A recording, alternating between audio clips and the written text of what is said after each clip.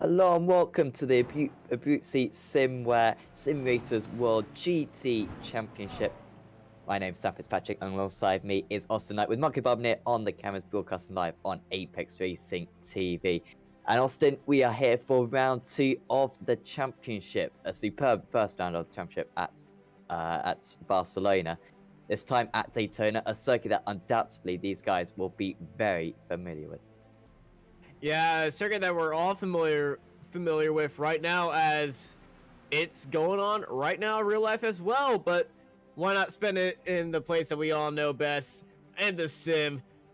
Going to have around 6 hours of racing here today around this wonderful road course here at Daytona. It's gonna be a giant bag of fun, I can tell you that. Absolutely, and I'll bring Marco in as well just for now. Marco, it was mega close last time out in pretty much all the classes. I think the fact that we've got quite a big skill difference, arguably, between some of these pairings of drivers, we really saw a topsy-turvy first round of the championship. Absolutely. So, once again, welcome back. Thank you for joining us tonight, today, this morning, this afternoon. Well, for our good friend Austin, it's very early in the morning. For us, of course, It in is Europe, 7 a.m. Oh yeah. So, I mean, if you are a real race fan, you are probably having, and you have more than one screen. You will probably be having our race on one screen and the real race on the other. The rules are very simple. You can sign up multiple drivers for the championship in your team, but only two can actually race in a single event. So teams are, of course, having to pick and choose between the best possible combination, divided into the three classes. And Sam, we have seen the dynamics, no pun intended, of the race. Very interesting last time in Barcelona, because of course GT3s are overall the faster class, but on the straights these Porsche Cup cars were absolutely incredible. Then they were suffering on the braking areas, of course. But here in Daytona, Sam, of course, the track is mostly straight, so this will provide some entertaining moments, especially when the lappings will become a thing. Absolutely. Last time out, we were at Barcelona, of course, which is a very downforce-dependent circuit, some very quick and medium-speed corners around that track. So we saw massive pace differences between the GT3s and the Porsche Cups, probably about 6 seconds a lap, which is quite a massive difference, and then about 5 seconds back to the TCRs. Expect it to be a lot closer, as Marco was saying. However, probably not too much class interaction, you'd imagine. Very competitive GT3 cars out here today. All the drivers are just starting this 20-minute qualifying session, already a couple minutes in, and they're just completing their outlaps. Great to see, Austin, how everyone's out on circuit at the same time. It is really a massive challenge for these guys to all try to get in their lap times individually. Yeah, open qualifying sessions are always very hectic and very entertaining. You're gonna have some draft packs. You're gonna have some people just letting everyone else through so they can get that draft or just not impede on there. But just seeing how everyone fits together on their flying lap is going to be very interesting. To get the most optimum lap time, expect a few teammates to be working together. Yeah, definitely. If you can get a slipstream around this place just on the run to the line, as we saw in the American GT Championship last Sunday, where we saw championship go down to the absolute wild. Check out our Facebook page for highlights on that. Yeah, that was a massive advantage. Probably about half a second you could gain in each of these cars. And with how close the practice times were in particular, particularly in the GT3 class, that could be the difference between maybe pole position and even the third row of the grid. So it'll be very tough for these guys. Probably the shortest race of the season, this, Austin. I mean, it's a pretty long race anyway. We're going to be going for probably upwards of 5 hours, but very quick pace. Going to be interesting with the fuel, I imagine, around this place, because it's so much dots all around here. That's kind of your expected fuel numbers. This is a bit of an anomaly. It is definitely a anomaly, and I'm sorry if my microphone just dropped out by a lot. I had it set to the wrong setting. You But we're sound back in. glorious now. I know. That's why I changed it. But yeah, with this, with these pit stops, I mean, I'm not sure how much experience you've got in each of these classes, but I imagine GT3s maybe an hour-ish, and then Porsches maybe a little bit longer, and TCRs probably about the same. Not quite sure. Like I said, it's going to be a little bit different to what we're used to. Yeah, GT3s, they usually last about an hour on the fuel tank. Rest of these cars, it's a toss-up since I don't really have a lot of experience. The Porsche Cup, I've crashed it so many times, and the Audi, I drive a front-wheel drive car, and I don't want to start driving my front-wheel drive car like the Audi in this. So I do it to save me. Absolutely. Of course, anyone who saw the Apex Racing League Touring Car Championship last Thursday, that was quite hectic. A lot of meatballs. Fortunately, there's a bit more open space around this track. However, you can still hit the wall. Expect a few retirements through this race. It's not like Barcelona where you've got absolute acres, and we seem to pretty much have no retirees for that entire race. Few offs, but it's difficult to reach the barriers around that place. Here could be tricky, particularly into that turn one, as Danny Craze just negotiates it. Yes, to put in a lap time. The 110 car flashing his lights, maybe just letting the cars ahead know that he's there. Also, night race this, Austin. Gonna reduce the track temperatures a little bit, currently at 20 degrees, and I guess that track temperature is not going to be too much of an element today. It's going to be pretty static. Yeah, it's currently 10 p.m. at night here at wonderful Daytona, USA. Cold track, lots of grip on the track. Sun not going to be a problem. Maybe at the end of the race you may get a sunrise, but that will just be in a rare case. It's going to be complete darkness, or some might say it will be complete. It's nighttime throughout the entire race. Yeah, and well, I'm sure these guys, like I said before, were at the top of the show. How, of course, the Daytona 24 hours taking place. These guys should have plenty of experience of conditions such as these, and so it shouldn't be too difficult for them. Steve Plays, Revmatch Racing, Revmatch Esports. Apologies, always got that wrong. It's not Revmatch Racing. It's just Revmatch Esports. RB Scaleworks, their title sponsor. Half second clear of RSR Esports. Red Match Academy currently on pole position. They took pole at Barcelona, actually. Didn't go too well for them after that. I believe they were caught up in a very early incident and pretty much lost the lead within the first couple of laps of the race. Allowed the way for Texans, Pitstone Motorsport and Meraki Racing to duel it out for the win. But Even they'll worse, certainly Sam, be hoping for better. sorry to that, they got a disconnection in the gridding procedure of the race. So they Wow. basically lost 4 laps straight away. If you remember, they were pushing like crazy in the second half of the race in order to get, at least something out of that race, and they had basically the pace for the podium, possibly for the race win. But they, of course, had a long way to go. A quick words about the Meraki boys, especially Tom Mettrell and other drivers who had to have the unfortunate destiny of sharing their Daytona 24 hours with me. And I don't basically, yeah, I was in the DP and they were in the GTE class. And every time I went past them, like 2 times, because I didn't was quicker than the GTs, but not that quicker. They were always flashing me like crazy. So I don't know if it was because I was driving like an idiot or because they were saying a lot to me. I often think it's the second, but I wouldn't be surprised, given my terrible driving style, as it was the first. It was because you overtook them so many times, Marco, that I think you only just twice. felt as though they were flashing you loads. Only twice. So you overtook twice, nice. Yeah. And yet we're only in the car for 1 lap. No, you were in No. the car for a while, and you didn't let the team down, Marco. You No, did I a didn't. decent job. Hey. I'm Yeah. not going to say anything. Oh. My car was Oh, Oh, bit of contact and huge contact. The Mercari racing black car in the wall after making contact with the Texanesy Audi TCR, and then another Mercari car. That's Mercari racing blue there.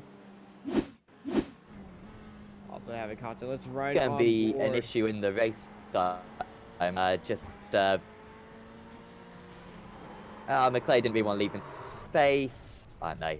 Both of them wanted a clean lap. They were like, well, there's no point in lifting off because time though for another couple of laps.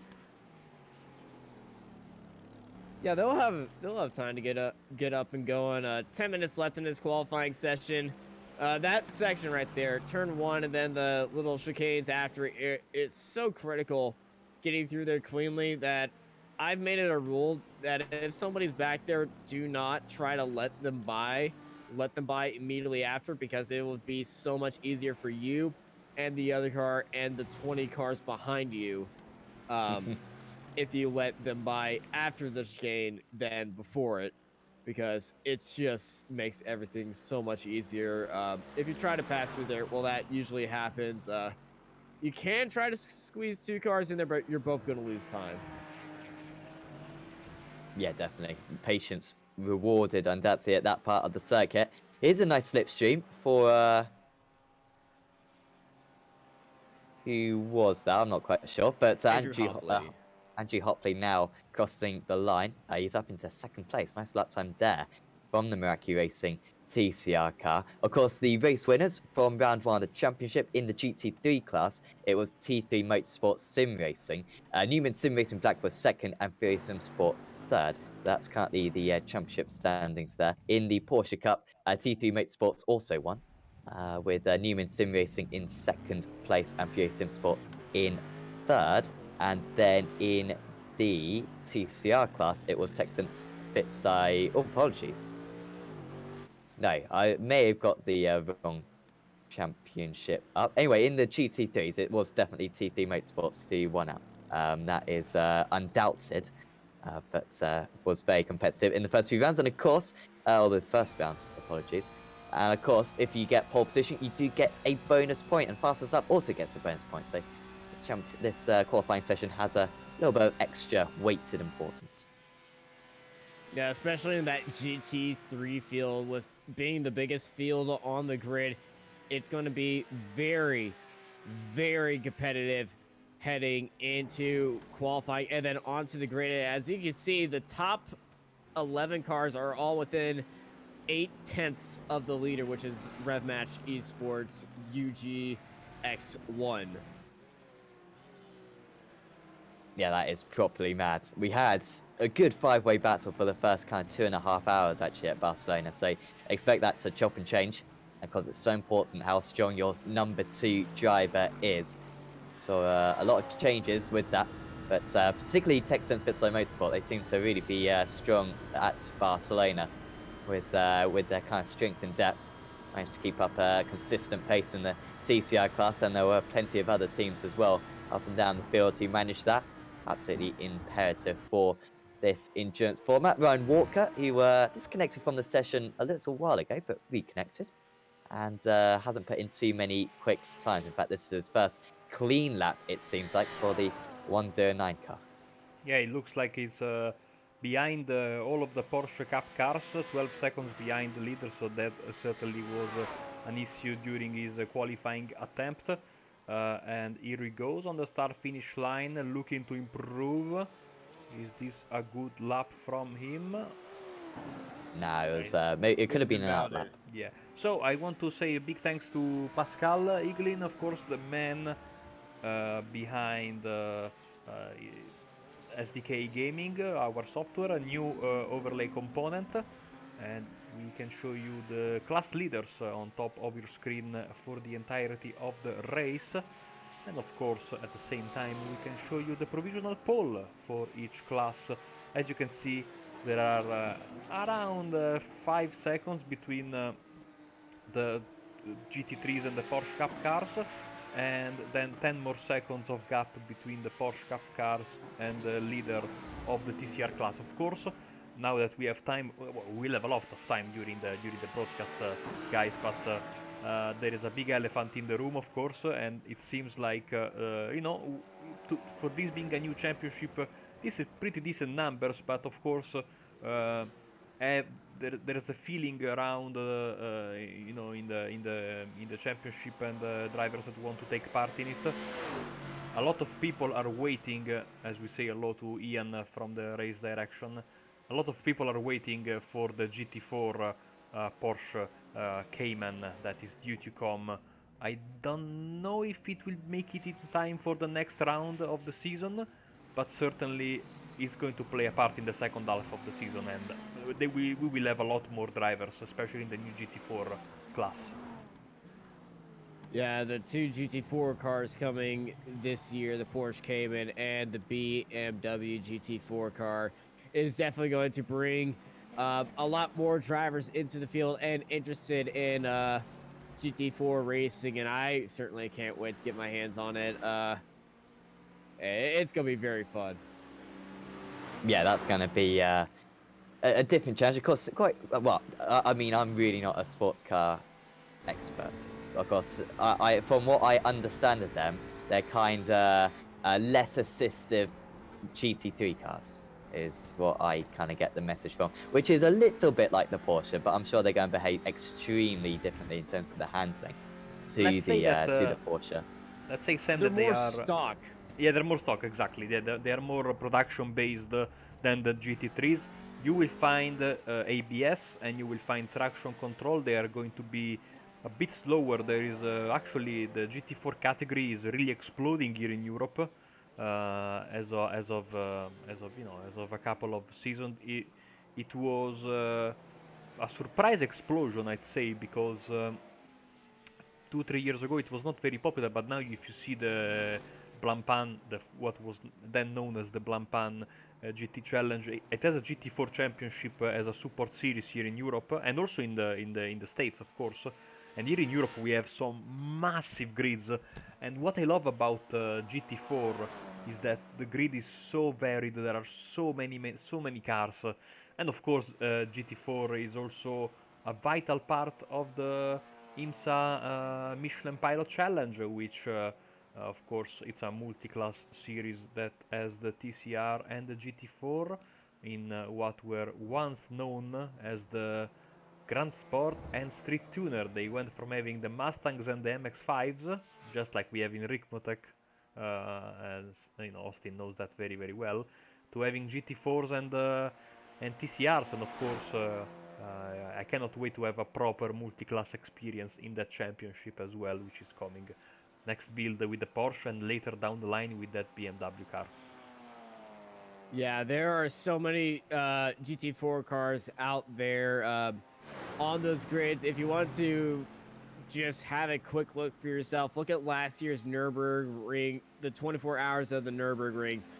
There are so many different makes of GT4 cars. I believe there are about like 10 different manufacturers or even more on that grid. I personally sat in the McLaren GT4 car that they use there. They brought it to Coda. That car is just crazy. Yeah, of course. So expecting. Apologies, Michael. No, did they tell you? I don't know if, because I don't know if I said this in the F3.5 broadcast or in the TCI or in the Euro V8 broadcast last night, but I've actually been up and close to the GT4 BMW, the M4, and even though it's not as massive as the M8, I can tell you that car is so big, so bulky. It almost looks like it's a family car, the one that you use to go on vacation, basically. Beautiful. It's a beautiful car, but the first time you see it, it doesn't really look like it's a race car. But I mean, it was a pleasure to, of course, being the marshal that was assigned to the BMW Italia pit box in Italian GT a few months back, and yeah, they had an M6 GT3, but the M4 was. I mean, they were both beautiful cars, I have to say, and running the factory livery of BMW, it almost made me believe I was at something more important than Italian GTS. Kloppman improves on his pole time, and now he's got a 56.243, so cannot wait. But of course, there is also the other on the other end. In other simulators that I've tried, the Porsche Cayman is by far my favorite GT4 of them all. So I'm very happy for that as well. And of course, we Yeah. might see a another TCR car as well at some points in the championship. We know that I think there are at least one in the works to accompany the Audi, but doubt that will come out for next season. But perhaps season 3 release. This championship going all the way into May, I believe. A couple of the rounds just moved back a little bit to adjust for the special events that iRacing announced about a month ago. But yeah, should still be ending around that date. So Yeah. our boss Ian Roots is confirming that the GT4 will be for next round, because next round is after the release of the car, as Clays goes 46.3. I said this as a, yeah, that's going to be, of course, a trouble spot, the international horseshoe there. I told this to you, Sam, many moons ago, if I'm not mistaken. But I think I can already bet what are the next TCR cars coming, and it's going to be either the Volkswagen, which has been discontinued, the Golf, because Volkswagen has announced their retirement from all official involvement in, combustion engine based competition, for commercial reasons, I would imagine, um, and on the other hand, of course, the other possibility is Mazda. the Cupra. The Cupra, because all three of them are the same car with a different body on top. So, I mean, they already scanned them. In my opinion, they just need to put the correct body shape on top of it. So, especially the Volkswagen and the Cupra, the Seat, are same car. You change the headlights and you change the badge. The Audi TCR is a little bit like slightly different in the back, because it's a bigger car in real life, but I mean it's the same. It's the same car, same engine, same specs, same whatever. So I bet one of those two cars is coming soon in iRacing, as qualifying is, by the way, over. Yeah, Joe's Qualifying. just sorry, You Austin. go ahead. Yeah, drivers just coming back to the pits. A few drivers, I think, able to complete their lap times. Just Angie Payne, who is, yeah, he's still going out there. Come on, pole position. SCC Racing, currently in 3rd position. Got 7/10 to improve on. Does Angie, if he's going to challenge? I think he may have already crossed the line, however. I doubt this is actually a legitimate lap time. But 5 Porsches out there today, and about 5 TCRs as well, and then 16 GT3s, which isn't too far off the field that they would have had for the Daytona 24 hours, of course. Payne then stopping on track, and we'll just have 30 more seconds for the timer to tick down before we get ready for the gridding up process. Yeah, the start of this race is going to be absolutely wild, like always. When you have multi-class here at Daytona, it's going to be crazy, but not as crazy as we had with the regular spec, since these cars are, as we can see, 10 seconds apart. They're going to be, they can honestly all start in a giant pack, but I believe there will be some separation on the starting grid. Yeah, I think so. A few calls for that within the in-race chats from the race directors. Of course, big thanks to Ian Roots, who I hope is listening along to this. Yeah, is doing a superb job in the steering room. Don't believe he'll be having to do the manual instant drive the penalties. Poor him last time. I think we got enough faith in the system. This time, yeah, you get a stop go every 40 instants. So keep that in mind. Shouldn't be too much of an issue for the drivers, as we are getting gridding up. So, RevMatch Esports are on pole position, the 110 car, 1/10 of a second ahead of Fury Simsport GT3. Newman Sim Racing Black starts in 3rd place, with CCTS Esports Red in 4th Then it's T3 Motorsports Sim Racing, of course, the race winners last time out, only starting in 5th place, however, only half second off pole. Then it's Sim Racers World Karaoke GT3, Meraki Racing Black, Meraki Racing Blue, RSR Esports powered by Butt Kicker, Dynamics Racing GT3, Abruzzi Esports GT3, Fury Sim Sports Silver, Dynamics Sim Racing Green, CCTS Esports Black, Sim Racers World GT3, and Nomad Sim Racing Black rounding out the field. Only 2 seconds off the pace there. That really does just show how close everyone is in that 16-car field. In the Porsche Cup, RevMatch Esports RB Scaleworks, once again with pole position, they've got a perfect 43 points so far this season. RSR Esports starts alongside them, but half second off in qualifying. Then SCC Racing, CCTS Esports GT3 Cup, and Abruzzi Esports Cup rounding out that class. At the head of the TCR class, RevMatch Academy once again taking pole position by 10th of a second, mega close between them and Texans Fitstyle Motorsport. Meraki Racing TCR very close as well. Even Racing Centre VIB 3 Sports are very close as well. Fury Sim Sport TCR rounding out that field. 27 cars out on the grid. 27 cars on the grid, but a big old congrats to RevMatch Esports. Triple pole position in all classes. GT3, TCR, and Porsche Cup. Well done to RevMatch. I believe that's the first. I think so. I think that, well, I mean, they came not too far off, I think, last time out as well. Certainly got at least 2 of the pole positions, but they are certainly putting themselves in a fantastic position. Danny Cruz, then, the driver to get that team underway, to get us all underway for this round 2 of the championship as they stream through corners 3 and 4 on the NASCAR track at least.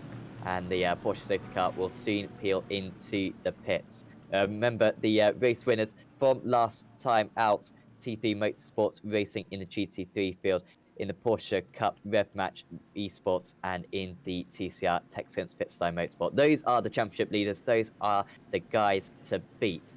Just backing off a little bit now is Chris, leaving a bit of a gap to the pace car. It's his decision when to put his foot on the throttle. We are about to get underway for 164 laps, 1,000 kilometers in the Abruzzi Simracersworld Endurance Championship. And we are away. Crows with a comfortable gap to Warner straight away. Till Bame in 3rd place. Maybe a little bit of change for 4th position, potentially with T3 Motorsports Sim Racing trying to gain a place straight away. I believe they had just about managed to do that. Back in the Porsche Cup, yet to get away are the TCRs, but Caden Bine still ahead in that class. In fact, as he got ahead of a couple of drivers, as we've got Bod Boland round, and he's going to rejoin back onto the circuit with damage. We've also got an Abruzzi driver, I think, on stuck on the inside. That was a 3-car collision. One was the Dynamics car, one of the Nomad guys, and I believe one of the Mercari cars was also involved in there, as we're on board with Andrew Hopley in the TCRs, as they're having the cleanest start out of all the cars right here. And it looks like the RSR Esport car is off the track. So Caden Bine had a superb start, managed to somehow get ahead of Steve Clays before they got into turn 1, I believe. And now he's lost it here.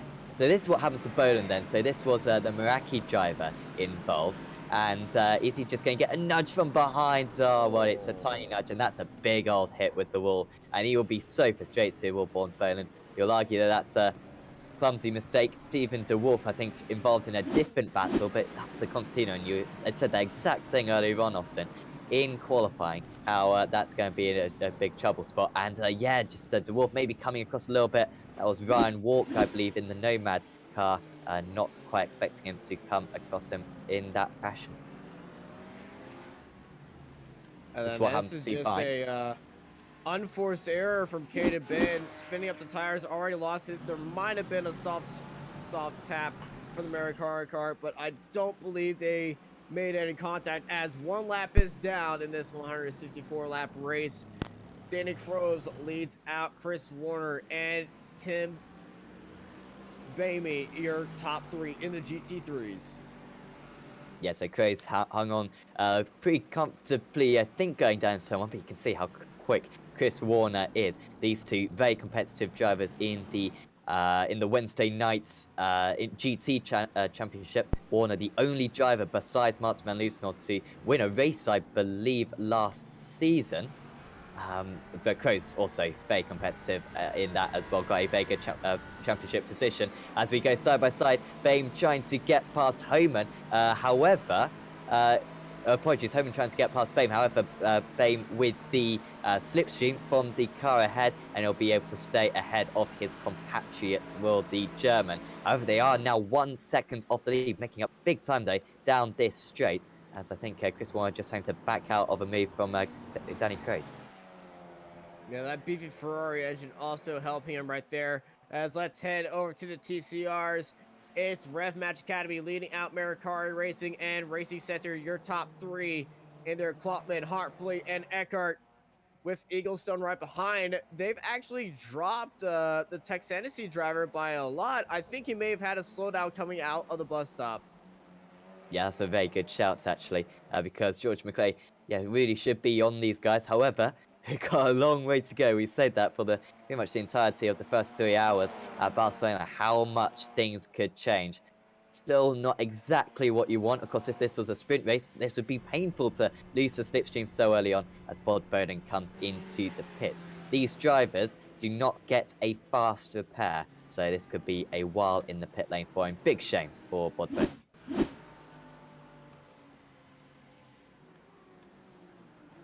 Looking at the CCTS Esports Black GT3, and oh, it's a bit too tight on the exit, and gets a big old chunk of his hood bent up right there. That Merc could take a beating, but it is going to affect his straight line speed. I mean, also you know something about it, of course, having driven in the majors race here with the Mercedes around here, and you had to deal with some damage for most of the race before pitting. So, how did it change your perspective from, you know, driving with a clean car to driving with some damage? It's definitely going to affect your front end speed. It's not going to affect you that much in the corner. And I know exactly what he's feeling because I did exactly what he just did. So, hand-on experience. If you stay in the draft, it's not going to be good, but it's going to be very bad for Ryan Oliver. Oh, he's for stuck. Fury Sport Silver as he is stuck in the tire wall. And that's a lot of damage. You see him just kicking up a lot of dirt in reverse, trying to get free. But he is buried in that tire wall coming out of the bus stop. And I think this is just a tank slapper. Got a little bit too much of the curb right here. Late entry, hopped up onto the curb, and the Merc just carried on its own way. And from 5th position. He just lost a little bit of touch to the drivers ahead and was having to go defensive here, or not going defensive, as he got a nudge from behind. Oh, well, he's lucky not to hit that inside tire barrier, and a secondary piece of contact, I believe. That would have been with the CCTS Esports red car of Kevin DeWale that he made contact with. And DeWale, to be fair to him, catches back up to the top 3, so not too much time. Apologies, no, he's still 2 seconds behind, so that's the battle for 5th place. Big shame though, as Kevin Boland with a spin from 4th place in the Porsche Cup class. I think, Austin, we had a similar crash earlier in the real race between one Aston Martin and one of the new C8Rs. In the very first corner, they were very lucky, both of them, to not get any damage, as is lucky here Kevin Boland to not have any damage. And look at the fight for first in TCR, 3 wide. He's bump drafting him. Hopley was actually bump drafting Klopman. This isn't NASCAR, but they were doing it like they were doing in NASCAR. Bump drafted through the tri-oval. Hopley and Klopman working together to get ahead of Eckhart. Great fighting in the TCR class. But don't bump draft too much because you will get some damage on that car. Well, unless you have the Texans car, because the Texans Fitstay Motorsport car got whacked at least 3 times very hard. in Barcelona and still managed to win. I have no idea what they put in that car. But yeah, the TCR car is very resistant, but of course, like every car in iRacing has a bit of a limit, as we have some great fights here at the front of the GT3 field. For 5th place, De Vale, Essels and Heberer, and of course, the big fight for the lead between Rev Match Fury T3 and Newman Sim Racing Black. Of course, fantastic to see all these guys back. We've had a little bit of a break since the end of the Sim Racers World GT Championship, but certainly do check out the Sim Racers World website, simracersworld.com, I believe it is. And you can find sign-up details, I believe, for the next season. That it may have already been sold out. Oh! The wall. Who's already had issues, and he's crashed with Bod Boland, I believe, both on the comeback trail. Now, has DeWolf lost this by himself? And I imagine Boland has come in afterwards and gone into him. Got into the grass, kept the power down, and that's one Mericari to car and almost collected both of them. Oh, Steven DeWolf in the same corner as the opening lap gets into another incident. And now both Mericari cars being involved in incidents and crashes in these opening turns. And we got another car off. That's Justin Nagier for CCTS Esports Black. Yeah, he was in this second bunch then, I think, fighting for those positions. He was in fact, he was in third place, apologies, was Nagier. But not anymore, or yeah, maybe a little bit further down than that. But yeah, big issues for him, spinning on the exit of turn 2, it seems, of the oval. And now, in the lead of the race, is Chris Warner. Gets ahead of Danny Kroes. Hens Homan ahead of Till Bame as well. So these four battling amongst each other. There's George McClay a little bit detached in the Texense Fitzstye Motorsport TCR car. And he does help out the race leader a little bit there, but I'm not sure if it's going to be enough to break the draft. That TCR car is going to give him a little bit of leader, issue. As the Steve leader, place. the leader in the Porsche Cup, Steve Calais for Rev Match Esports RB, is taking a little bit off-track excursion, and he has damage, suspension damage for that Porsche. He's crabbing just a little bit. He's turning left to go straight, and if we get a headshot of that car, you can see it crabbing even more. What has happened to Steve? Oh, he's been given a tap. Oh no! Oh, wow. And he's unlucky because that was right in the rear wheel. And that is going to be a lot of damage. And that is any chance at the race win possibly over. Wow. Well, we were talking about Rev Match Esports with a 1-2-3 in qualifying. Well, they're still leading the TCR class, but that's about it. Steve Clay's going to have extensive repairs for that 205 car. Yeah, if you can see, that car is kind of pointed a little bit straight. He does have suspension damage, so very hard hit for the Rev Match boys in that Porsche Cup. Gonna need a bigger hit than that, though, to take out any of these Audi RS3s.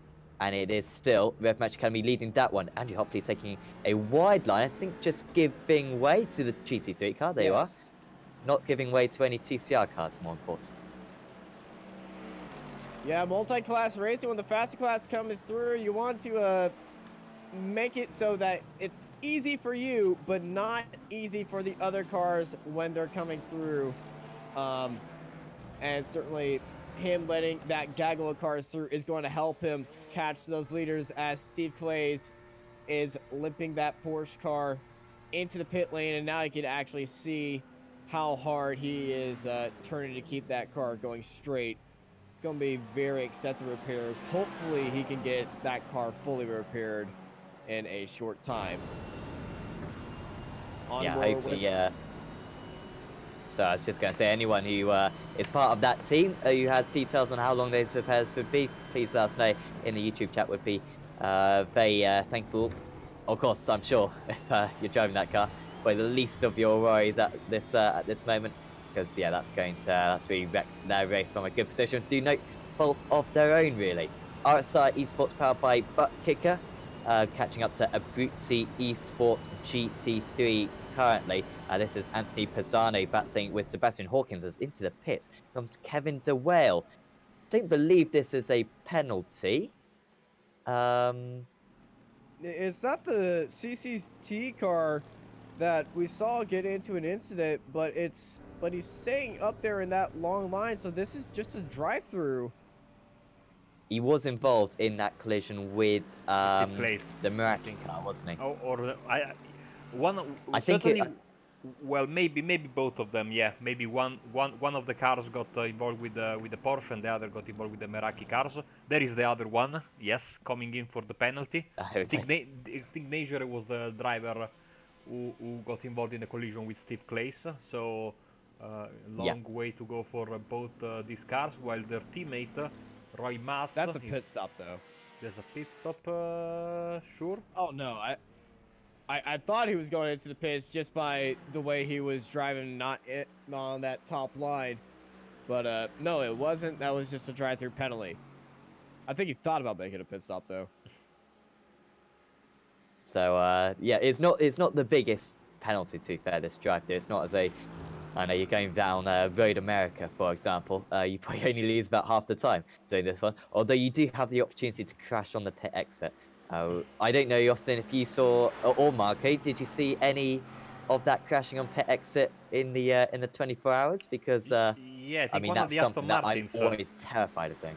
One of the Aston Martins yesterday, after a few hours from the beginning of the race, hit the wall coming out. Because in real life, of course, you have to also notice that the pit limiter you can deactivate it only when the wall ends. It's not like here where you basically are free to go when the NASCAR pit lane stops. So it makes it even. I mean, even why don't we stranger. have that? Well, because I mean, that would make a lot of sense. It has been updated only a couple of years ago, but I'm surprised that iRacing hasn't gone to update it when they, updated the track very recently with the new buildings and artwork around the racetrack. As Getting confirmation Ian Roots, from Ian Roots. Yep. Well, great minds think alike, Sam. That's what they used to say. Absolutely. They were both penalties for the CCTS GT3 cars. So yeah, dropping a lots of places. Keaton Bine, right on the tail of the race leader. The Nose buried in there. Yeah. Certainly has been an entertaining opening 9 laps of the race. 164, of course, is the scheduled distance. We are doing this, Japan style, Super GT style, with endurance races that are lap certain. We won't have any caution. There will be no safety car involvement. Just as a quick update, as this fight continues, we have still 20. Well, the temperature is dropping. It is 20 minutes to 11. Of course, it's the 15th of May. So I tell you what, the sun is going to come up a bit quicker than I was expecting, because I was, of course, mentally focused on the current, the 24-hour race in real life, where sunset has been like 1 hour ago, and of course the race we did try to do in the case of Austin in the simulator 1 week ago, and that of course is in January. Therefore, the night is very long. The night here is going to be much shorter, so we might, as Austin was speculating at the beginning of the broadcast, see the sky getting a little bit lighter as the race progresses towards the final few laps. Indeed, it might get a little bit peachy in the sky, but we'll have to see. For that, we still got 154 laps left to go, as we got a great fight for first between Jones and Ben. Ben swinging around the outside into the braking zone. Jones letting him have it right there. RSR Esports takes the lead of the Porsche Cup. Oh, in the wall! Is that into the wall? No, he missed it. Surely, no. He hit it. No, he got it. That's big damage. Oh. Wow. Another Porsche. what seemed to be a move just to let him by to be safe, unfortunately ends up in hurting him. Let's ride on board with Craig Jones, see what happened. He lets him by right there. When he heads to his turn, gets a little bit too happy on the gas. Oh no! Oh. How much damage has he got? I mean, it looks pretty bad because he may have done in the corner there. But if we could just ride on board with him for a moment, see if he's crabbing a lot. No, I don't see any crabbing. This is just aero damage I can see. He didn't hit any of his wheels, and if you hit the wheel in the Porsche Cup, you're going to bend that suspension easy. Don't see any suspension give on that wheel. I know our view is a bit canted, but that wheel is pointed straight. He should be good to go. He's just going to be low in the top end speed.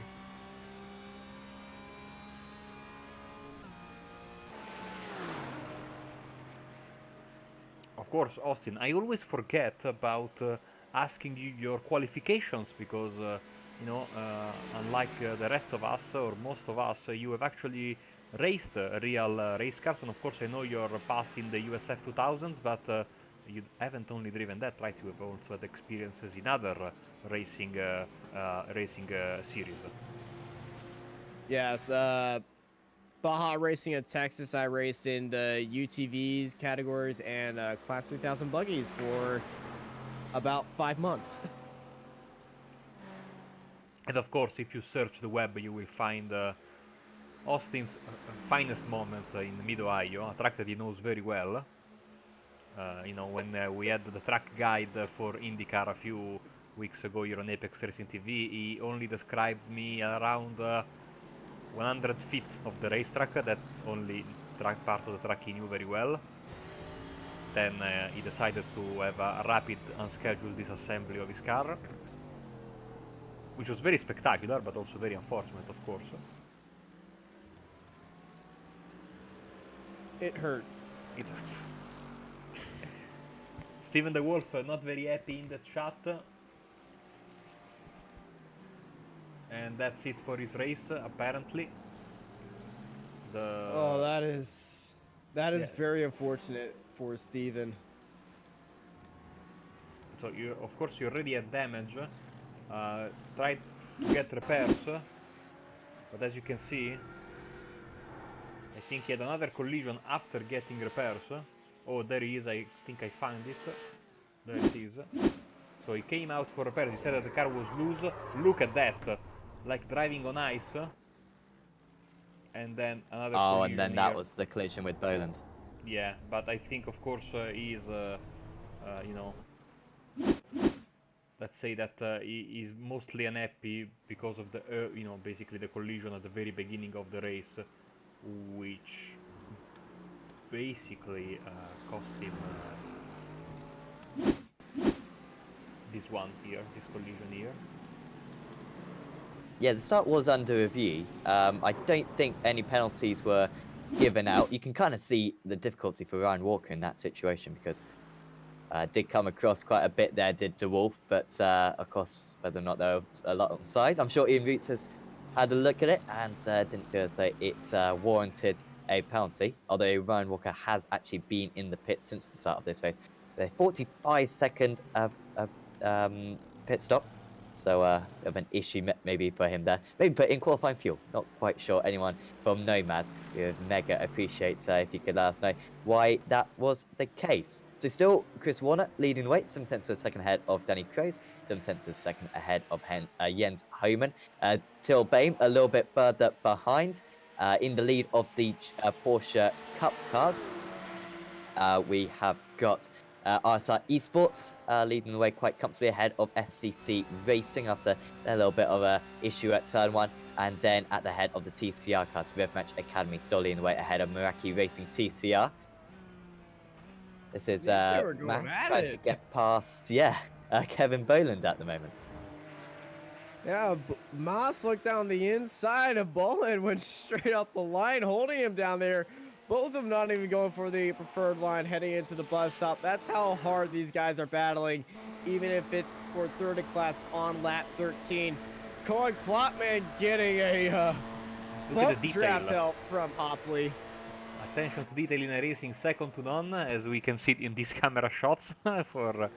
Here's a nice look at the front end of the Audi TCR of Andrew Hopley, who is gentle enough to give some push to the only surviving rev match leader so far. I mean, even though we have an issue for Fury Sim Sport. I think he just went wide, James Eagleston. He's having actually a couple of issues. This is a previous lap, if I am not mistaken. That is in front of Craig Jones. And he went a bit wide there, nothing major. And then this lap, he might have done a repeat of that same creative racing line. Let's see. Of course, incident points are going to accumulate, and of course we're going to have penalties. Should those be, exceeded? But let's go back here because we have Najer getting past the leader of the Porsche Cup class, missing the chicane. Oh, that is otherwise known as the Marco Barbanera line. Who was it, Mark? I'm getting flashbacks to someone going straight on at turn 1 repetitively and just taking the escape roads around this track. I think it was in that charity race we did. Austin, you may have even been there. I was not sure. there, so... Okay, well, there was a driver, I think, at turn 1. I think it may have even been Chad. I'm not sure. And he just went straight on at turn 1 like 5 different times. And there's actually an escape road, and you only lose about 2 seconds by taking it. But he pretty much took that line about 10 times across the race. Wonder if we'll see that exploited. We've seen some alternative racing lines for certain. Already quite a few incidents accumulated by many of these drivers. Most of all accumulated by Tom Metherell from Meraki Racing Black with 12 incidents. Also 9 incidents as these guys slalom their way through. That could have been a little bit dangerous with the Danny Crows just running it a little bit wide, potentially into the TCR car. But they are negotiating it well. Also 9 incidents for the CCTS Esports Black car. Oh, late dive for Crows.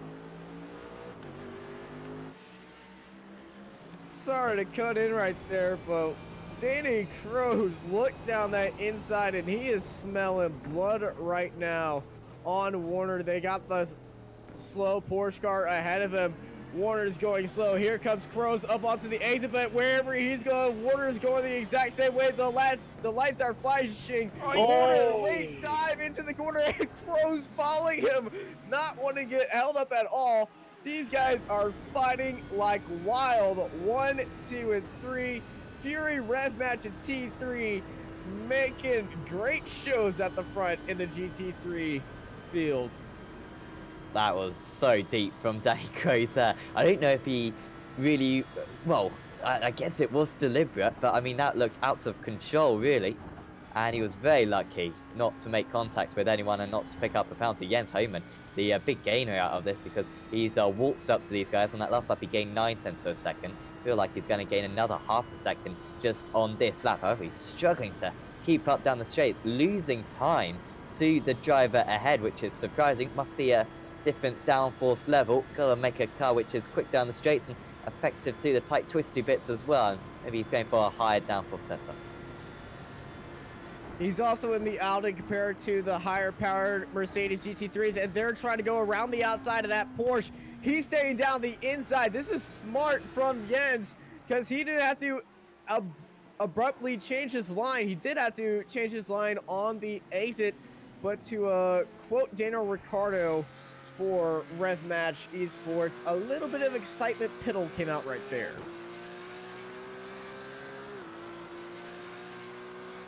Yeah, absolutely. That was pretty tight. Apologies, by the way, for that shot of the driver of the Porsche car. It is always haunting, especially at night when they've got a clear visor. These sim racing characters to see them. Honestly, whenever it goes there, I honestly like. Yeah, I mean, I'm already wearing brown trousers, and I mean, that's not Look at that. changing anytime soon. Every time we flick to that. It's like Attack of the Clones, huh? Like the Yeah. same driver driving multiple cars. We need a new Hey, character that's my model. face.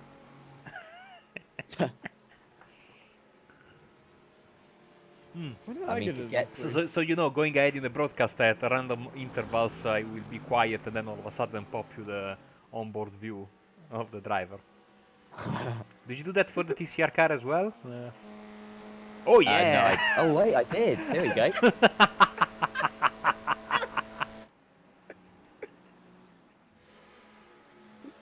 Not the GT3 cars. I'm sorry to say, unless iRacing had put it in by default. I doubt it.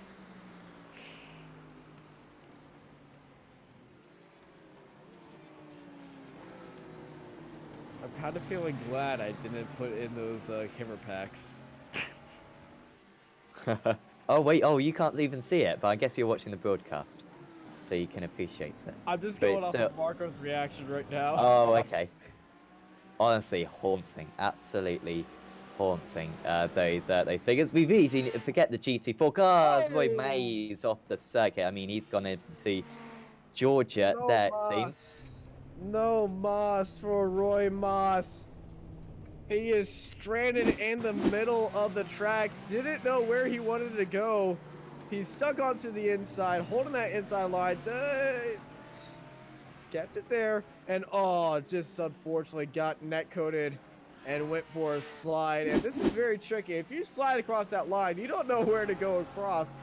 Because if you cross a certain point and then turn around, you're going to get a slowdown penalty for doing a complete circle. Not even. You're going to get a cut the course penalty, so you'll have to pit.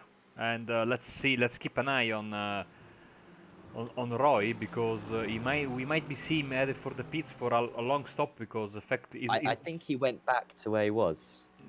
Yeah, I think he should be fine. The problem is that there is like a trigger at some point, and no matter what, if you cross that point and come back, Oh, okay. The same happens at Sammy Point after at the very hard braking left-hander and Sammy Point. If you go straight and then come back, you get cut the course penalty. So it seems Only like you, Marco, would have found that out.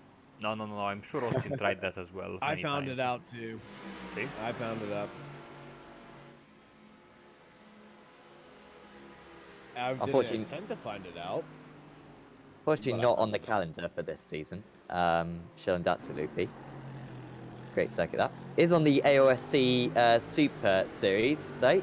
V8 Supercars. Side by side. This is for 6th places. They're going to be contact. So that was the Abruzzi car of Seb Herber, who's already just made contact then. He made contact with Mars.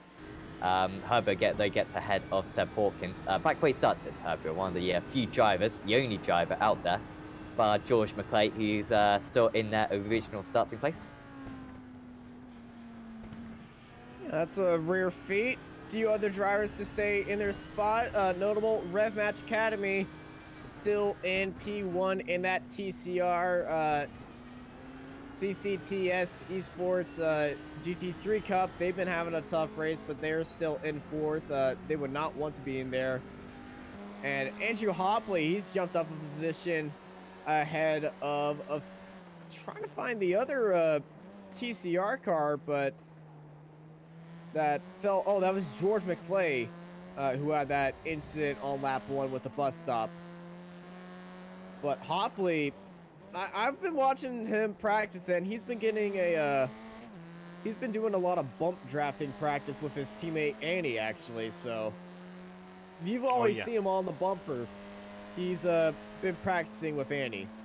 Yeah, they have done like before Barcelona, actually, on the Snail Racing YouTube channel. You can see they basically try to simulate the most dangerous possible conditions. And here we go, still pushing. So like extreme situations of lap traffic. Steve Clace is back on track. You see he's behind these dueling TCR leaders, and he's go past on the high side. So I think we will hopefully get another of those very, very interesting videos from the Snail Racing YouTube channel after this race. and of course always very interesting to see how things change for a driver trying to learn the ropes basically as again attention to detail by iRacing as the two drivers are doing there's a little bit of contact. Oh, he saved it. That's front wheel drive. Well, that was too far there from Andrew Hopley.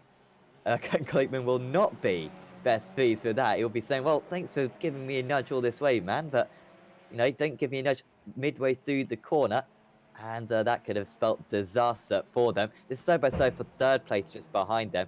James Eagleston battling Philip Eichhardt. Fury Simsport TCR versus Racing Centre VIB3. And it's Eagleston who moves ahead. From last place, Eagleston up into the podium places. Yeah, Eagleston making a good recovery drive. Back to these two, though, because that tap may have just been a little small racing incident between these two. They're probably talking on the radio with each other, saying, hey, I'm going to slow up, because Klopman, he is lifting on the ovals. If you could just hear the engine, there is a small lift in that upper revs. It is right there.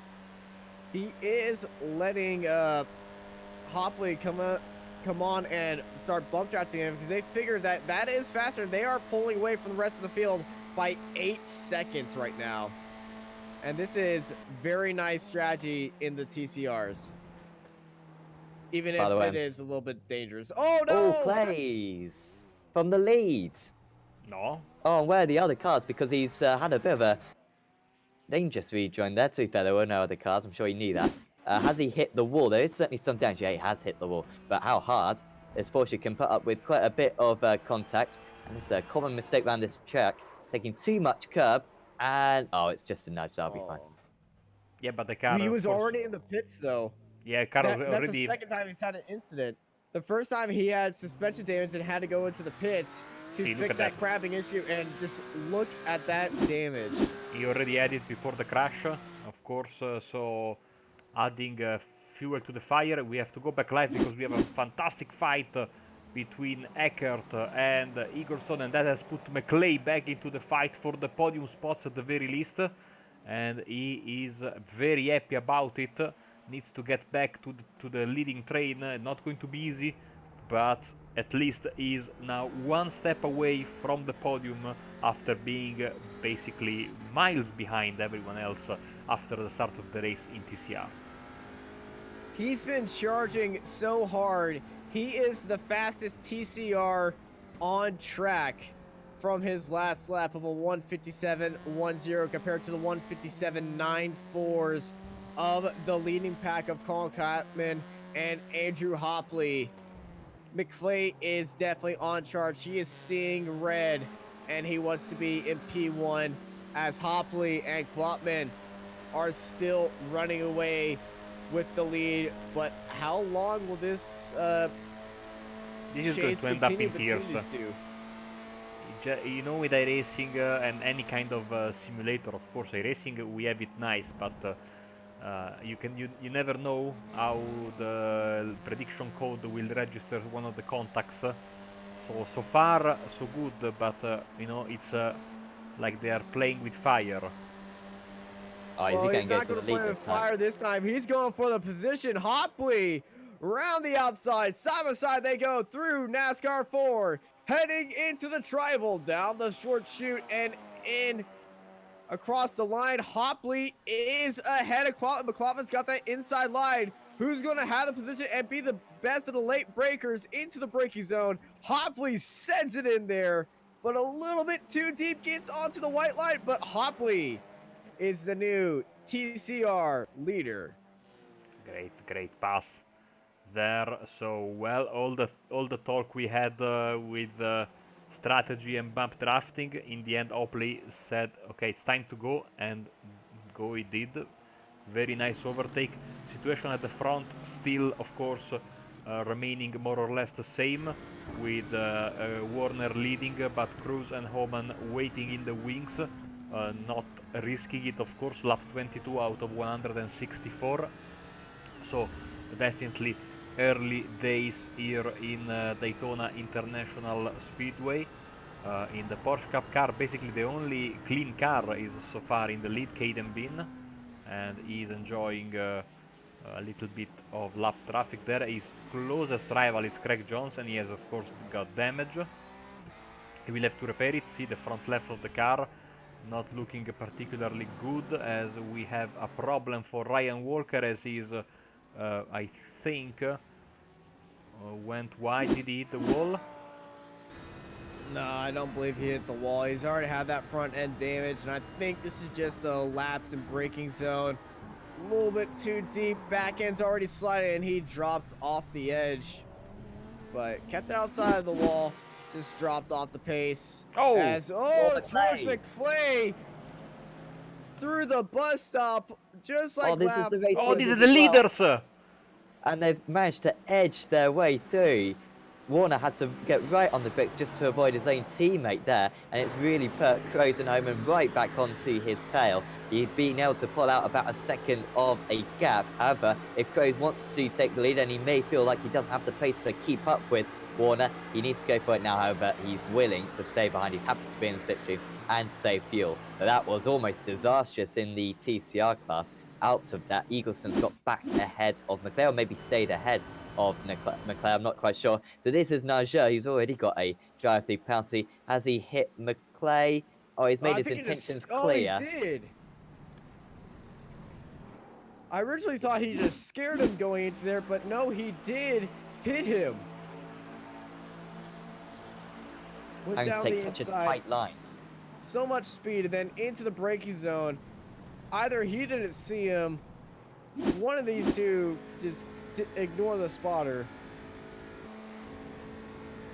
Yeah, well, What? McClay, the problem is it's so narrow through this part of the circuit that McClay has to take the corner.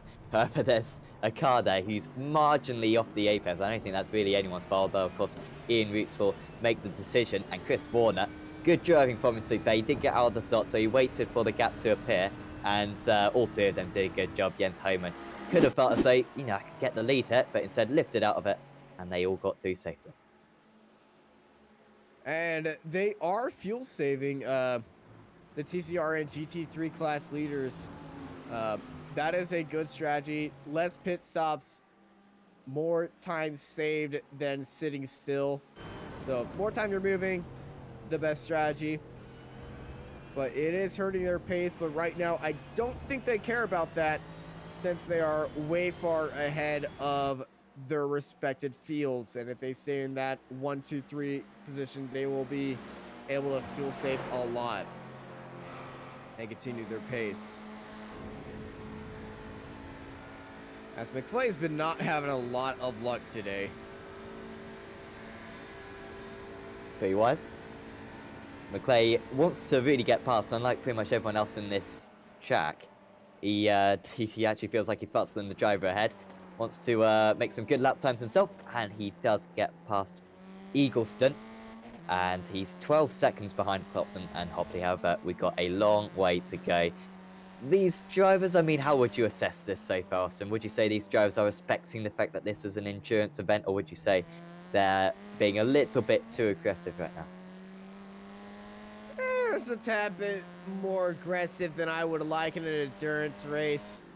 I know the competition in this field is high and the cars are very equally balanced, but this looked like a sprint race, honestly, at the start. We are 40 minutes in and we've had how many incidents in pit stops? We've had a few guys in pit stops. We've had a few cars retire, which shouldn't really happen. And we've had a lot of incidents of guys pulling out some moves that shouldn't be pulled out in the opening minutes of this race. Yeah, some questionable driving. However, other drivers have done a good job. And of course, it just takes a couple of drivers, and it's can absolutely cause craziness. Of course, when we saw the Euro V8 Supercar Series yesterday, might just want to watch the start of race 1 in that one. That was a big crash. Monza, no chicanes. What could go wrong? Slightly more sensible this track layouts. No drivers actually won that championship, taking the grid today, I believe, in this championship. But Danny Cruz still right on the tail of the race leader. Homan, to be fair, is staying really close. I mean, it's so difficult to say who's the fastest out of these guys. Jens Homan, not a driver who we saw in the GT Championship last season or ever in the GT Championship.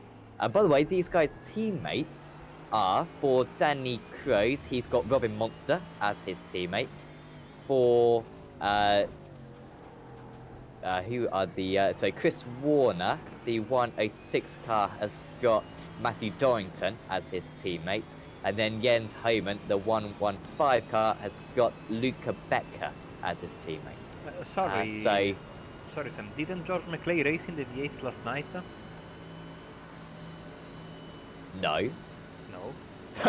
Who am I confusing him with? You might be correct. He's your driver, so I mean, you should know about it. Yeah, I don't know. I don't. Wait, well, who's McClay's teammate? Actually, I ought to know. Oh, it is Michael Evdotka, who did not race yesterday, to be fair. But has raced in V8 supercars in the past. Anyway, Crow's not getting close enough and just saving a bit more fuel. We're not quite sure how long these cars will be able to go on lap 26 at the moment. We should be able to go to about the hour mark. Of course, 164 laps. We're going to have to get the calculators out later on, undoubtedly. But maybe a 6-stop, something like that. If they pit now, they could do a 7-stop. So probably a 5 or 6-stop for these drivers. As here's Bob Boland. Drive-through for the 119. Sorry, guys. Yeah, he's been having a lot of issues today. Answering on that Mercedes lap question, they can go about 31 laps on 1 tank of fuel, and if they're fuel saving, about 32. Maybe 33 if you're in fuel mode 1 for the entire time. Actually, more than 33 laps, because I believe that's what I did in the majors. It's all a blur, really. And what's happened here? Klopman gets past then. Yeah, back in the lead. Oh, was that live? Or is this That was a replay. This is back live. Aha. Interesting that you were so aggressive there. We looked as though he wanted to lead, despite the fact that you can see Hopley comfortably staying up with him. You'd think you just want to stay behind, save a bit of fuel, as we've been talking about, but nope. The Scale Works car wants to have a clean space of track ahead, but Hopley's going to have the opportunity once again to bump draft. They are still outlapping George McClay. This is mighty pace from these guys. McClay can't break Eagleston and Eckhart. So, was running up high. So, well, they're really working together now. This is turning into a bit of a, is it a peloton? It's Tour de France, as I was saying earlier, yesterday. But yeah, letting each other pass there. They're, you know, one person leads onto the straight and then the other uses their momentum to move ahead. This is IndyCar tactics. We've seen a few drivers in IndyCar in the Indianapolis 500 do this strategy where they swap in front of each other and share the draft. That ultimately speeds you up. You don't want to do it right now when faster cars are passing you, but we'll see that we'll see Colin Klopman retake the lead as they re-enter the oval next time by. It's a bit of a shame that we have to pit, because he feels though we could drive for 5 hours, and without the pit stops, I don't think those two would ever get away from one another. It would be pretty incredible. McClay, like I said, hasn't been able to pull away, and now it's Philip Eckhart who's been able to get past James Eagleston, and now he's setting his sights on the P3 driver. The championship leaders, Texans Fitstone Motorsport, has to stay behind. You'd think that their best bet is just to stay behind McClay and get towed up to the back of the others, perhaps, but they each want to lead this little train still. I believe McClay has more pace than all these guys because he did qualify P2. So he just wants to try to pull away, break that draft from Eckhart or Eagleston. Maybe pray for a few Porsche Cup cars and a few GT3 cars to come up through the field and try to disrupt that chasing pack. Because once you break the draft in these cars, it's hard to catch up.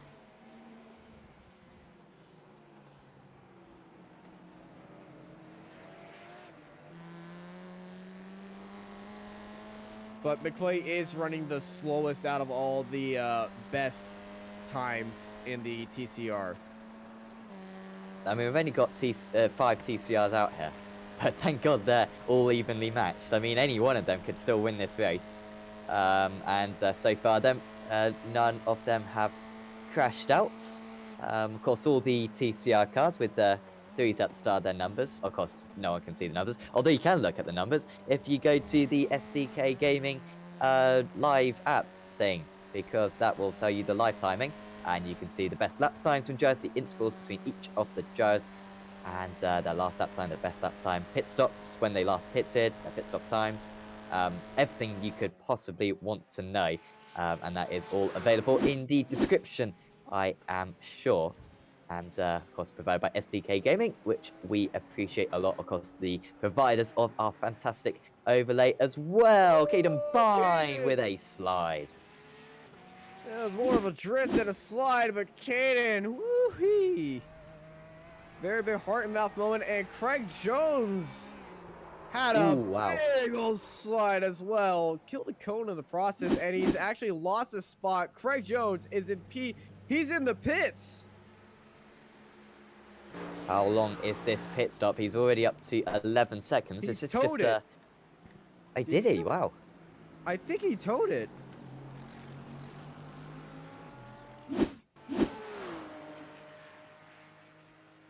Let's see. Well, seeing that he's negotiating that corner, unless that was the wrong lap. Nope, he did go into the pits. Ignore myself. I thought the replay happened and then he towed it. Nope, he drove all the way around into the pit. Sorry for the heart attack, guys. I mean, he's still stationary though, so this could be quite bad for him. He's still in the pits for 45 seconds, and as into the pits comes Nasia. This is going to be a proper pit stop, I assume. I hope this isn't going to be another drive-through. He's certainly very good at the pit entry. Now, this is a pit stop for him. This is turning into a bit Jensen Button 2011 Montreal, where coming into the pits about 6 times. Will he win the race? Looking quite distant for him at the moment, because he's running behind some of the Porsches, I believe, right now. Yeah, and it's not raining, and there's not going to be any cautions here. And, I mean, you say that, Austin. I do have the power to put out a safety car. That would be called rigging, my friend. Of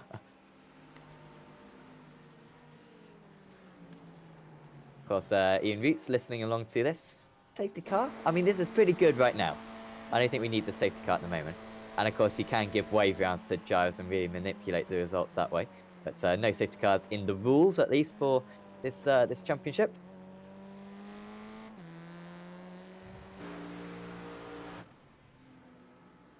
And Warner and Kroos, they're still going at it, and they've actually dropped Jens Horman.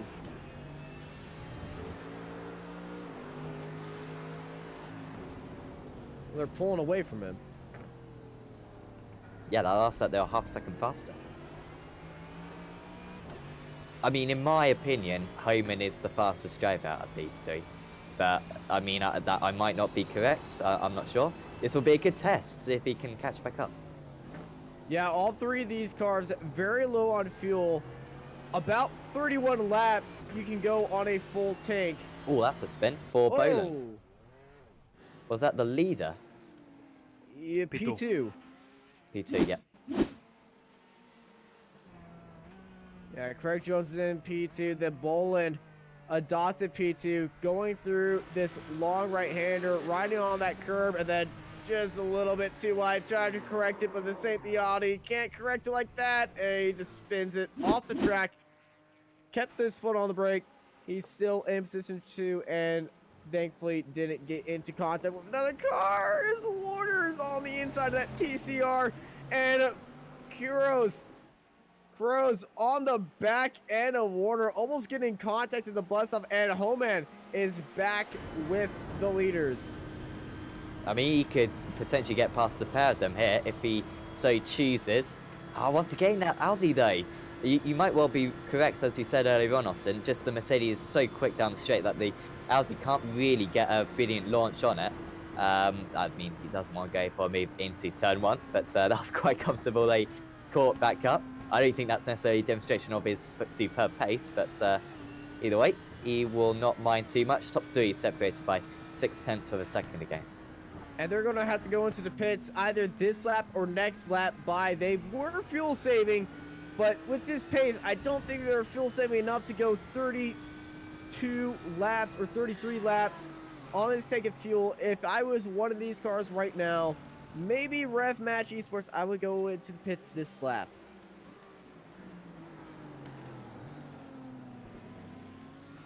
Yeah, it might be smart. Of course, you'd expect... Yeah... Certainly, Jens Homan, I reckon, will go one lap further because he's been at the back of the chain for the entire time. But Revmatch might have the power to go one lap further, potentially, than the race leaders, Fury Simsport. Very close as well for, not 4th place because Till Bame is by himself, but 5th place, Jeremy Hassel's only just ahead of Seb Hawkins. I'm not talking too much about Hawkins, but there he is, going past in his Audi, past the 374 car of Roy Maas. Roy's been having a tough race. End up in the middle of the track, outside of turn one. Hawkins in that draft, buried in there, trying to close down on Hessels. He's also fuel saving as well. And a good old dive heading into the bus stop chicane, trying to get in as close as he can. And the leaders are going off for another lap. Count me wrong.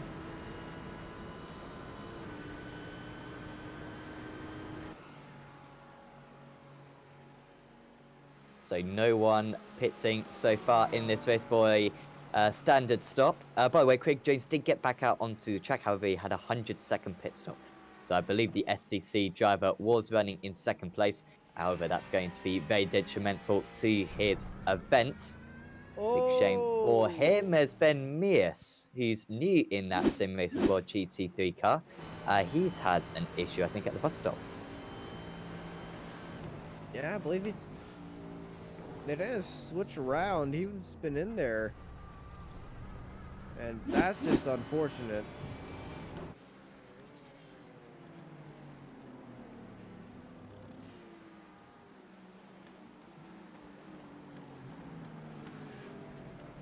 This group of TCRs better watch out. Hessels is on that inside, and he's carving his way through this field. They're all staying on the outside. Oh, he hit the grass. And laid on the brakes. He got into the outside. In And the wall. Hawkins is going to take up the inside. And Hessels is in the wall. He slightly clipped the Or tire he barrier. He just clipped it. I don't believe he actually hit it. No, I think he's got some front right damage on his hood. Got he into the did roll grass. onto the grass. Oh, he Already just clipped it. Maybe he got away with it. Scary moment, nevertheless. They still Scary go. moment. Might want to check himself. As Warner and Kroos are heading through turn one, where did Jens go? He's still 1.2 seconds behind. Still there or thereabouts. But he was Till buried Bame in into the the back. pits. He was So buried in the Till- back, and that's very aggressive into the pit lane. You can see the difference of actually running alone like Till Bam has done for basically the entire stint, and therefore having to pit. Our good friend Marvin Amans is was predicting lap 33 for the pit stop, and I think he was right for the race leaders. Of course, one of the mainstays of the regular series. George McClay is headed for the pits. Philip Eckert, let's see the concentration of the driver during the pit stop right now. Super focused. Would have been great to see a replay of the face of the GT3 car, which just went wide, because I imagine the driver would have had very wide eyes and may have shown some emotion. Such was the close proximity with the wall. So Danny Kroos, last time around, 42.22, fastest lap of the race, with the best final sector, of course, enjoying the draft, but also Goes to show how good the tires are in these cars, especially in these conditions, because they have certainly been pushing hard as of late, but laps of 33 laps old is still good enough to push. Here comes Warner Cross, continues. And so does Oman. So Warner going for the undercut on both of these cars. See if that can help him pull away from these two up at front. So doing the maths, you can do a 5-stint strategy if you do 33 laps on each stint plus a 32 lap on one of them. So as long as they And the get to rest of the 33 field. laps, then they're fine in the Rest of- GT3. Yeah, TCR leaders coming in as well. Hotley and Klopman both heading into the pits. And, ooh, little bit tricky entry into his pit box. That was Hopley. And we're going to have a little pit stop out. And we're going to have a driver change. Hopping into the Mercari Racing TCR is Ann Rabbits. Klopman The stays Fury into the... car's gone too long and is reversing down the pit lane. Ooh, ooh. Eagleson, you say? We had a disqualification at the... Of course, it was the roar before the 24, if you remember. You can reverse, but not by much. Fortunately, the pit stalls, there you go, do start quite late. Oh, he seemed to completely miss that one, Eagleson. That was a giant miss. He was a long way from it. That was brave to reverse. Always very difficult to know when you're going to get the disqualification. Cone Cloakman coming out of the pits then, and Rabbits also coming down. So you saying that James just got disqualified? No. No, he didn't get disqualified, but he nearly got disqualified. I don't know why he still scored in the lead, because he's quite clearly not in front of Klopman. Okay, now he has been Out there, sent guess. to... Okay. So Danny Crows continuing for another lap. Fantastic fuel saving by the Rev Match driver. Oman is in the pits. Here comes Matthew Dorrington, the new driver for Fury. Oh, I might have to go back to Rabbits and Evdotka because I think that's for second place in the TCR class. Evdotka's had a really quick pit stop, and he's going to scatter the cones flying around. Never have I seen more orange and white in the air, and Evdotka gets past regardless. Hashtag cones lives matter as my phone alarm is going off. Did he knock them, all of them? Oh, he did. People always say how many cones, not how are the cones. I'm sure they are very sad at the moment. Fortunately, will be magically replaced by these very brave marshals we've got out here. Jens Homan, where is he in comparison to the other drivers? He's a bit by himself. He's miles ahead. Sorry, I think the So he's track behind map Dorrington. disappeared some like 1 hour ago, and here he comes back. So here comes Danny Crows. Oman is in third. Dorrington is basically taking he's got like 5 seconds as Bob Boland is trying to get past Ewan Marshall. The two Meraki teammates maybe also working together given the circumstances. Lot of time to cover. Here comes Bob Boland into the pits.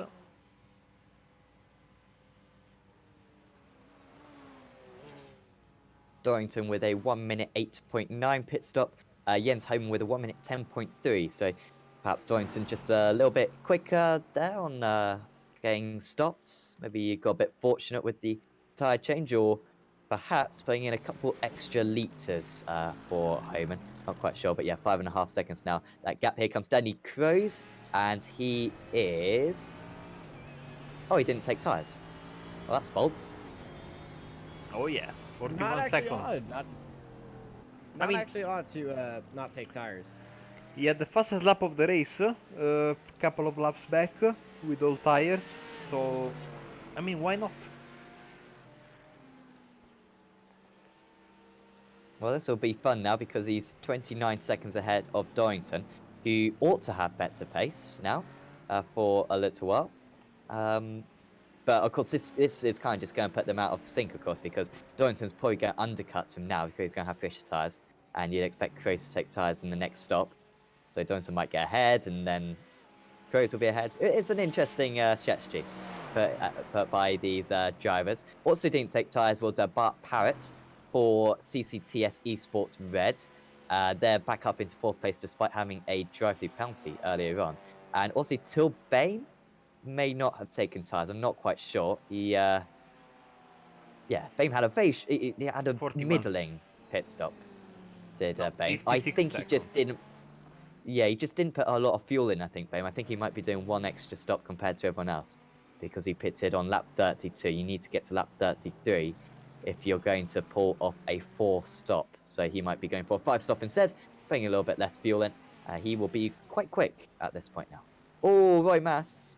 Oh, he's been having such a hard race today.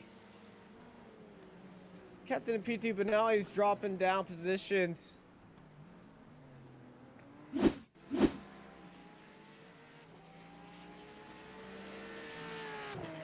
Interestingly, with the 374 car, ought to be 274. But Oh, wow, that's that's a tap. And there's a cone murdered and a big lockup of the brakes and avoided the wall, but that is going to be a penalty for that GT3 car. Time to get a better view here. That was Mike Hendricks. Big hit.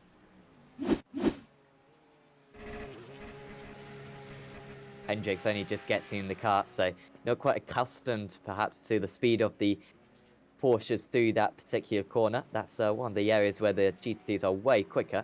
Caden Bine finally coming into the pits. The Porsches do go a while, but I think they're still going to have to do 4 stops to get to the end of the race.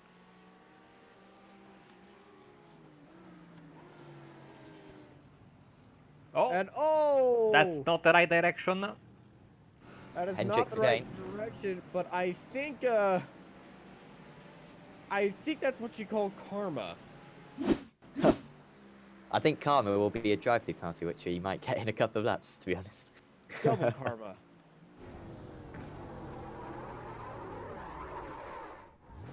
We've had very few of those spins so far. I remember a World GT race around here where it was an endurance event, 1.5 hours. And I do reckon out of about 45 cars, genuinely about 16 spun just on the brakes into turn 1. It was quite incredible. Yeah, so far we've had about, I don't know, 3 spins of that corner. Yeah, it's been relatively few. I think Let's the enjoy- GT3s and the GTs in particular are particularly difficult around there. GT3s and the Porsche Cups, that's what we had right now. Just getting into there as we take a great blimp view of our leader, Revmatch Esports UGX, Danny Crows, with that fuel-only pit stops, pulled out a 26-second lead to Matthew Donington, who took tires, and that gap has pretty much stayed the same. It looks like Matthew is a bit faster on those fresher tires, but he's lost 20 seconds of that pit stop. On that last lap, he was 1.5 seconds faster. If he can keep that up for 32 laps, he'd more than overhaul that gap. So could work, although you'd expect these fresh tires to be mega powerful initially and then them to neutralize over time. Yeah, Jens last lap for Hoven, Danny was a 144.5. Matthew pulled in a 142.9. 25-second gap. We'll see where that goes to in the second stint of pit stops. And who has the better run. before they head into there. Think of this as a Oh, that's very deep. long out lap as he's made a critical move in the braking zone to swing around that Porsche car. That would have been Craig Jones, Yes. perhaps? Yep. Yes. Again, 88. None of these Porsches got the right numbers on. Come on, guys. Kevin Boland, I think, has got the right number on. And Caden Byrne, to be fair. So it's only 50%. But no. Dirk Crow's then, yeah, that's really good, the traffic, to be fair. Lost barely any time. And actually, that last lap, a 32.5, way back onto the pace. So that 44 must have been some traffic involved. Dorrington, has he crossed the line yet? Yeah, he did. So he did a 42.8 there to Dorrington, so only 7/10 of a second faster. To make this strategy work, Dorrington's going to need to pull in about 8/10 a lap.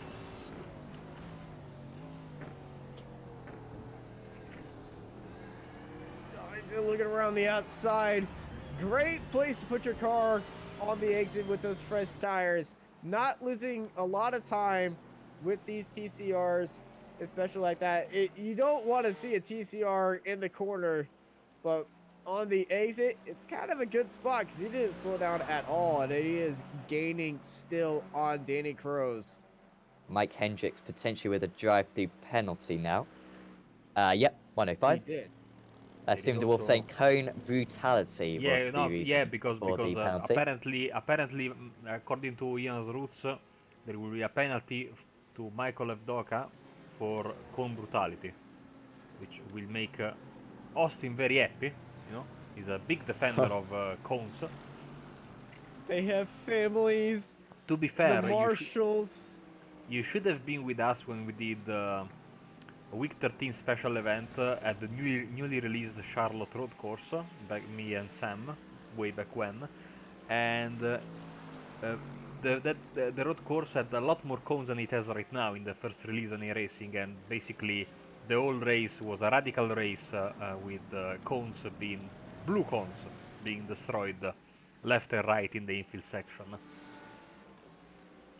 Remarkably, I think we had more cones by the end than at the start because so many cones got wedged in the cars, and yet the other ones still got reset. I think there were probably about 200 cones on circuit by the end of it. Cones, the original iRacing damage model. Yes, because if it gets lodged under your car and it morphs with the tarmac below your car, it actually creates some friction and you go slower. Like, yeah, significantly. I mean, I like that element. You shouldn't be hitting the cones. Yeah, I remember that really well because me and my team, we were racing in the lead at Petit Le Mans in the Daytona prototype, and one of our drivers, I'm not going to say his name, his name doesn't rhyme with Austin or Boston, he saw a cone and he just yanked the car to avoid the cone and unfortunately crashed it. Yeah, it wasn't me, no.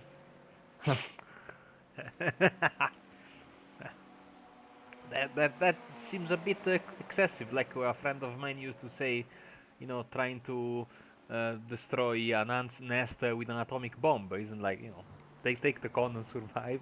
Hopefully it will be removed. We didn't want to risk it. I may have been awake for a while, like I am right now. I've been up for 24 hours, and it's great. If you're asking me, I should sleep, Daytona 24 hours is on. I go from start to finish, baby. Less than 4 hours to go. In this one, at least. A little bit longer to go in real the life. 24 hours. Oh, really? Okay. Don't know if that was deliberate from the organizers. Yeah, they should finish more or less at the same time, if my calculations are correct. But yeah. Ooh, Eckhart moves ahead of Rabbits then. So that is Racing Sensor VIB3 past Meraki Racing TCR. Rabbits not driving bad by any means, but just dropping down from 2nd to 4th in this cone cloakman. Still the leader in that class. Rabbits are currently about 2 seconds slower than her teammate Angie Hopley. However, we'll see if she increases her pace a little bit now that she can get in the slipstream of the TCR head. Oh, It's Ooh. drifting it around the corner, and what a save by Ann right there.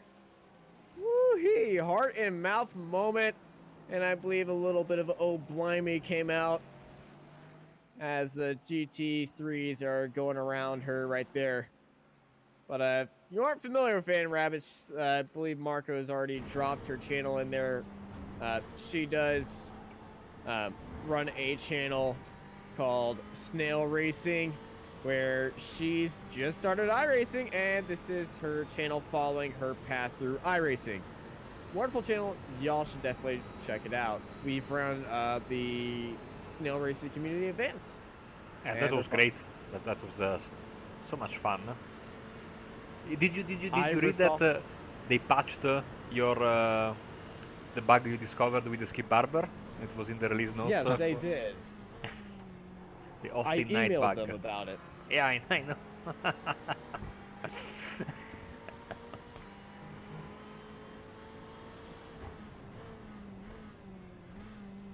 I like about to how email, I have a bug named after me now.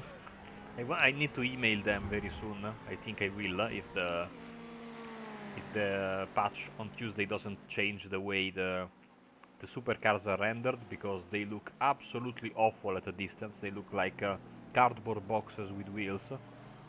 The more they come into view, they get more detail.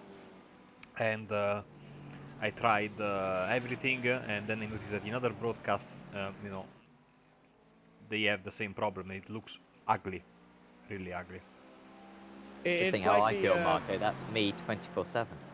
it's like the Mustang pace car in the rearview mirror. It kind of looks like the Cybertruck when it's coming up on you. Yeah. So, when have you had the pace car come up the back of you? Yeah, on the ovals. NASCAR. Okay, fair enough. Okay, so we need to explain this to Sam, but especially if the caution comes out and you are like running in turn 1 and 2, the pace car gets scrambled out of the pits, and it turns it to ludicrous speed. So all of a sudden you see this blur in your mirror going so fast and iRacing going turns into in the it's middle of the. basically iRacing's jump scare. Yeah, you see this car in the mirror going like, I guess, 300-400 miles an hour. In the past, not so nowadays, but in the past it was not uncommon to see it take the banking so hard it would Bouncing. actually hit the wall, like, and then I goes didn't in the know middle this of the was a cars. thing. You need to drive more ovals, man. It shocks you if you aren't prepared for it. Drive in the middle of the track when the caution comes out. You'll see what we're talking about. Why doesn't it just wait for the other cars to come round? Because Because, that's the answer. Yeah. I was going to give a different reference, but that's a running joke between me and another person. Bart Parrott, then. Hopefully we'll see, not going 300 miles an hour, is Till Bane right behind him. He's got fresh tyres, of course, Bane, and less fuel. But he can't get past. He has been lapping close to a second a lap faster. But we'll want to make this one pretty quick. Bane's been one of the fastest drivers out on circuit, actually, ever since he got out of the pits. So if he can get this one done, he might be able to start closing in on the race leaders. Remember, going for an alternative strategy, it seems. Newman Sim Racing Black going for a 5-stopper whilst everyone else is on a 4-stopper. However, getting out of the throttle. Will he go for it this time, though? Now he's onto the tri-oval. No, he's still lifting off.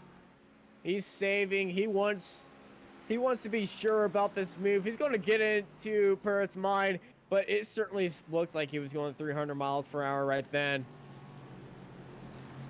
And I must say, I love that paint scheme on that car.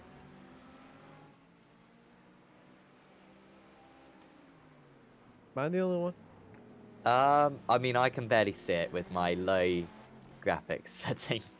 I can see some black and then some red on top of the black. And oh no, Abruzzi spin out of coming onto the oval. He's running down on the apron. Good move. Stay avoiding all the other cars, and that's ahead of Matthew Dorrington. Just hit that curb, and it's very bumpy right there. We see more spins here than at turn 1. The But he driver locked up the unfazed, brakes. thankfully. Unfazed is exactly the word I was looking for. It seems like, I mean, yeah, Caden Bean has had an off earlier in the infield section, but apart from that, he has kept it very, very clean at this very corner where we are right now. But everyone else in the Porsche Cup class has run into some sorts of trouble. It's not a surprise that he has 40 seconds over Kevin Bolland. You can see him here. And then look at how quick on the straight is the Porsche. Then Roy Mass also has got some issues.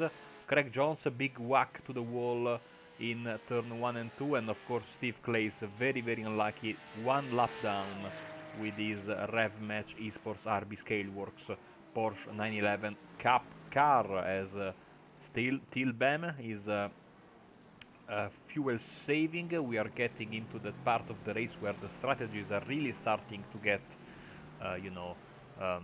laid down by the drivers.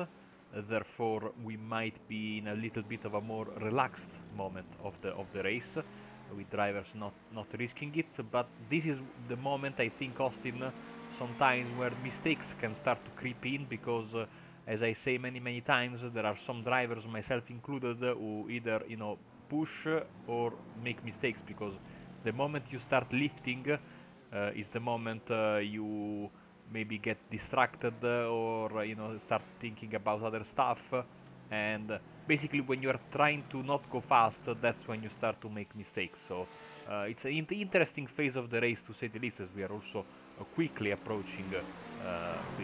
somewhat quickly approaching the halfway mark of this event.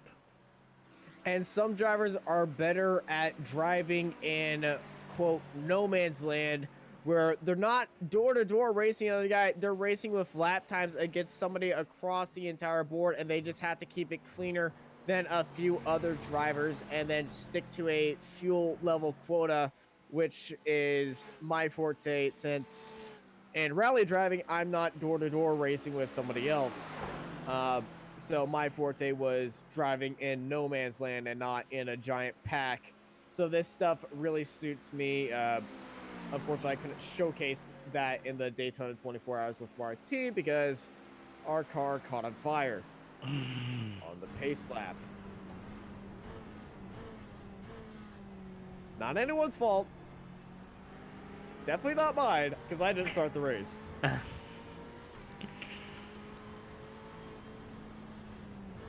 How incredible is that our car was involved in 5 collisions and I was involved in none of those. It's quite unbelievable. Yeah, Oh, we call okay, you lying. James.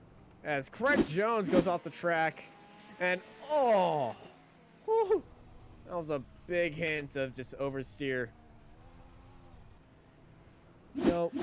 That bit of oversteer reminded me of a Top Gear sketch of Jeremy Clarkson explaining oversteer, and probably the most hilarious way ever.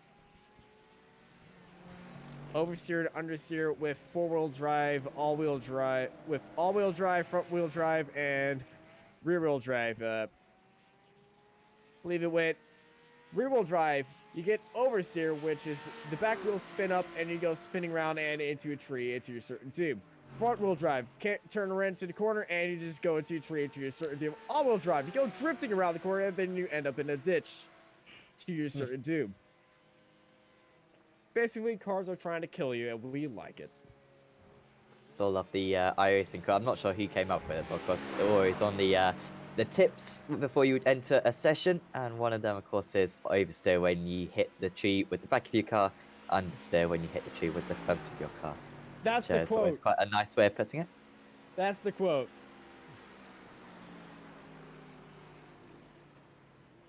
Thank you, Sam, for correcting me, and thank you, iRacing, for putting that in there, because I haven't seen that one yet, but it's on a shirt, and I do own that shirt. Fortunately, there's no trees around this place, unless we were sorry, we're going off topic here, but what's the IndyCar film where the Oh, driver no. with Sylvester Oh, Stallone and he no. spins the Oh, car no. and he No. finds a We pot don't talk on the about that, I'm inside of sorry. it? Don't stop.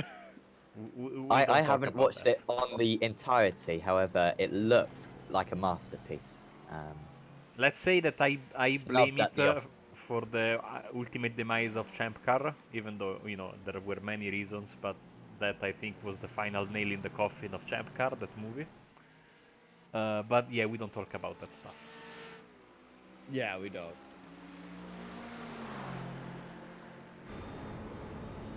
If you're wondering what we're talking about, Google it.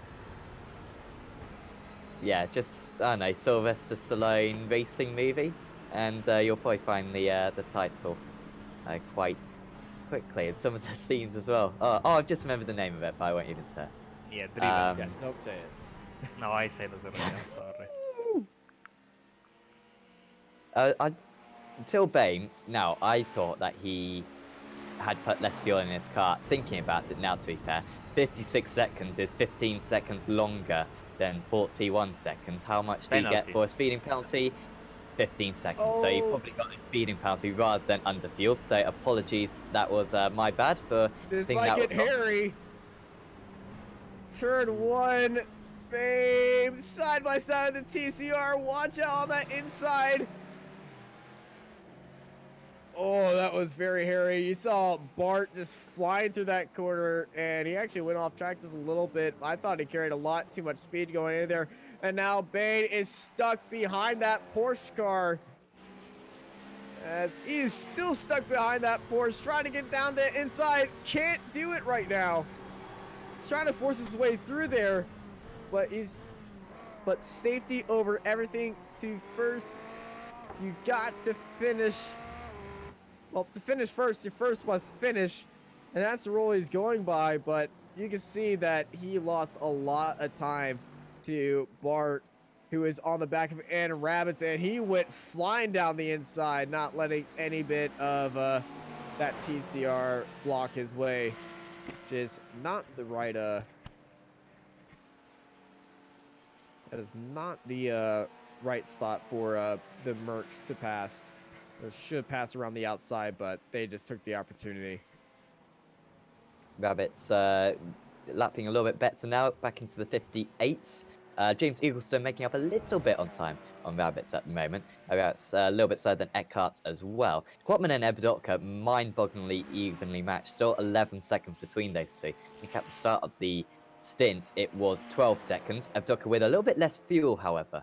So maybe saving some fuel earlier on, perhaps, against Cohen Klopman. Although Evdoka did have to pit one lap earlier. They should both be on a 4-stop, as far as we are aware.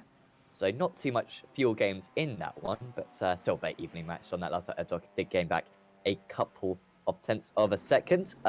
Pretty much, the only battle going on was the one that we were watching earlier on between Parrott and Bayman. Even that one is very much a fuel race between those two. GT3 is probably the most marginal cars to get to that 4-stop. Yeah, the Ferrari, Babe, he gets all the way back up with Parrot, and then he just sticks back there. He is definitely fuel saving and going to try a, well, he's definitely going on that fuel saving run because it looks like he didn't take tires and just took fuel only. So he's just saving his tires as much as he can and saving his fuel as much as he can before he goes and takes tires and goes for an absolute rampage onto this track. So Parrot being a good drafting buddy for him. Ironically, it could not be. It might not be too bad for Bame that he picked up that speeding penalty, because he should have been 15 seconds further up the road right now. However, he would have probably been by himself, as it is. He gets a nice slipstream, so saves a bit of fuel. Admittedly, to be fair, if he was 15 seconds, oh, that's an off and into the wall. Bame is Oh well, no in the silver bus lining stop, off. He's in the and pits. he's towed into the pits. So much for taking it safe for the Newman Sim Racing black car. He is in the pits, and that was exactly the wrong time for our producer to run to the bathroom as immediately that happens. And Yeah, I mean, tail terrible timing. slapper. You know, thankfully the viewers are not watching me because I'm basically half naked. You know, because I was also getting a little bit more comfy clothes. You know, and I heard you guys scream, and I had to basically run back. Oh man, that is the prototypical Daytona mistake there at the chicane. Let's see once again from the onboard of Tilva. It was a strange mistake because you know the guys were basically trying to save some fuel, and but so treacherous, so easy to make these mistakes. And that tire wall, usually you get stuck in that, and that was all she wrote. Towing back to the pits is our number 69 Human Sim Racing black car. And he's gonna be Overcorrected in that there one. for a long time. Oh no, he might. I think he might be able to get away without any required repairs. Because, I mean, it was just square on with the front. I don't think he would have damaged the steering. I mean, he's going to be painfully slow down the straights now. But, I don't know. I think he might be okay. I mean, he had a chance at a podium. I don't think that's gone out of the window now. We'll keep you updated. No! That was the 15? Was that Jens Homan? No, it wasn't. That was Mike Hendricks. Yeah. Once more around on the front straight.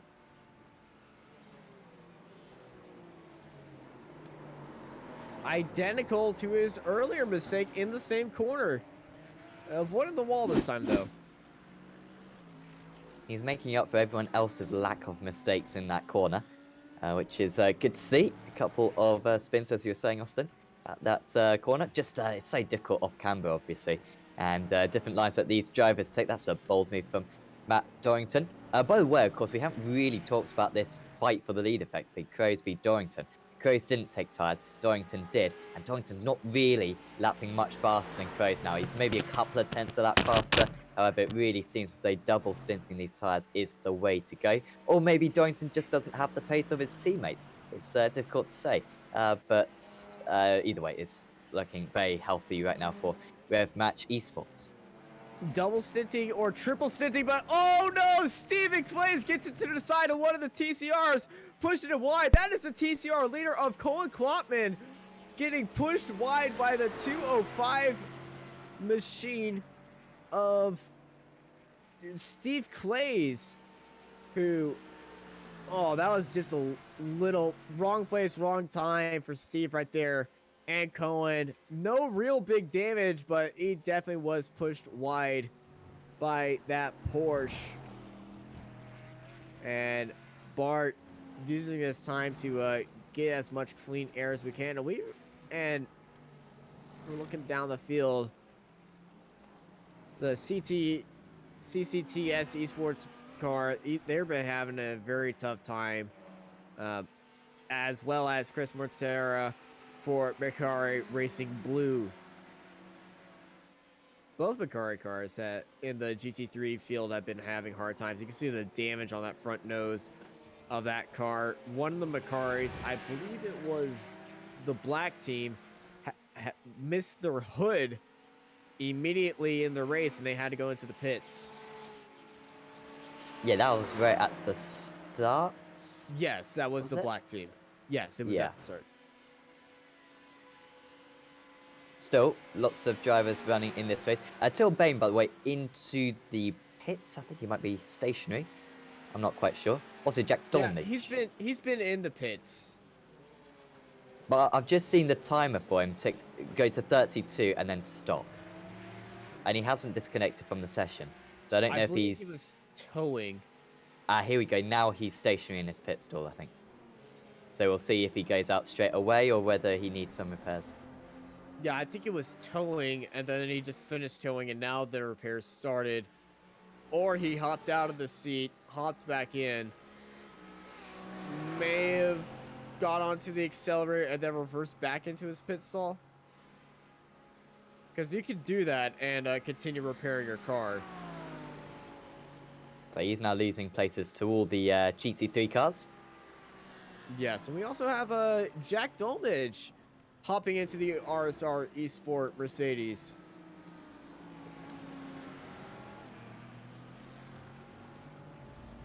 Yeah, the 114 car was being driven by Anthony Pisano, driver who we've become familiar with in the American GT Championship. He'll have experience around this place. Had a good end to the season, actually, did Pisano.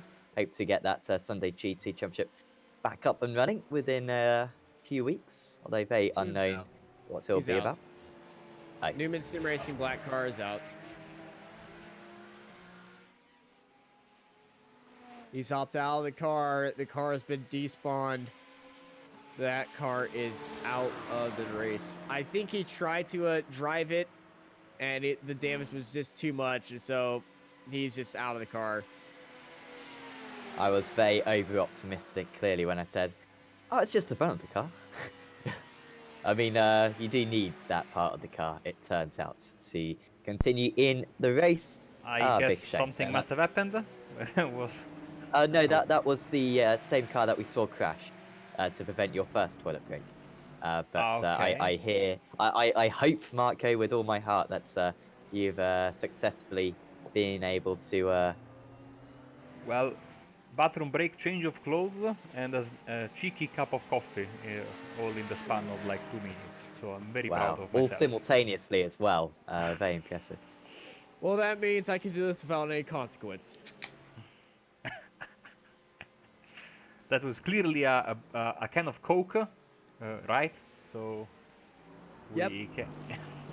can enjoy in the morning there, of course, in beautiful Texas. Danny Cruz, your leader, as we are entering basically halfway of the race, and well, not that. Sorry, we are entering the halfway mark of this lap, ending to lap 55. Dorrington in second for Fury. T3 Motorsport Sim Racing in third, Jens Homan. Bart Paré is in fourth place, and the other Bart Delman is in P5 for the GT3. Porsche Cup class, Caden Bean holding his own in the lead. Second place is Craig Jones. Third place Roy Mast and Sven Lebe for Abruzzi Simsport and Steve Clay. So despite the damage, still running all 5 cars in this class, and same goes for the 5 guys in TCR. Koen Klopman is in front of Michael F. Docker rev match versus Fixed Time Motorsport. Then it's Mark, Racing guys Center. and girl. Come Yeah, on. I mean, it's late for everyone. For me, it's early. It's 9 a.m. No, it's 4 p.m. 9. And It's actually 3. yeah, I mean, different time What zones continent are is terrible. this racing? I mean, yeah, you are right, but it's not Yeah, your but you're time not zone. even in the same time zone. Yeah, I exactly. don't care.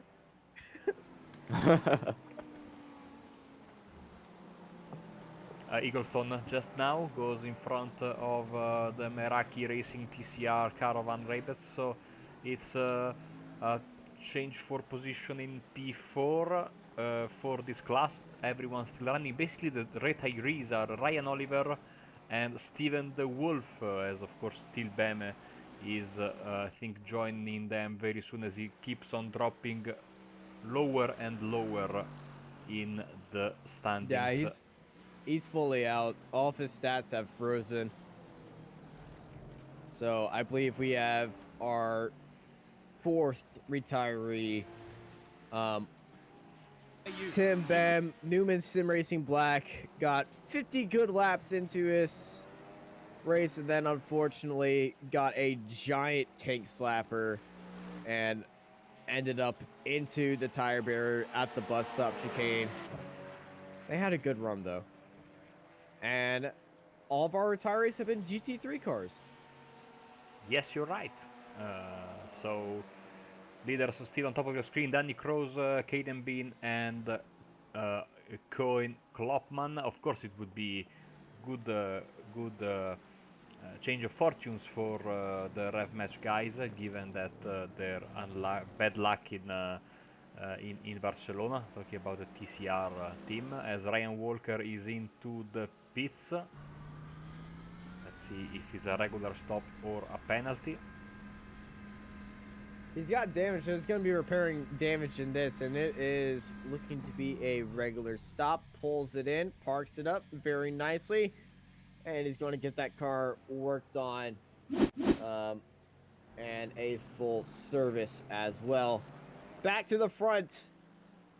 Red Match Esports UGS, Danny Caros up in the front, comfortably in the lead by 18 seconds.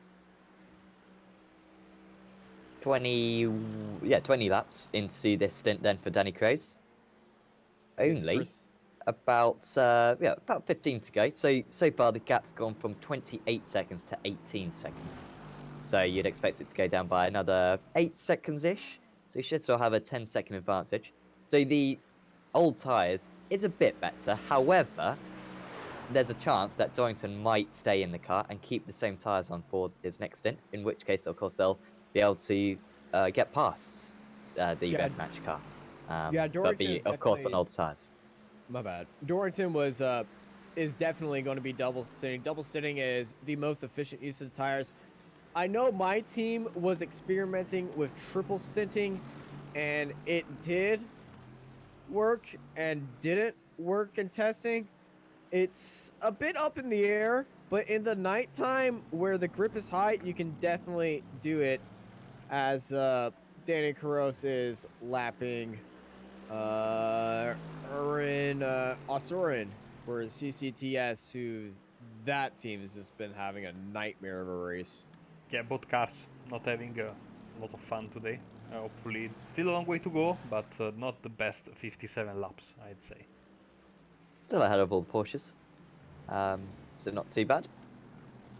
But yeah, I mean, at the back that of the is like still running GT3s. is the Barbanera line staying in front yeah. of the slower class. That's like minimum requirement.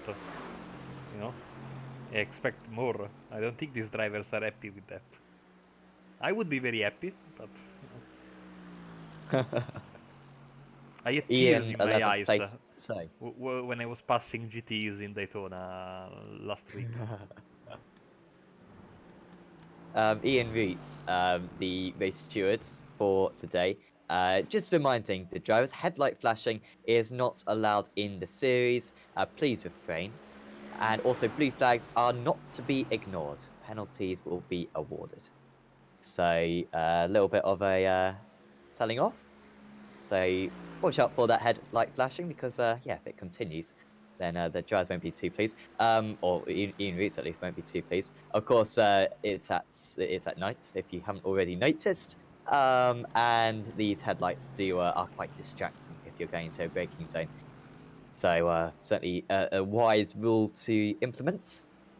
And if that certain driver has a certain condition to flashing lights, it is also debilitating. Yes. I mean, that's all just racing tactics, isn't it? Really. But... dangerous racing tactics, but... danger, yeah.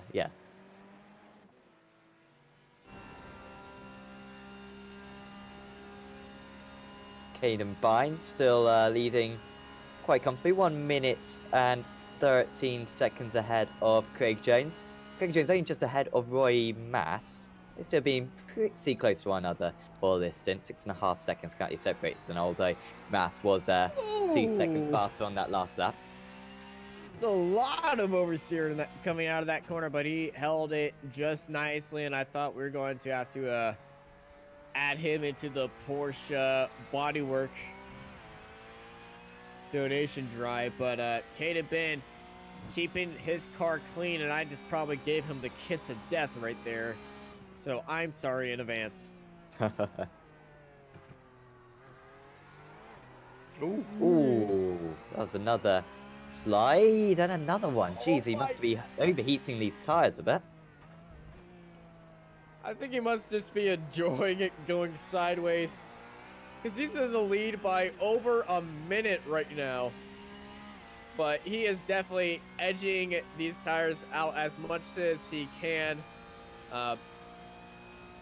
He didn't take tires on his stop, and it is definitely showing. remember the Porsches are on new tire model 7, so they do wear out, and I believe he's feeling the effects of those worn out tires right now. Yeah, let us know on the chat, anyone who's got experience in the Porsche Cup, whether you'd advise on double stinting these tyres or not. Of course, we're hosting a Bathurst 2 hours event next Saturday. Sign up still available, particularly in the Porsche Cup class, so 2 hours around Bathurst. Going to be pretty much a packed out grid of GT3 and Porsche Cup cars. And of course, 2 hours going to be tough on a set of tyres, but certainly possible perhaps. Simon Van Dijk Cubs! for CCTS Esports Black comes back onto circuits. Might be something wrong with the driver overlay, so I will look into that very soon. This oversteer coming out of that corner, you can just get so confident in that corner, and then I'll just bite you. That is very unfortunate for Erwin right there. Damaged car. Still same tires. They didn't take tires.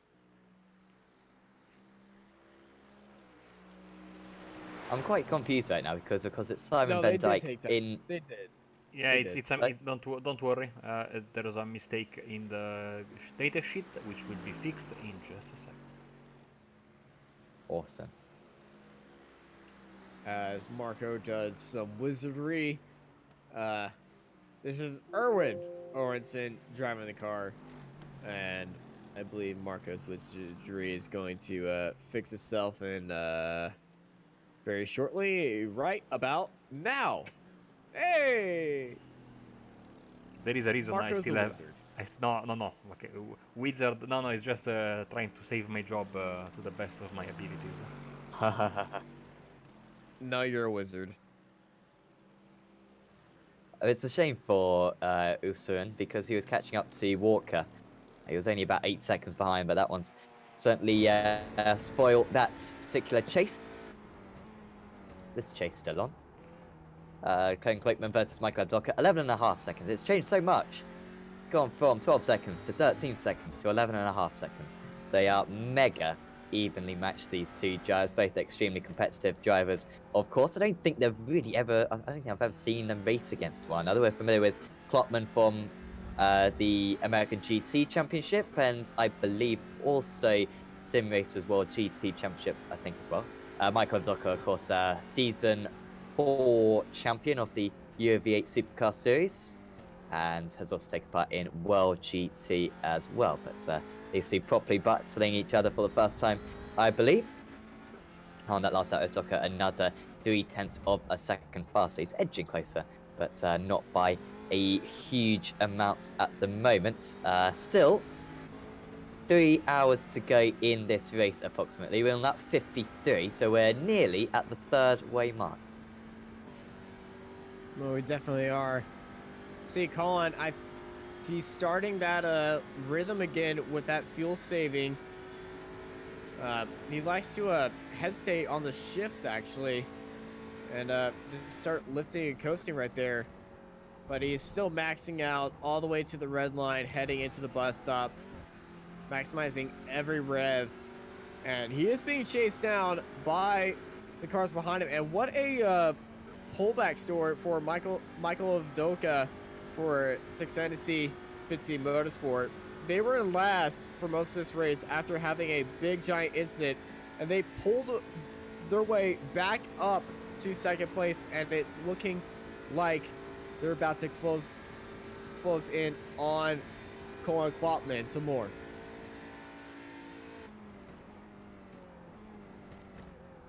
As our pit stop analyst Marv in the chat says, lap 65 is the time to go into the pits. And speaking of the Ooh, pits, this is early. Michael heading into the pits on lap 53 for the TCR. Now, his last pit stop was only 48 seconds, so I think these guys might be thinking, well, going down the pit road one extra time, it's not too bad. Let's short fuel a little bit and just make an easy 5-stop instead of a tricky 4-stop. So he's come into the pits a bit early. Expect Klopman to stay out for another 10 minutes or so. of course, Marvin saying lap 65. They've got to get to lap 65 at least. I mean, that's the That's absolute the minimum. GT3s. That's for Um, GT3s. Yes, yeah. Of course, every other class will come at a similar time, but of course on a different lap. And yeah, so the GT3s, of course, like I said earlier on, you want to have 4 33 lap stints and 1 32 lap stint. Ooh. So 65 is the earliest you can go. You can't want to get to 66 or 67. Oh my, Oh dear. drifting! Put that in a Ken Block video. How long did he hold that on? 1,000, 2, 1,000, 3, 1,000, 4, 1,000, 5, 1,000, 6, 1,000, and add some dubstep music, and you got yourself a video. I think that was a 10-second drift. And if that's not telling you your tires are shot, your tires are shot. Yeah. Well, he's Also- lost now. I mean, how far ahead is he still? He's still a long way ahead. 1 minute 30 because Craig Jones has just come into the pits. Another early Yeah. pit stop there. So these guys going for 5 stops then. I think the drivers in the first stint were saving a lot of fuel.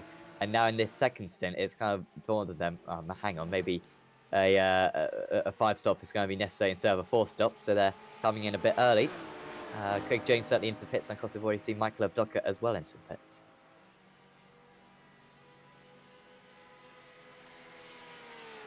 And we're definitely going to see that Steve Clay is staying out some more. It's going to inherit P3 as Craig Jones is in the pit lane.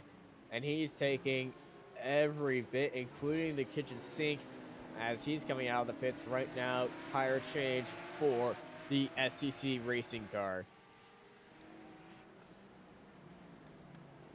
So he should be very quick, make up some time on the race leader. Won't be enough to overhaul that, of course. He was about 50 seconds behind previously, maybe even a minute behind. But should be nice and quick. Now will Craig Jones for SCC Racing. He is behind Stephen Labe and Steve Clays still.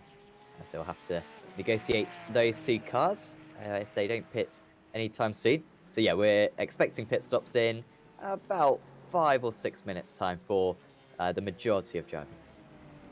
Thing is, Sven Labe, the car in front of him, they went into the pits on lap 49. So they took a very early pit stop earlier on in the race after having an issue, and they went into the pits once more.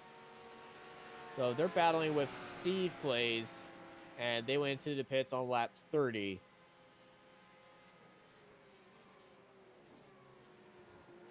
We'll see on how that works out right there between these 3.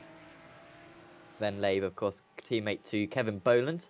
He was running in 2nd place earlier on, I believe. Craig Jones was a little bit behind those guys. Interestingly, I think, did Labe take tyres? Still caught to say. It seemed like a very long pit stop for Craig Jones, longer pit stop than we've seen for any of the Porsches so far. So I wonder if he maybe got a speeding penalty with the 88 car. Because Yes, yeah, over 1 minute. He did take tires, and I believe Craig did repair his car. Maybe, yeah. Yeah, full service is about 48 seconds.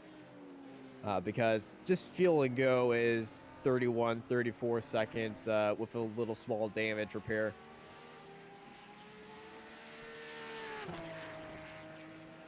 These cars fill up much faster than the GT3s. Yeah, because their tanks are still quite large. I think it's 100 litres, I believe. So yeah, they are pretty quick filling up. Of course, changes to the Blancpain rules, I believe, coming into next season. I think drivers aren't going to be allowed to take tyres and fuel at the same time, or maybe they are going to be able to do that at the same time. But Right we'll now be they are interested to see not. if iRacing change that. Right So now- now they're not. Yes. Okay. Unless it's Which- IndyCar. No, we're talking about in Europe. We have sadly very, very, very strict rules, which are terrible, especially when you are working in the pit lane as a marshal. You have to be careful because basically the rule is that car comes into the pit stall, turned off, on the jacks, up, Um, then you basically then you do the tires, then the car goes down, then you can do the fuel, or vice versa. But you cannot do them at the same time, and you have to be eagle-eyed because teams try to shave as many seconds as possible, and maybe they start putting in the fuel hose as the car goes down. It's a mess, to be honest. I would. Does that tie in with the burnout rule? Yes, also we cannot do burnouts. I see in IMSA they have they fuel and change tire at the same time, and they it works beautifully. So yeah, I have no idea why we have to And be then they so. burn rubber. And then oh yes, then they burn rubber. Sorry, I told you. Uh, you know, I would really love that to be a thing in Europe as well.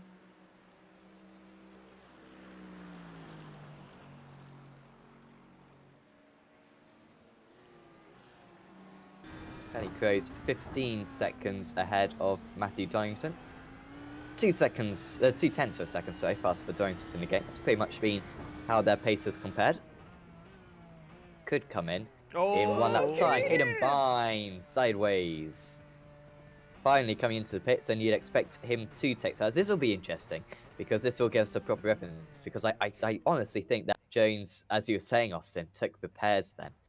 We'll see what a normal pit stop should be here from Caden Bynes, as long as he didn't pick up a speeding penalty because he was heavy on the brakes there. Well, say goodbye to Caden. His stint is done as Justin Ram hops into the car. And also, I want to shout out to Caden when he was doing that with that shifter. I think he was doing a red edition of the American Star Spangled Banner with that. I don't know if any of you caught it, but he was playing a bit of music with that.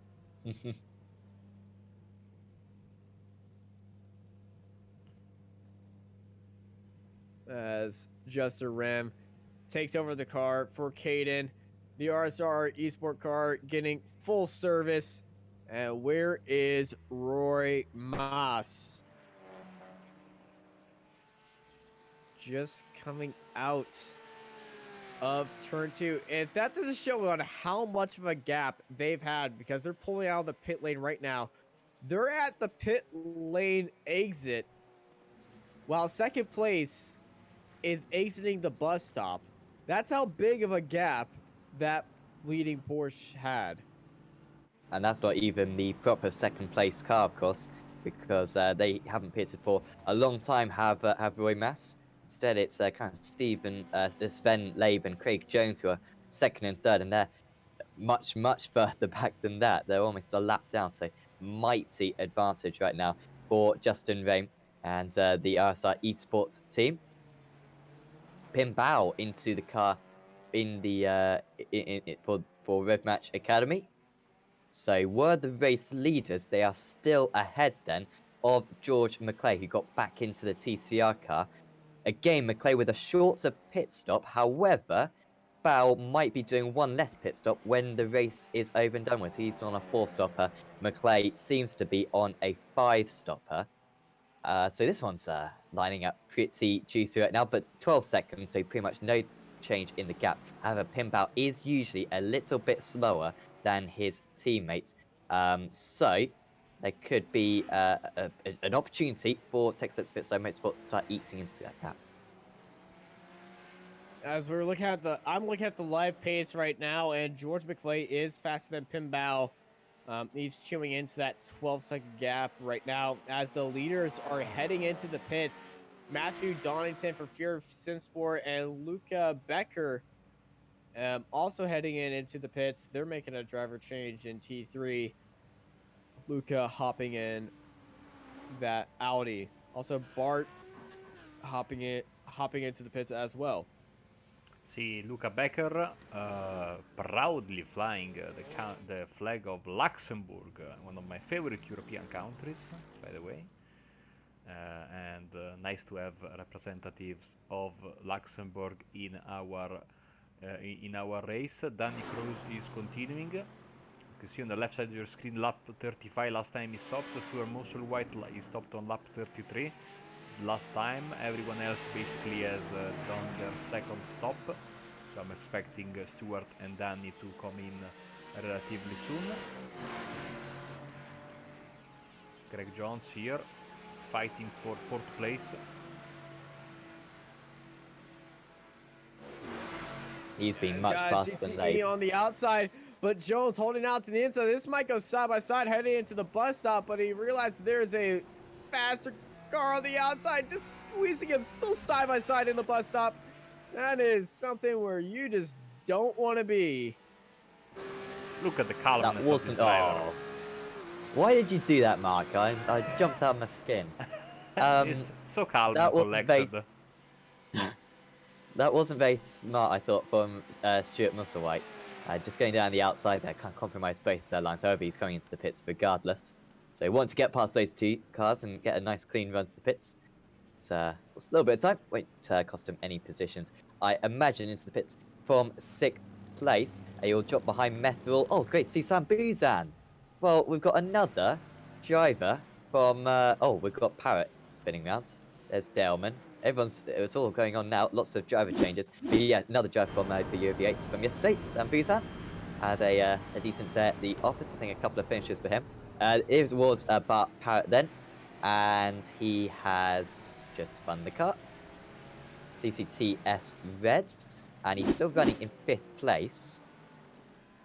But he's dropped behind Bart Daleman, I think, because of that. Daleman just came out of the pits, as Marco, Yes. I think, was showing us. And that was the narrative you were trying to explain. And 30 seconds later, I've understood it, Marco. Don't worry. Pit for the leader. No tyres for Dorrington, so expect the lead to change here. Unless he goes for a triple stint. And, you know, if you change drivers, I think you really should take tires as well. Let's see if Danny Cross goes for a triple, or if he changes. No, change of driver. So he should change tires as well. Robin Monster has entered the number 110 Rev Match Esports. See, testing that everything is working, that the wheel is not coming off. You know, important stuff to test. And it's calibrated. Shall we see how he's looking in the car? Oh no, he can't. Sorry. You can't. Apologies. Yeah, nope. I've just reminded myself of my own shortcomings for not doing a camera pack for the GT3 cars. If anyone wants to, get access to these camera packs, send us a message on Apex Racing TV. I'm sure we can organise something. These beautiful shots. So Monster still in the pits then, going on over 42 seconds, and Dorrington will stream past him. Monster will be stationary for another 15 seconds yet. This might come out to the pit exit line because Donington, Monster is still in the pit lane, and we got a new overall leader, Matthew Dorrington, for Fury Simsport takes over the lead. And here comes the monster. Oh, it's so scary every time. That is the scariest part of the 24 hours of Daytona, in my opinion, coming out of the pits. Marco, don't be afraid to admit it. You're scared of the monster. I mean, he's so quick. He's, of course, 100% scary when he's driving for his opponents. Let's see here. Again, this fight between Leb and Craig Jones. As we have now Dan Blake driving for the Fury car and Opley back in the Meraki car. And a new driver for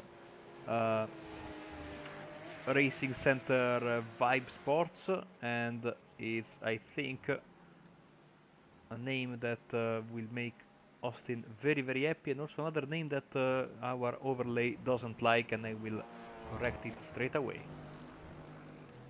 Stephen Fry Berghaus. Berghaus? That's one. I'm not even going to attempt that. It's a traditional European name. Every other person has that surname.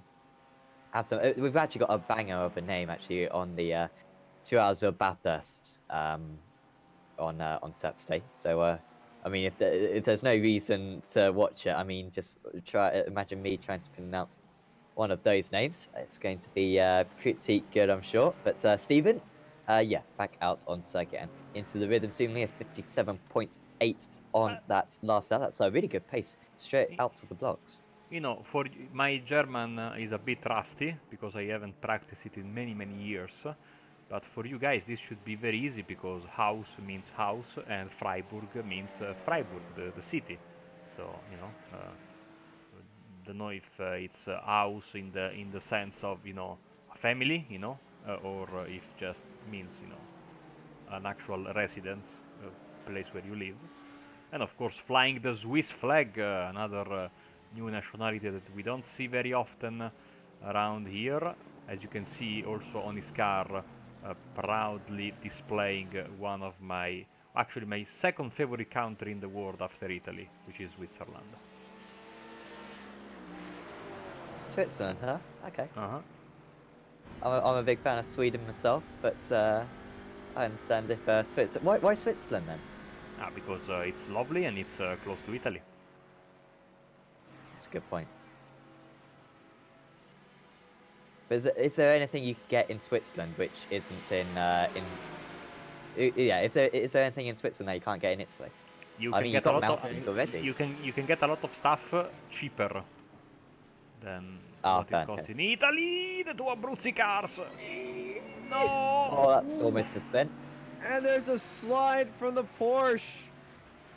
So Abruzzi almost making what in Italy, since Abruzzi is the name of a region here, almost making a frittata, which is our way of saying, scrambled eggs basically, which is a way of saying big mistake, and almost colliding with each other. Situation has been solved. So basically, stuff in Switzerland costs a lot less, and so you can go there. I mean, it's not very close to me, but it's close to northern Italy. Go there, you stock up on especially chocolate, but also other delicacies. And then, if you are good enough, you can sneak at the border control the stuff. You have to be smart. You cannot like fully load your car with all sorts of stuff and be able to get away with it. But if you are smart, you can get a lot of. Every time I go there, I buy tons of chocolate.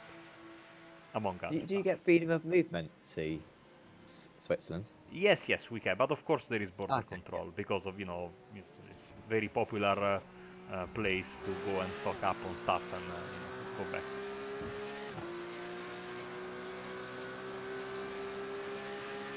So I'm not sure if Buzan lost the position to Dolmage then at turn 1 when he almost collided with his team. I think he did. So yeah, Dolmage was just behind, and here we are, going to lose that place. Did Buzan? Pretty much nothing he could do. Well, Yeah, I mean, Brisbane you could went argue wide, maybe and then Dolmage just had the inside. It's incredibly tricky when you're lapping your teammates, and I mean personally from my experience, when your teammates are on maybe the same Discord channel as you and they're saying, okay, we'll work together with this overtake, oh, you go left, we'll go right, and it's just like, no, just act normally, and that works 99.9% of the time.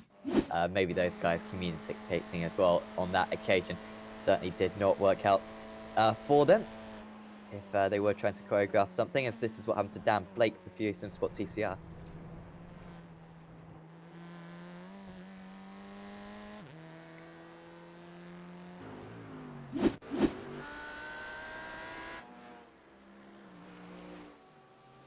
Okay, Bardelman has disappeared.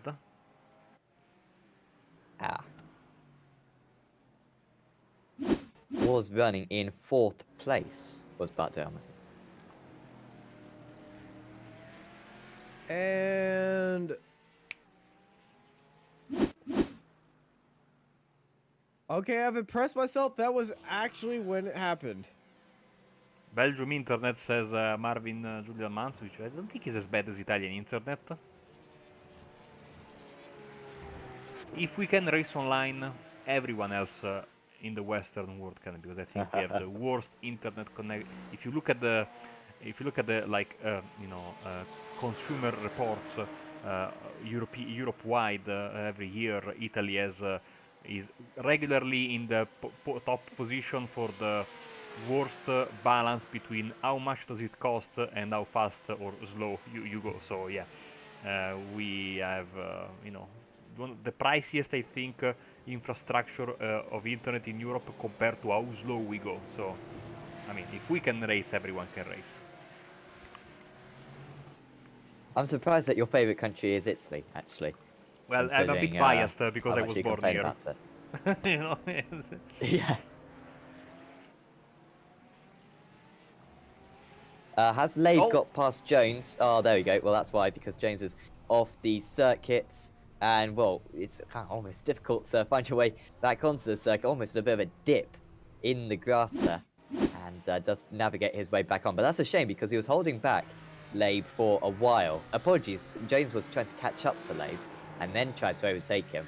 And the driver there, you can kind of quite clearly see, not totally aware of the situation. And it is surprising that he wasn't more emotional when that event happened. But certainly dialed back in to the chase. He's lost lots of time there, 12 seconds. Here comes Seb Eber then. Quick sub on that Simracersworld Karaoke GT3 car. Trying to get back on the racetrack after the towing procedure. It's going to be quite tough. Here comes Steve Clays. Of This course, is only his second pit stop. Yeah, Or is it his third pit stop? I think he's I think wildly off strategy because of the issues. Yeah. He's coming out of the car, and in comes Rob Thiessen, who won his first ever race last time around, and he was paired in this car with Martin van Loosenord. Correct me if I'm wrong, and it was apparently his first ever win. And they got pole position today as well, which means that they've got pole position at both races. And of course, they won at race 1. So if they win today and get the fastest lap, then they would have a perfect point score from the opening 3 rounds of the championship. But a long way to go in this one. And they've got a while to catch up if they're going to repeat that round 1 success. Let's do it like they do in the professional world and bring up, from high above. If I can remove the pit lane graphics, there we go. Oh yeah, mid-race break, there we go. Quick update from Daytona then for round two of the Abruzzi Simracersworld Endurance Series Season 1. First round of 2020 in this championship. Sam Fitzpatrick and Austin Knight providing you with the commentary, and Marco Barbanera providing you with the cameras and a little bit of chit-chat here and there. This is 2 hours and 10 minutes into this event. As you can see, the temperature is dropping almost down to the iRacing zero margin, which is 18 degrees Celsius for both air and track temperature. 3 classes running around here in this event. GT3s, we have the Porsche Cup cars and the TCR cars. Of course, everyone is waiting for the GT4 class, which will be added in time for the next round in March. And of course, the Porsche GT4 Cayman will be the first to join the battlefield and join later down the line, maybe for next season. I don't know if it will come in time for the final 2 rounds by the BMW M4 GT4. As I said, Sam Fitzpatrick and Austin Knight in the box with me, and I will start with Austin, asking him, after 2 hours and a bit, what are his thoughts about the race? He's not going to be very responsive, unfortunately. He's gone to get a coffee. Okay, you should know perfect. About getting coffee better than anyone else, Marco. Such as your country of origin. I was so excited about doing this almost professionally looking, break in It the was action. pretty good. I'm gonna say I was quite impressed. Okay, so well, I will test this to you then, since you are you are the only one here then. Not that I not value your opinion, eh? Well, completely the No, of opposite. course not. I've forgotten the question. What are your thoughts about this first couple of hours? 75 laps, which means we are 7 laps away from the halfway mark, which should be lap 82 if my maths are correct. As yeah, we are getting deeper and deeper into the Daytona night. Yes, definitely. Yeah, it's been very entertaining race so far. Battles in all the classes, and few offs for drivers, but surprisingly few retirements so far. A little bit like we saw at Barcelona, but we expected it to be worse around here. And just thankful that all these guys are very competitive. I think this circuit compared to Barcelona, I think we saw quite big times, quite big difference in the times between each of the drivers at Barcelona, just because it was a new circuit, it's a tricky circuit. This place, drivers have got so much experience round, and it's got a slightly more kind of basic corners, perhaps, where there's really just one racing line. I think we've had a really competitive field, and yeah, I'm looking forward to the next 90 laps of this event. Strategy game, pretty interesting as well. Like I've been going on, and hopefully I'm not boring anyone. But of course, 4 or 5 stops. Which one do you go for? And most drivers going for the 4 stops so far. However, the 5 stop being adopted by a few drivers. Will be fascinating to see how those strategies match up by the end of the race. This is on board with Tom Methil currently. He is being caught by Jack Dolmage, who's already made up a move. Sam Buzan actually matching these guys' times after a little bit of an off for Buzan. He's actually been able to recover, so he might be onto these guys if they start fighting. However, no interest from Methil to fight seemingly, because he's going up high, and Dolmage for RSI Esports, by Butt Kicker, moves up into 5th place. He's got good pace, says Jack right now. He's not far off the pace of the leaders. Leader of TCR is Rev Match Academy Pin Bao. Going a bit wide, nothing major there, but of course the incident points will accumulate. Now, I don't know if they made me an admin, but I think you are, Sam. Sure am. And you can tell us the It's very incident dull. situation. It's very dull. I mean, we want to have 38 odd incidents. When we broadcasted the AOSC Super Series at Spa, and if you got 30 incidents, you got a drive-through penalty, and that was a 4-hour race. So you can imagine the difficulty there. Here, a lot more simple. 40 incidents, and so far the most anyone's got is 21 for Justin Niger and Simon Van Dyke for CCTS Esports Black. That's in the GT3 class. Yeah, they're on the most, but I mean, 21, they should be able to keep that under. However, Justin Niger with 18 of those.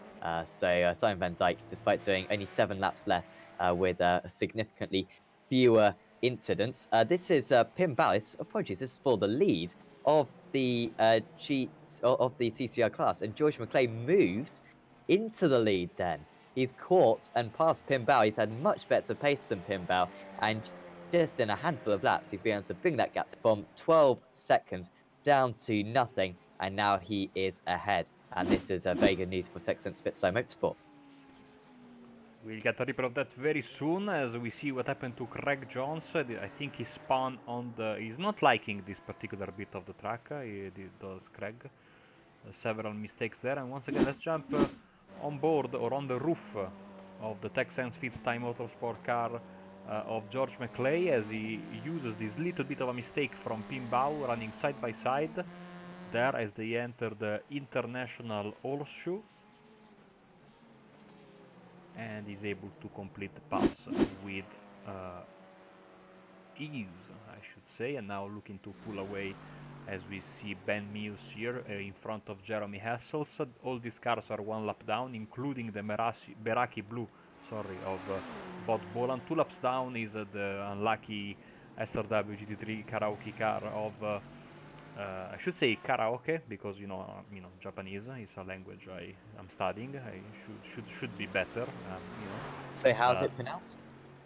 Karaoke. Kalau? Okay, so No, what no, the no, R no, is no, an no. L? Not Kalau. It's difficult. It's not an R, but it's not an L. It's not a D. It's like all them together, basically. It's a Okay. very tough word to pronounce. It's very tough to pronounce Japanese correctly without sounding like an absolute idiot. But yeah, so very unlucky for them, and Seb Eberer, of course, to jump into the car very quickly. So these, of course, threw all their paper, all their predicted stints, etc., down the drain, basically, and they will have to work from there.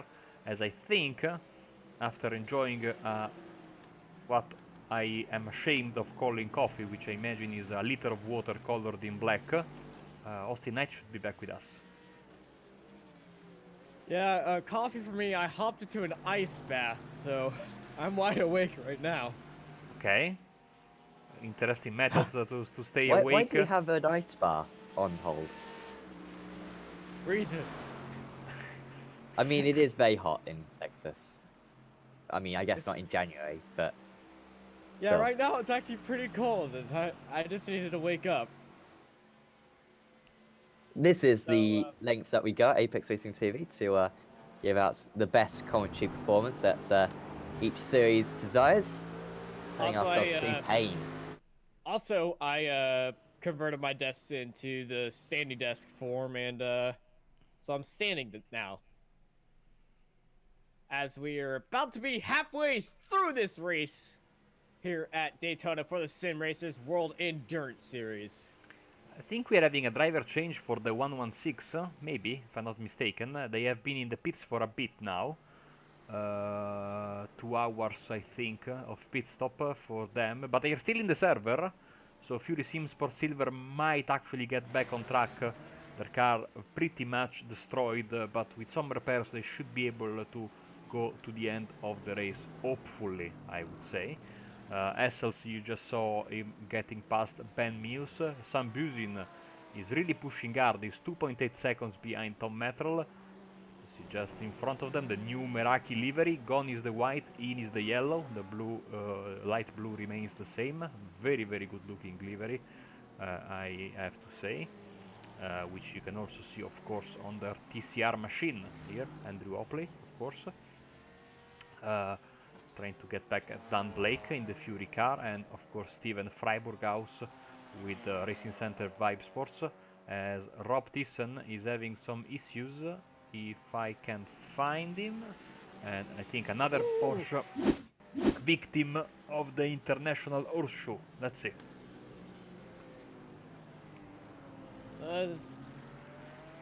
All by himself, just excited on the exit, and spins it around, got onto the inside of the track, off the racing line.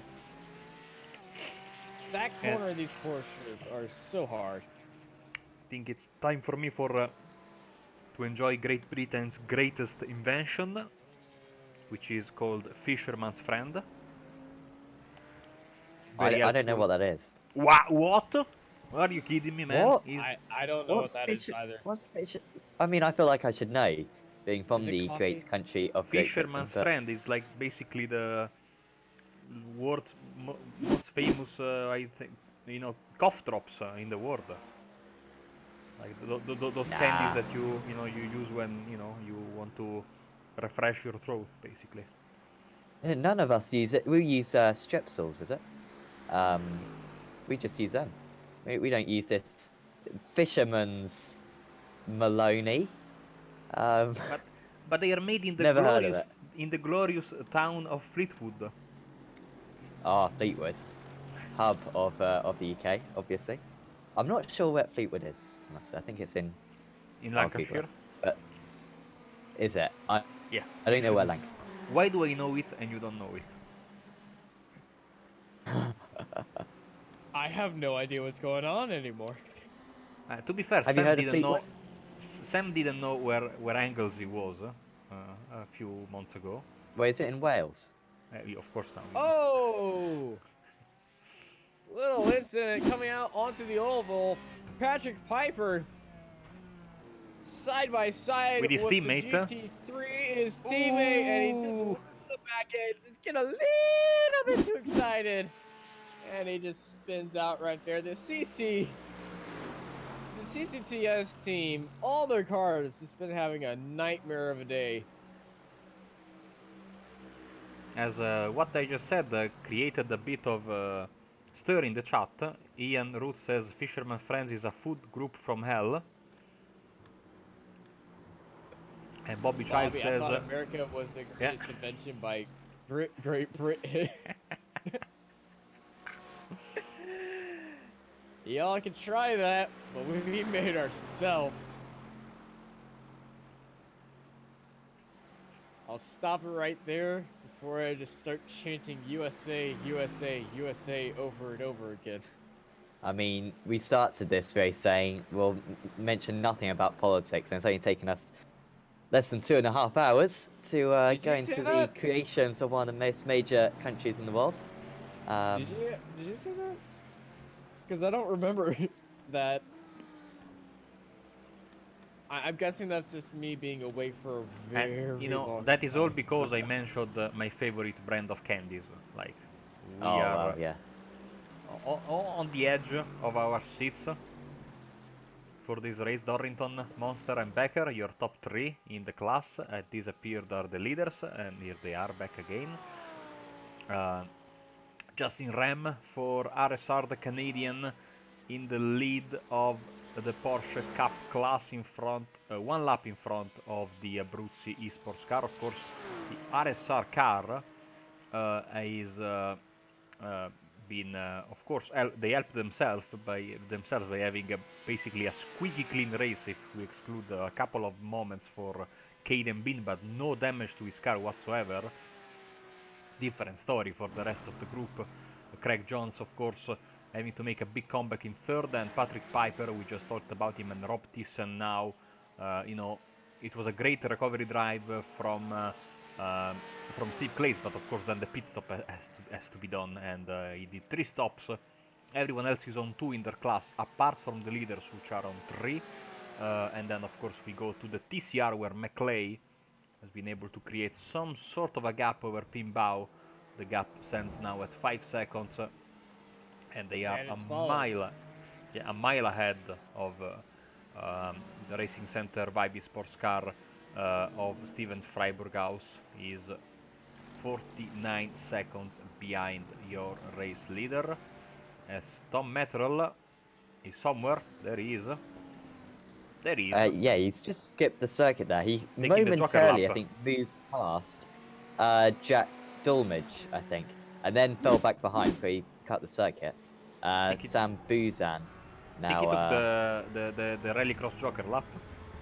Have a better idea from the chopper. Whoa! Hopefully he doesn't get a penalty for that. Sorry about that. Oh no! The engine! Engine! From 9th place, maybe even 8th place. Dynamics Racing GT3, they were catching up, but they may have even been pulling away from Simracersworld GT3, and that is a heavy accident for him.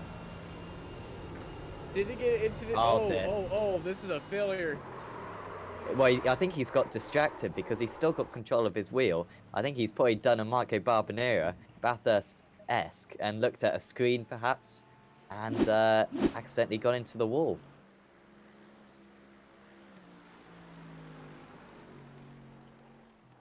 That is weird. The first hit was okay, the second hit was the one that did it, unfortunately for him. And let's see it from maybe Ben Muse's point of view. Sassels are stowed into the pits. Of course, anyone from Dynamics who could let us know what happens with that, we would be very thankful. It looks like the wheel disconnected for just a slight second because it came back, and I know that's a known issue on a few devices, so that may have happened right there, but it's just all of a sudden. Great avoiding technique by Benjamin Mias, diving down below the racetrack. There's tons of room down there. Let's ride on board with Hessels once more. and it's See, just it's not moving, and then at the last second, it I mean, it's might have moving a been. bit though. I don't know if It that might have was been. It might moving have not because of been. the bumps. When he holds the Yeah, wheel maybe. still, maybe the I don't know. Think the wheel should move, regardless of your inputs when you are riding over a bump. I never tried it, but bad luck.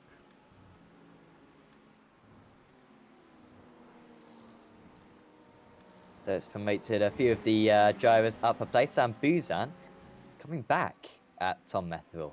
That last lap, he was 2 seconds faster. In fact, Metherell hasn't been especially fast, I think, ever since he's got into the car. He is only 4 seconds behind Jack Dormage, who has already been overtaken by Jack Dormage. Metherell, a driver who's got many podiums in the GT Championship before. And I think has finished in the top 5 in the championship in the past. Only a couple of top 10s he's got. Buzan, though, not with the overspeed to overtake on this lap 84 of the race. We are well and truly into the second half of the race. We haven't talked about the race leaders for a while. Jack Dormage into the pits. That's a scheduled pit stop one because they are well off sequence. I can't quite recall what happened to the 114 car right at the start, but and take some early repairs, I think. And yeah, they are well off sequence. 2 more pit stops than everyone else so far. But back with the leaders, Matthew Dorrington leading the way. Obviously, he's got old tyres in comparison to Robin Monster. He's been edging down that gap, but not by a whole lot. It was 11 seconds at the start of this stint, which was about 18 laps ago. Gap's down to 5 seconds. So after what? Almost half the race, over half the race, of course. 4 stints, basically. Dorrington and Monster are going to be pretty much level on circuit. Really does show the evenly matchedness of Fury Sim Sport and RevMatch Esports.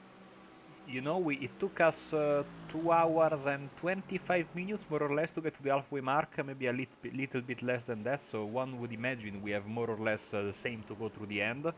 The real life race, it's I think 2 hours and 40 minutes away from the end, so they will finish more or less at the same time, and this will also mean that you were right, because this looks like it's going to be the fastest race of the season by far. I mean, it will be, I think, 1 hour a bit shorter than Barcelona, I think.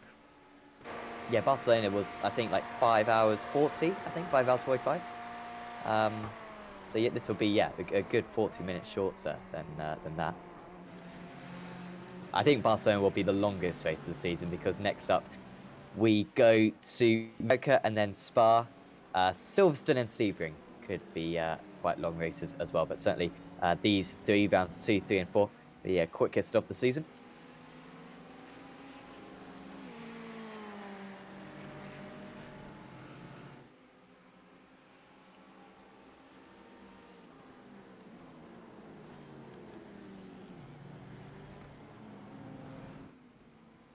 So Metherell having a bit of relief against Sam Buzan. Gap was, of course, down to a hair's width. It's gone back up to about 1 1/4 seconds now, but by no means is the worries over. Of course, Jack Dormage, another 1 minute and 20 seconds behind these guys, potentially with 1 less pit stop to go. These drivers are going to pull off the 4 stop. They're going to have to pit on lap 108, most likely, at least. If not, go even further than that, potentially. Apologies, lap 98. So another 12 laps or so for these guys, and their tyres may be getting slightly older. Tom Metherell did not change tyres at that last pit stop, perhaps suggesting why his pace has been slightly slower. Oh, Rob Thiessen round from 5th place. No, it was at the Western North Show, this one. He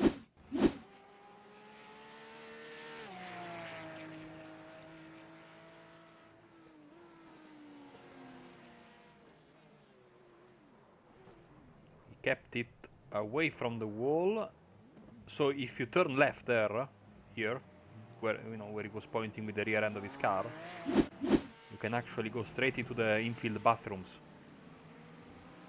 Ha! And where all the drivers want to go, I imagine, halfway through the race. I think I have a picture somewhere in my private folders. Of course, that's also the route to the bike circuit, the moto circuit, The moto which is circuit never used on No, iRacing. more than that is I think um, what is the short layout which we had in the F3 sprint last season. It was so much fun. It was basically like a karting track, but bigger.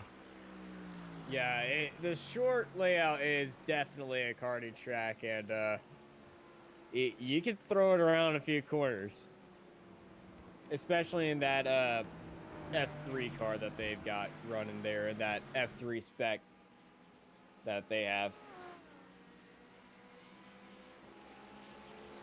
Would be good to have a season of Mickey Mouse circuits such as that.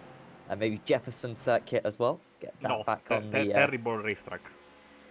What about the reverse version, though? I mean, that's the reverse. That's even worse. Oh, what a What track. about the middle? What about the Mid Ohio Oval?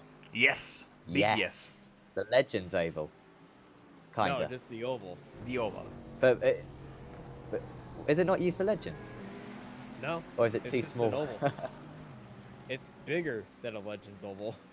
Oh, really? Okay. Think USA, but with a hill and off-cambered turns. Of course, we will have hopefully soon North Wilkesboro, which is making me so excited. Because, if I'm not mistaken, Austin North Wilkesboro had elevation changes, no, throughout the straights. If I'm not mistaken. Yes, North Wilkesboro went uphill and then downhill. The north end, the turn 1, turn 2 goes uphill, and then 3 and 4 is downhill. So there is elevation changes in North Wilkesboro, which is going to be so fun when that comes here. Oh yeah. I can tell you, when NASCAR gets there, it's going to be when NASCAR A gets here, it's going to be just the most popular track that week, and that's the only series that's going to be happening that week.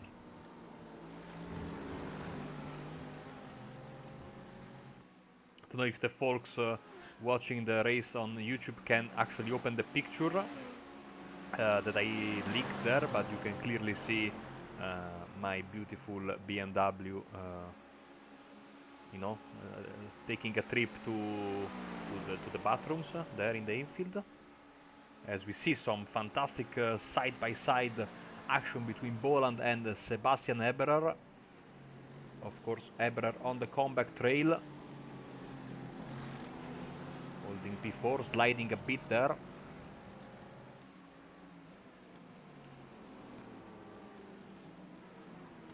Ryan Walker, by the way, coming into the pits. He was already quite far behind these guys. But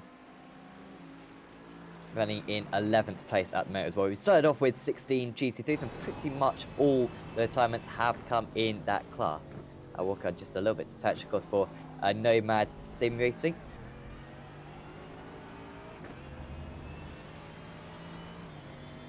Jeremy and Essels Bolan had pitting, of course, on the hardware same lap. failure. Sorry, Sam. Hardware failure for Jeremy Essels, reported by Steven De Wolf. Aha. Force feedback.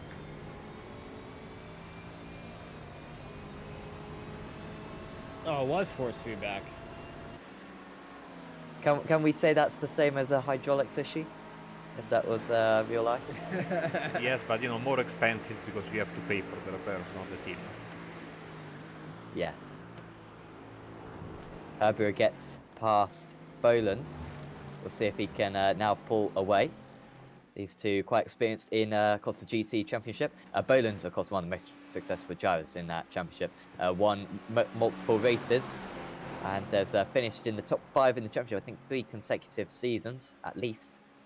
Herbert, usually in the back end of the top 10, usually a little bit behind Boland, but today he seems to have the edge on him, although Boland will try to retaliate straight away. Herbert, with that fantastic Abruzzi livery, keeps the inside line, almost loses the car. He's going to run a little bit wide, however, it's not a whole lot where the Ferrari can draw alongside him.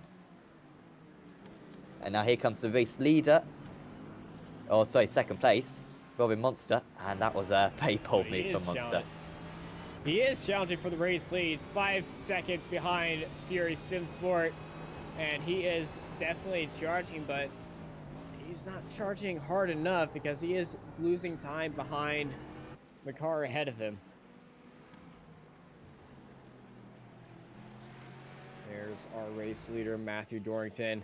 If we look at their sector comparisons, he is faster than everyone else on track on those old tires. Fuel and go on lap 66.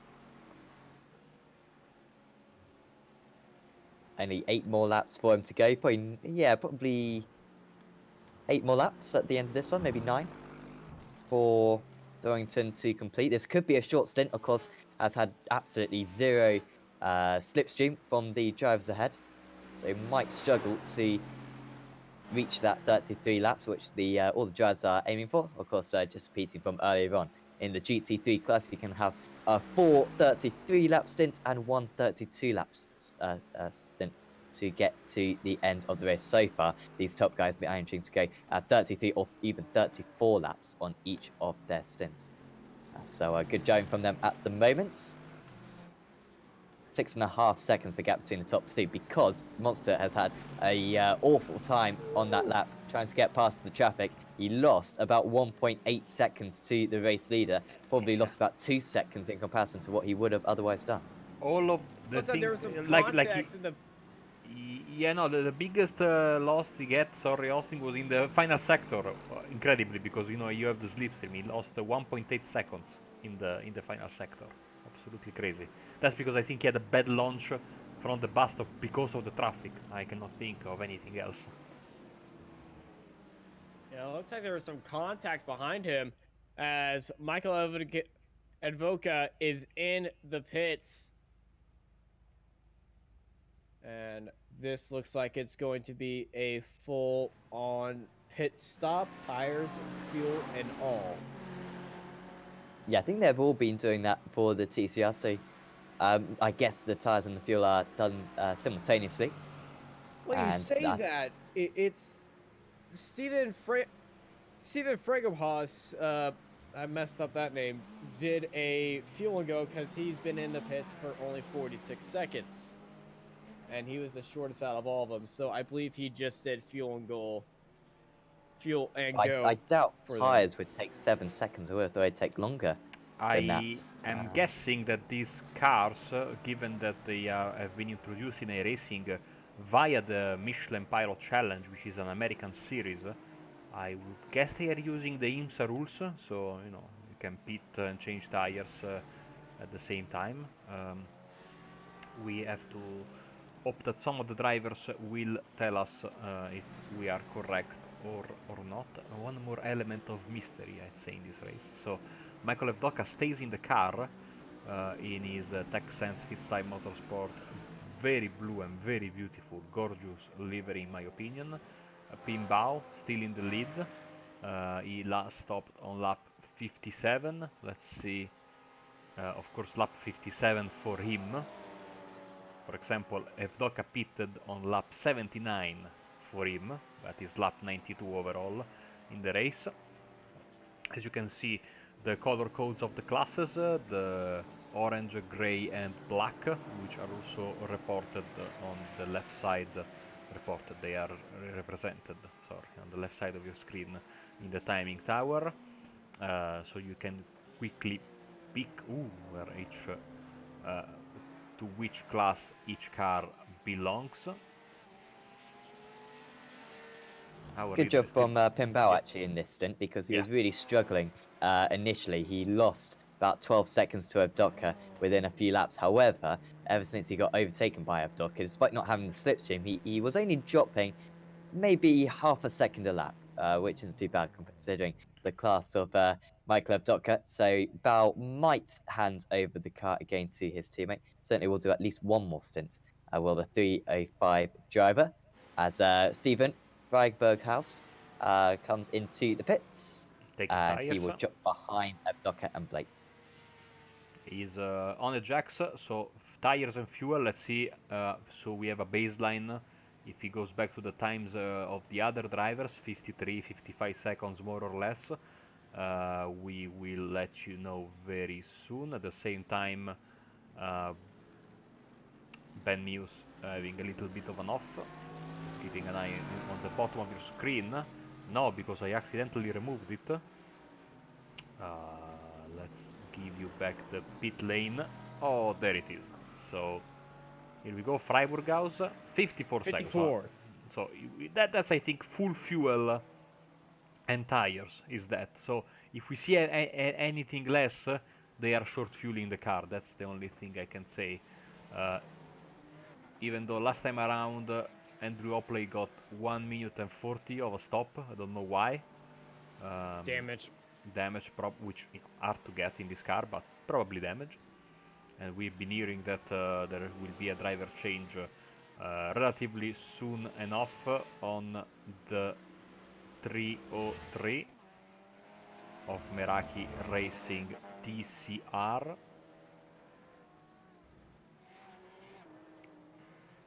As I think Fury Sim Sport Silver gave up 87 laps down, 2 hours and 27 minutes in the pits for repairs. They just left the server, so that's going to be it for them, unfortunately. Yeah, Matthias Tem checking if the car was perhaps drivable, but a lot of damage for that thing. Hopefully we'll get the new damage model and you'll be pretty much able to get a brand new car. Every element of it properly replaced, not just buffed in as it is kind of done at the moment. Expect maybe the Porsche to get that quite soon. I imagine it'll be quite tricky for these GT3 cars, seeing that there's so many of them and they'd all have to be changed at the same time for the same build. But fingers crossed for next season. We'd really take endurance racing up to a whole new level in iRacing. It has gone up a few levels already in the past year or so. Of course, only about a year ago, we got the day-night transitions, and we can very much thrive in these conditions. Although, to be fair, today, a completely night race. We're now very much in the depths of the early morning on the 16th of May. We don't usually drive on the 16th of May. Usually we are limited to the 15th, but 16th now, and it is 1:07 in the morning. Notice from race control that it's not the best of days for Robin Monster, a little bit under the weather. Therefore, I suspect he will next time the next pit stop is going to take. He is going to give the car to his teammate, and I think that will be it for him. Should be okay with the fair share rule, as he's now getting past the rev match Porsche Cup car, driven by Rob Thyssen as of this moment. Lap 95 for these drivers. We are getting into the meat of the race, final 64 laps, which will begin in 5 laps time. So far, a moment of calmness on the racetrack. So if any of you guys need to take a break, just take it. I've been inviting Sam to do so for the past half an hour, but he's not responding. So, I mean, not responding. Oh, really? Oh, sorry. I haven't seen these. Perfect. He pinged you. No, apologies. 4 o'clock. That was 15 minutes ago. Apologies for that. No, I mean, I never leave this seat, so this is not unusual for me. I mean, I'll spend the next 48 hours just sitting here, so it's all fine. It's all fine. Rumor Craig has it Jones. that basically after the Euro V8 race, then you basically stayed in your chair waiting for this race. Oh yeah, absolutely. Like it didn't even yeah. move. When's the next year V8 race? It's just under 2 weeks' time. So yeah, I'll probably get up maybe once in that time, and then be back in the seats. I'm like a robot with this commentary. Dorrington then, he still hasn't pitted. So remember, like I keep on banging on, it's probably really dull by now. They need to get to lap 98 at least. Or 99, probably 99 most drivers will get to, maybe even 100 if you've saved a lap of fuel, but 98 at the very minimum. And he's going on to lap 96 now as Dorrington. Expect him in on lap 98 or 99. Expect Monster maybe in 100, maybe even 101 if he can save a little bit of fuel. However, what are they going to do with tyres, Austin? What do you reckon? Because Dorrington didn't change tyres that last time out. However, we expect them to change driver this time.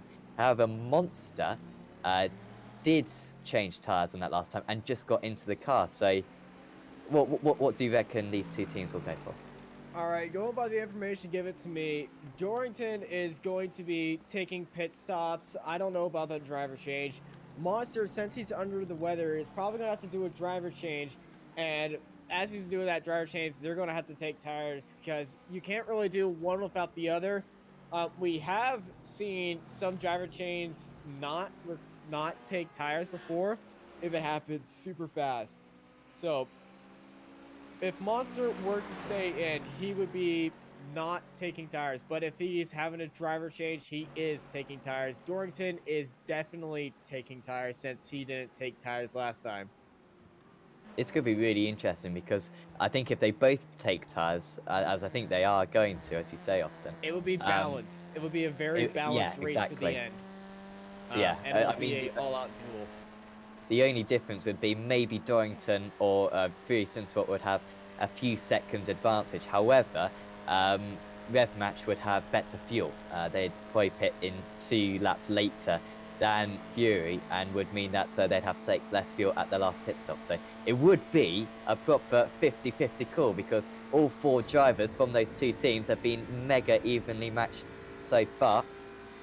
Luca Becker, I mean, we haven't talked about the 115 car of T3 Motorsport Sim Racing, of course, the race winners from Barcelona in round 1. They're only 40 seconds off the lead, which is not a big gap when you're nearly 3 hours into a race, but they are just a bit detached at the moment. But Perret in 4th place. Tom Methil hanging on actually against Sam Buzan. So Methil with those older tyres doing a terrific job in the later part of this stint to actually hold back Buzan, and his times are really good as well, Tom Methil. So that's 5th and 6th, and of course Dolmage with that off-kilt pit strategy. He's a little bit further back in 7th place for RSR Esports. By the way, thanks for everyone for tuning in. Really good viewing figures so far. 40 odd people watching pretty much all the way through this race. We mega appreciate you tuning in, and if you wouldn't mind, please leave a like on the video, subscribe to Apex Racing TV, and also check out our social media platforms, and also the iRacing Esports Network as well, because we broadcast on there a few days a week. But yeah, we are about to move on to lap 98 for the GT3 cars in this race. Expect a lot of pit stops in the next 5 minutes or so. Pit stops, the strategy is definitely the name of the game here at Daytona. And we're about to see the leaders take that right now as Tom Methrol hops into the pits first.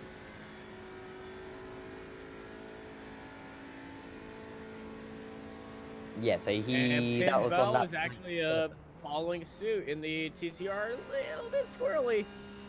Let's hop on board for Robert Thiessen in that Porsche Cup. As also Justin Rem, the leader of the Porsche Cup, is heading into the pits as well.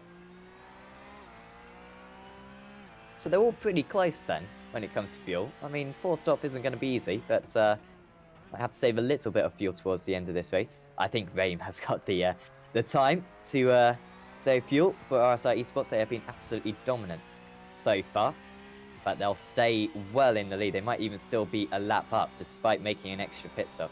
Such has been their dominance so far.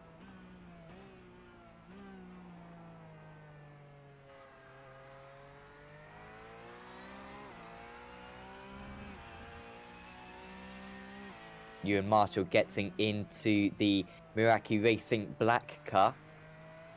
So that's a change for the 107. Ewan Marshall, Tom Methil getting out of that one. Marshall and Methil usually very evenly matched, so expect that car to maintain its pace. They're back out on circuit. Normal pit stop for them, taking tyres. They're up to 3 pit stops. They are behind Jack Dormage, who is on an alternative strategy. Dormage probably going to have to make an extra pit stop in comparison, so that's not too bad for Miraki. Also, yeah, Raim still into the pits. However, Raim coming back out of the pits. A 1 minute 3 pit stop for him. That is quite ordinary, I think, for that Porsche Cup class. Yeah, the Abruzzi Esports GT3 car heading into the pits. But something I've been keeping my eye on, Monster and Dorrington, their gaps to each other are closing down. Monster has found another set of life in these tires and is started to close down on the Fury Simsport car as they're getting closer and closer to their pit window. Yeah, 4 seconds now, the gap between the two of them. Half second faster. I mean, they've been relatively evenly matched recently, but all of a sudden, as you say, Austin, Robin just finding some extra pace in those tyres. That's only half a second slower than his fastest lap of the race. And these tyres are many laps all. Of course, he's on low fuel, but still, that is impressive lap times from Roy Monster. Ill or not, he has certainly come up with the goods. Luca Becker into the pits, and that was on lap 98, so he's made it. That's safe for him. He's still might have to do a little bit of fuel, so we're going to have to be in the back of his mind. The leaders, though, absolutely fine on fuel, it seems. Bart Parrott as well, and Sam Buzan. So that's T3 Motorsports Sim Racing, CCTS Esports Red, and Abruzzi Esports GT3, all coming into the pits. And it looks like Fury Simsport is taking the nose, and they're heading into the pits. Where's Monster going to go? Monster's going to carry on for another lap and retake the lead for the GT3 field in the Sim Racers World Endurance Series as the Fury Simsport boys are hopping into the pits. We'll see what kind of lap Monster put in on his in-lap. Monster went 2 laps further Oh, and he last missed the pit time. stall. Ooh, yeah. That's going to lead to a few seconds. Chris And Warner he's hopped back out of into the car. And now it is Chris Warner. Sorry if I just completely said what you just said. No. I'm running but on 28 hours of awakeness. Definitely not a word. Huh. I'm tired. I was about to make a Luca Becker coming back out onto the track. The T3 Motorsport Sim Racing, nearly a lap down. Well, is now a lap down on the race leader, of course, with an extra pit stop though for the 115 car. Monster went 2 laps further, I think, in his last pit stop compared to Fury Simsport. So he might be okay to go for even another this lap. is a long stop. Chris Warner had a very long stop. They're still in the pit lane, and the interval to Robin and Chris Warner is up to 1 minute and 20 seconds. It takes about 1 minute 33 for a whole pit lap time, and they overshot that by 2 seconds. Currently, the interval is 1 minute 25. If Robin just does fuel and go, which he is hopping into the pits right now, if they just get a fuel and go, no driver swap, or they do driver swap and somehow get it before the tires hop in, they could come out ahead of Fury Simsport. Yeah, I think if they take tyres and driver as we expect due to the illness of Robin Monster, let's see. We'll know pretty quickly. See if that's a scary claim. Jumps out of the car. No, he's staying in the car. No, he is getting out of the car. There he goes. Hops out. Danny Cross hopping back in. Danny Crow's in. So they should be behind Chris Warner. However, it could be pretty close because as we saw, Warner did overshoot his pit stop. Warner's on NASCAR 2 right now. That car has not gone up onto the jacks. I'll keep y'all updated on Danny Crows. Of course, Still will pretty much be a straight fight between these guys now to the end of the race. Warner might stay in till the end of the race potentially. Might just double stint towards the end of this one. Doesn't really matter who's in that Fury Simsport car. They are both extremely quick. They're taking tires. It's going to be a straight out shootout here at the pit exit and on to the end of the race with these drivers. It's going to be very close. And here Oh, it's comes a little bit Daniel. longer. Daniel's Daniel was heading 2 out of the pit seconds lane, longer. racing out of the pit lane. But Chris Warner retakes the lead, but that gap has closed down to 2 seconds. It was 4 seconds when they went into the pit lane. When Fury went into the pit lane first, they're taking a very wide line there, and he's got traffic ahead of him. So here comes Danny Cross. He sees him in his crosshairs. And he sees that little traffic ahead of him, but that traffic is not going to affect him that much as he's heading into this corner. He's going to get the... Ooh, that Fury car almost going to hit his way. But this race is going to come down to the line with these final 2 stops. Yeah, just one more stop, 2 more stints. And they're both going to be comfortable on fuel. You'd expect they should be pitting again on about lap 132 to complete this race. And it's going to be fuel splash and go. Oh, okay, not really splash, but fuel up only. Because they both went in for tires. Yep. And only 1 lap further as well, Crows went, further than the 2 laps.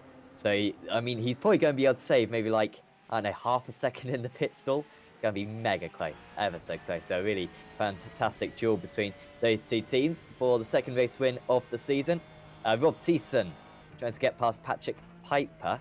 This one has been brewing for a while. However, Thiessen is yet to come into the pits. He still needs to come in for his 3rd pit stop.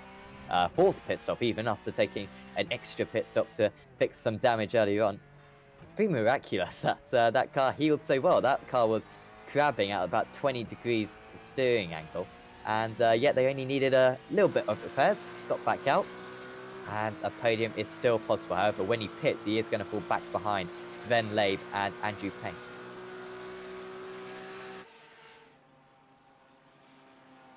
Back up front to the TCR car. Michael Odvodka for Texancy. Fitzy Motorsport, the 306, sits ahead at P1. 20 seconds in the clear of Colin Klopman. Klopman was matching Evdotka earlier on, or whoever was driving for Texans Fitstyle Motorsport at the time. It could have certainly have been George McClay instead, but I think those 2 teams were pretty evenly matched, but 20 seconds for Colin Klopman to make up. However, Klopman might have to do 1 less pit stop than Michael Evdotka and Texans Fitstyle Motorsport, because 6 laps longer went the 305 car compared to the 306 car. And so, worth keeping an eye out on that. Certainly, Klopman will have an advantage when it comes to the last pit stop. We'll have to put less fuel in the car at a least. Yeah, that could be close between those 2 teams. Yeah, speaking of close, battle up front is definitely getting even closer. No need to fuel save right now, and they're coming up to lap traffic heading into turn 1. This is getting pretty nuts at the front.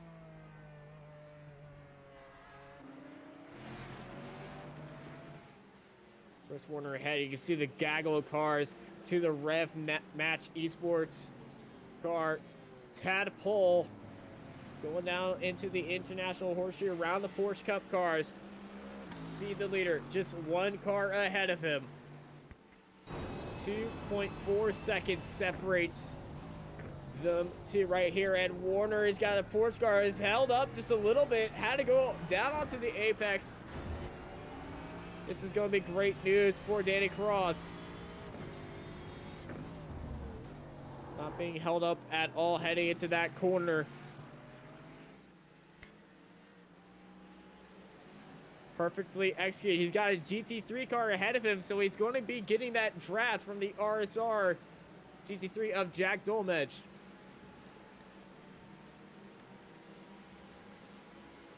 Dolmage has been mega impressive in this stint.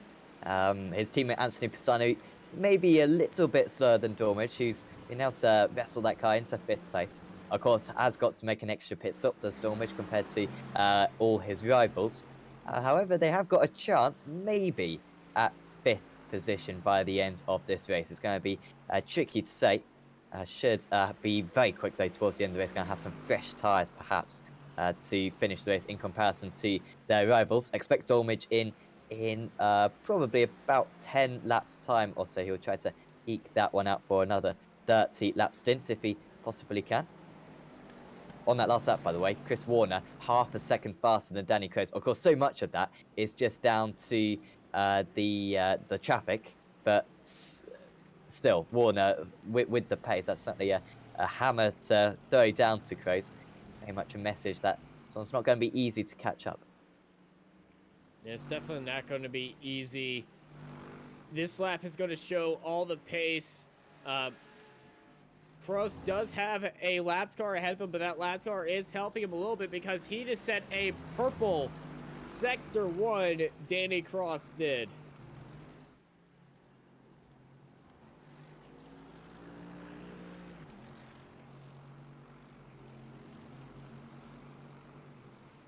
Yeah, and once these guys get into the slipstream of one another, it's going to be really interesting to see what their mentality is.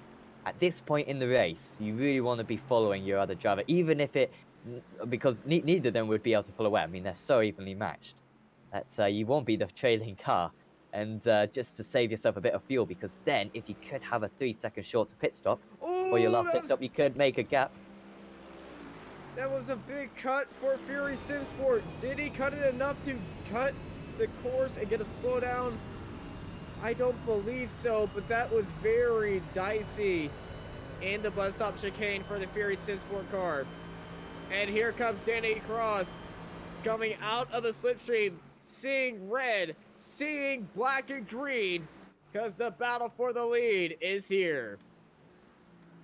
3/100ths faster on that lap, Chris. I was expecting a little bit more, but maybe not a superb middle sector, because, of course, as you were saying, fastest first sector, and then he had a good toe to the line. There should have been a good third sector as well, not making too much of an impact, though. 2.3 seconds, the gap between the top two there. Absolutely giving it everything as we speak. They're a minute clear now of Luca Becker, who is nowhere near their times. Luca Becker struggling a little bit in the 1:15 car. Jens Homan perhaps with a little bit more pace. Becker's already done a stint though, and he's been pretty strong in that stint. But no, not quite happening for him at the moment. We'll see if those times improve at all. As Sebastian Herbruer comes into the pits. This is apparently only his third pit stop. Has he just been saving an insane amount of fuel? I'm not quite sure.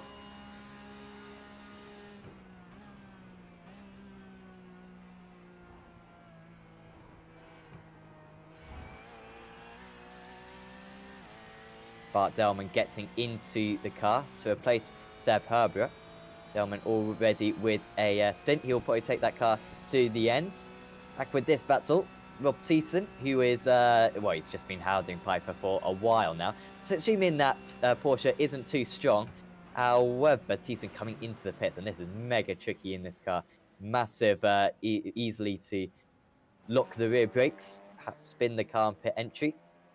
However, he managed to cope with that one quite well. Teeson will drop back into 4th place in class, 5th place in class even. However, expect an explosive end to the race for that Rev Match team.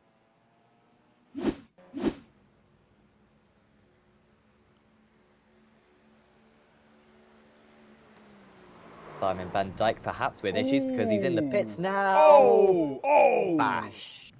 Wow. Glad no one was around it for that.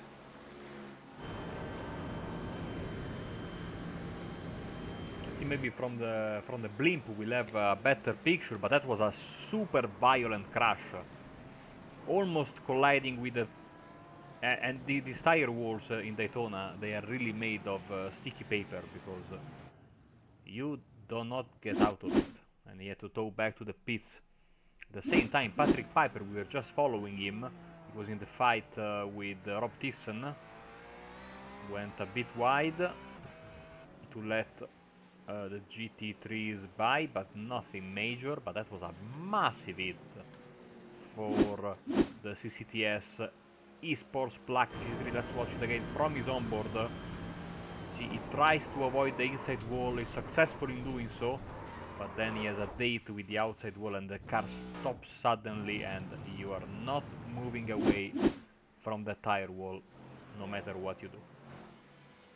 When you say sticky paper, Marco, do you have the do you not mean sticky tape, or is sticky No, tape I not a thing mean, in I mean, Italy? I mean, I mean, Fly that traps. very, yeah, that very ancient remedy of, you know, putting sticky paper to trap the flies, you know, that was done, many Ah, years okay, ago. cool.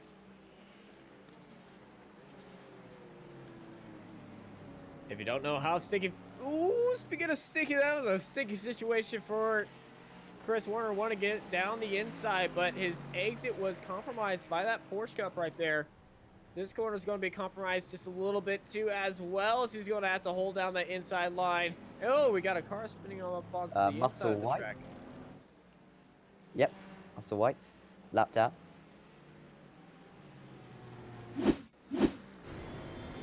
And that lead is down to 1.5 seconds. Oh. Oh, the cones. Cones lives matter, guys. Cones lives matter. Those I know are he didn't 40 lap intend hole to. tyres on Stuart Muscle White's cars. He's already done a stint on them, so Oh, perhaps part of the reason why he lost control of his car there. both left and right side. He did both of them. Getting fair treatment here. 1.7 separates Pros and Warner as... Oh, that is at the Doka. no! That was Evdoka, the leader at TCR, and he spooked Patrick Piper and he went around. But what a moment for Michael Evdoka. Ooh, lucky Oh, ball. That wow. almost got into Was that Danny Crows? Crows. Yeah, that was Crows. So that was second in GT3, first in apology, second in GT3, second in Porsche Cup, and the leader in TCR, all almost taking each other out there. Very tricky 1.7. situations. 1.7 seconds separates Chris Warner and Danny Crows. Fury Simsport, Rev Match Esports, UGX. The battle for the lead here at Daytona in these closing laps. If I say closing, I still mean like we got it out like 2 hours to go. But it Yeah, feels about like just over an hour. Yeah. We are we two-thirds through? Think so, yeah, we're two-thirds the way through, pretty much exactly. So yeah, should be about 5 hours this race, I believe. One of the quicker races this season. Wow, that was close between the Fury Simsport cars. It might actually help out the GT3 there because the TCR was so slow. I wouldn't be surprised if Crows got checked up a little bit behind. However, just looking at the relative, it stayed about the same. Already got past the TCR. You can see the amount of time just in a couple of moments that the TCR driver lost. That was James Eagleston, of course, in the car. Warner this time does a 42.891 of his better lap times. Crows are 42.82. So these are really not too far off their best times of the race. Yeah, both these drivers at the top of the game, they know what is up for stake. Let's get a replay of what happened to Sven Labib. International Horseshoe. Exit, oversteers, slide!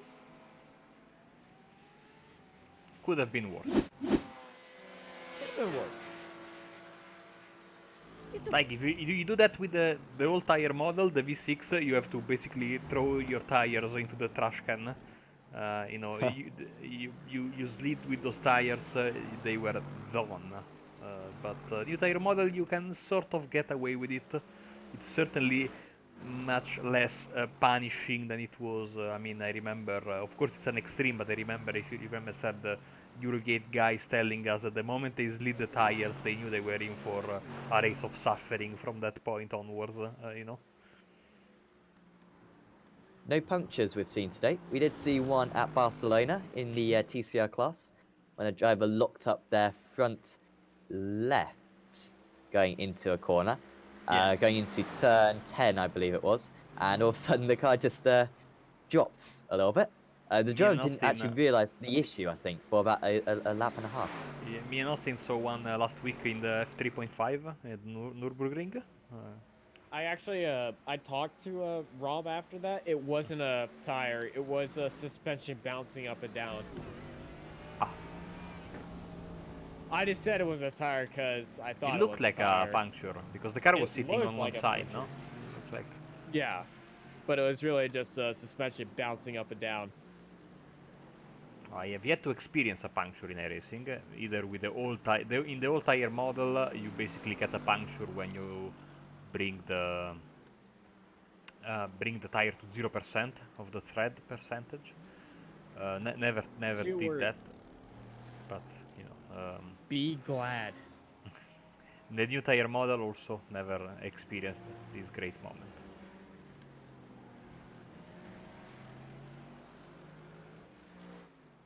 You know, I'm going to have a tire failure at the Daytona 500 of the major series. Wipe out the entire field. Hope I'm not in your I think split. you'll wipe out the entire field regardless, Marco. I I am so hope not. scared. He's my teammate.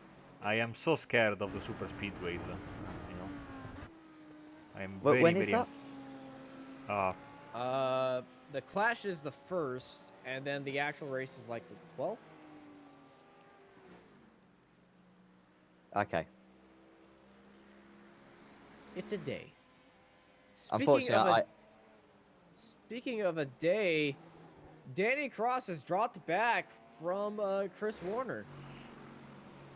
Yeah, now the gap is 3 seconds. So I think the traffic playing a part. You can see on the minimap that Danny just went past some GT3 traffic and some TCR traffic there. So now we will have to push hard to go and close back to the race lead. 3 seconds is the gap, lap 111 out of 164. As yeah, we are getting into the final few laps of this absolutely enthralling race. This fight for the lead is far from over, as we can see a little bit of an update from the weatherman, which says that we have 18 degrees in the air, so I think the track will follow suit very soon, despite having still a decent number of cars running around. It's 22 cars, so I don't know if the track will be kept warm enough or it will drop to 18 later down the road. It's 1:37 a.m. on this most beautiful 16th of May here in Daytona International Speedway. So perfect weather conditions for these drivers as they head into the final third of the race. could have the Simracersworld drivers getting quite close to one another soon. We've got Stuart Musselwhite currently driving in 8th place, Bart Delman in 9th place. If anyone's from Simracersworld, particularly if you're on Bart Delman's team, could you explain how on earth you managed to get to 103 laps? And considering that some drivers have only been able to get to lap 96, and the next highest is 100, they're just fuel saving constantly, the 113 car.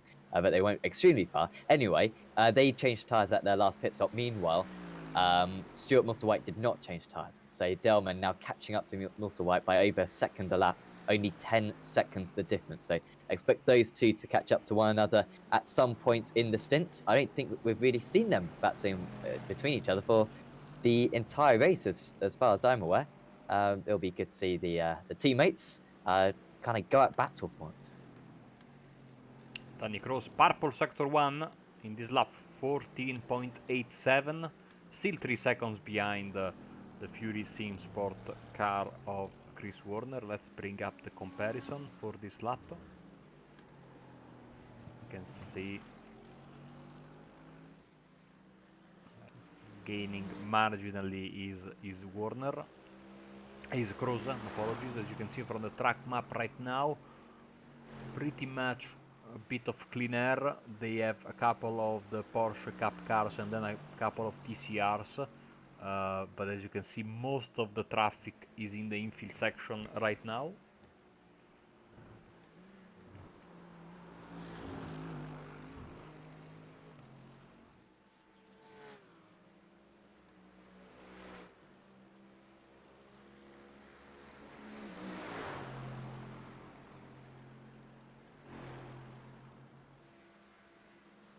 Warner's been consistently in the mid 42s recently. In that last lap, actually, Warner was only 600ths off his fastest lap of the race. And this time, Warner crosses the line and does a 42.49. That's 300ths off his fastest lap of the race. Danny Krays a 42.32. So this is properly quick times now. As Michael was saying, they can have a bit of traffic currently going through the infield. See a few drivers just ahead. Krays seems to have kind of a tenth, maybe 2/10 of a second a lap on his rival. However, if you get stuck behind some traffic for a little bit, then you can kind of undo about 5 laps of work just in one foul sweep. So needs a little bit of fortune if he's going to get back to his rival.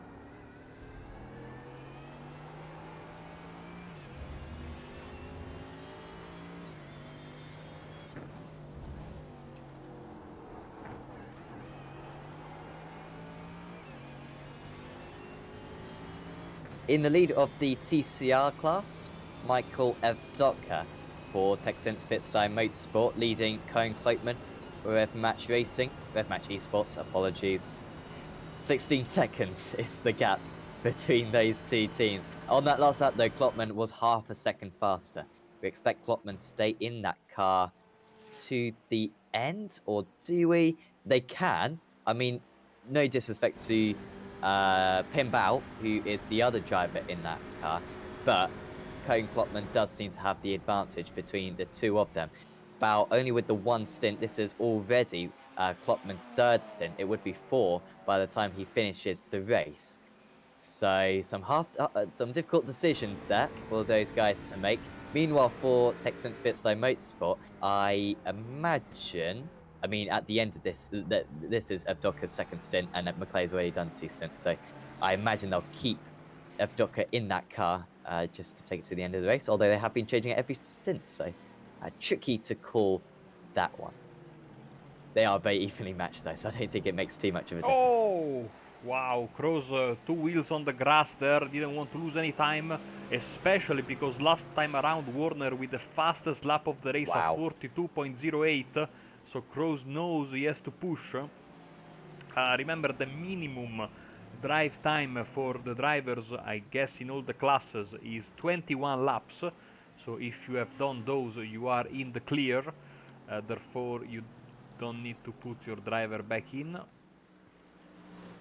As yeah, that was certainly a good lap for Chris Warner, and even this one is going to be a good one because Kroos had to really fight through the infield, whilst Warner is enjoying a lot of clean track ahead and is about to lap 4th place Kevin De Vale in his Mercedes for CTS Sports, and after that only the top 3 drivers will be on the lead lap in GT3. So absolutely fantastic performance as we hit 50 laps to go in this race, and since we are in 50 laps, we have 50 laps left. I mean, you liked it the first time, let's do it again then, and enjoy the aerial view from Daytona International Speedway.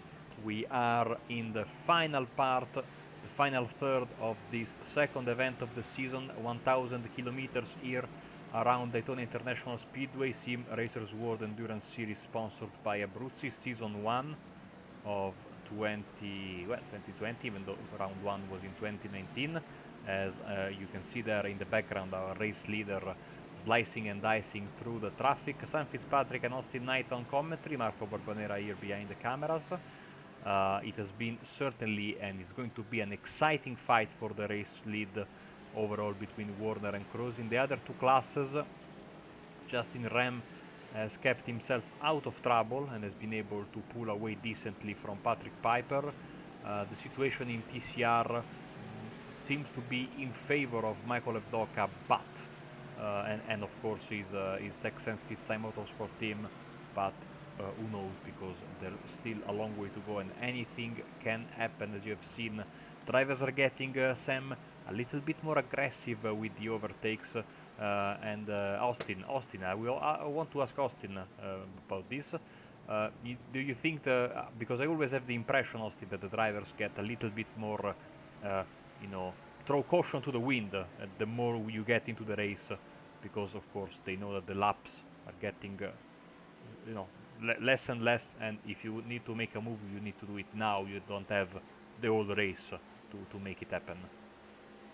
Yeah, with the race coming down to the wire and lads coming down, you always throw caution to win. You see it whenever you get to. As we look at this move happening right now, Chris Warner is sending up to the inside of turn 1, throwing caution to win, trying to pull out that gap to as much as he can to set up for a better pit run than Danny Cross, because Cross went in on lap 100, Chris Warner went in on lap 99.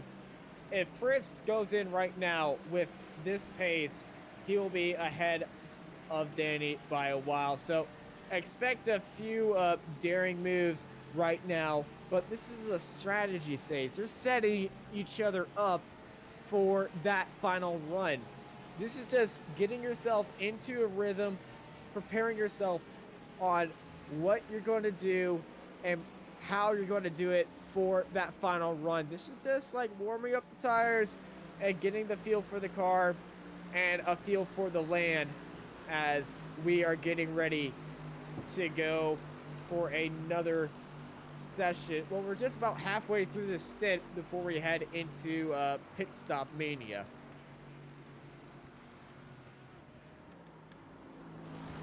As I would like to welcome back Sam into the commentary box. Yes, thank you very much. Yeah, still, Warner still leading away from Crows. Have we seen Justin Rain for a while? I feel bad for him. I feel bad for him.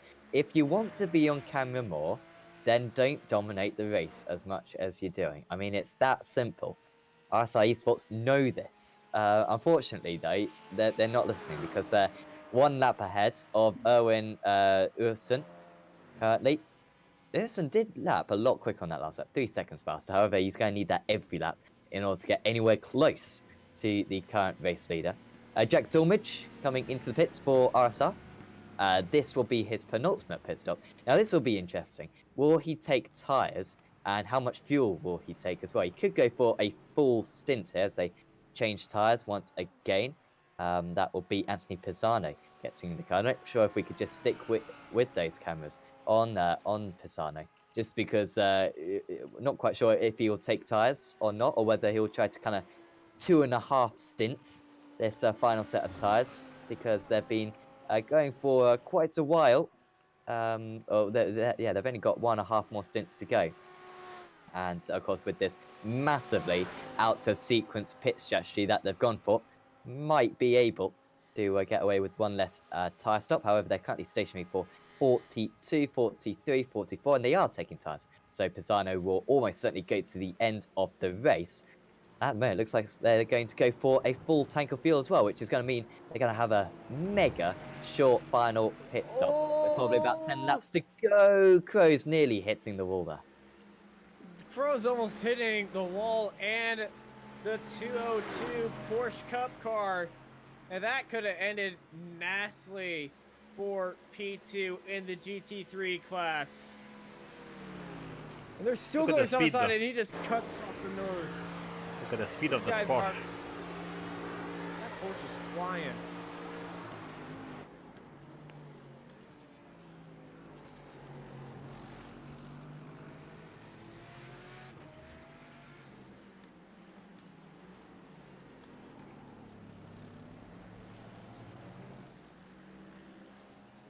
Of course, this race is, oh wow, Warner just about getting from underneath the TCR car, 2.7 seconds the gap between the top two. I struggle to decide which looks better. I want your guys' opinions on this. Daytona at night or Daytona at day? Because Night. personally, I prefer it during the day. Because you can see stuff. But I mean, I understand why you might like it at night. You know, there is a reason why, despite uh, if you see the cars, where are they now? Like you jump on board with Justin Ram, you see. I intentionally keep the crowd on off for this race, and only for this, because I don't like the fact that iRacing, being very careful to details, they have the grandstands full when you race on the road course, which is of course never happens because people don't want to freeze. They camp in the infield, so just even now in the real 24-hour race at night, watching these enormous grandstands, towering on you. The fact that there's no people on there makes it even more. Spinning round this muscle white. Oh, it's okay, but he's going to lose the position to his teammate. Oh, And he's well, going to get a slowdown penalty as well. And it makes it even more towering and more intimidating. I love Daytona at night. It would be a perfect setting for one of those thriller movies.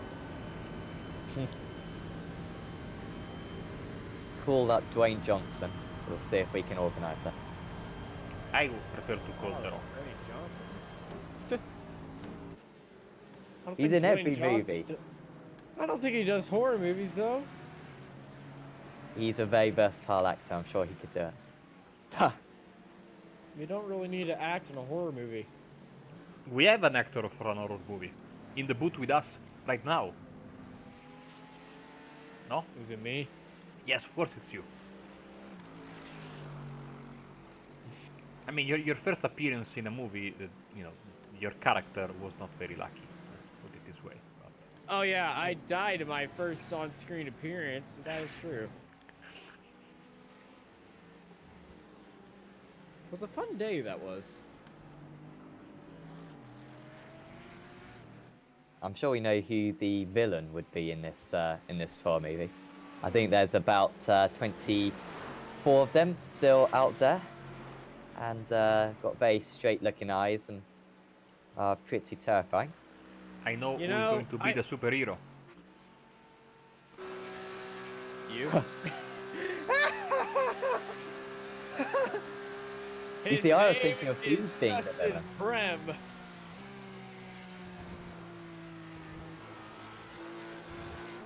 Now, this is a superhero.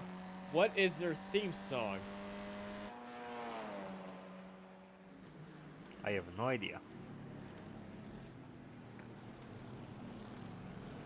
I was expecting you to play like the SDK intro at that point. Bah. I mean, what would their superpower be? Driving incredibly well. My superpower is driving incredibly slow. My superpower is commentators cursing. No, sorry, Nah, that is I'm mine. sorry, that's Marco's. Don't even try to pretend, Austin.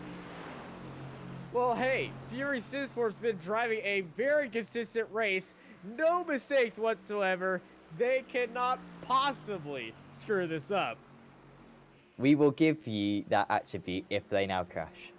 We will give you half an hour. If they don't crash within half an hour, then Marco maintains that superpower. 1.8 seconds, by the way. Great driving in the traffic by Danny Cruz, as he is now behind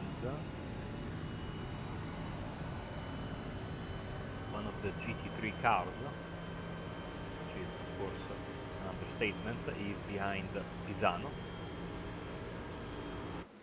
Passes him on the inside, 1.7 seconds the gap. He had the best Sector 1 and the best Sector 5, and lapping a 42.0, Chris Warner 42.8. The gap is falling down to 1.3 seconds. Danny Cross is on the charge. Almost collects that Porsche Cup car right there. The Fury car is definitely in his sights right now, and he's still gaining on him. 1.5 seconds separates these two.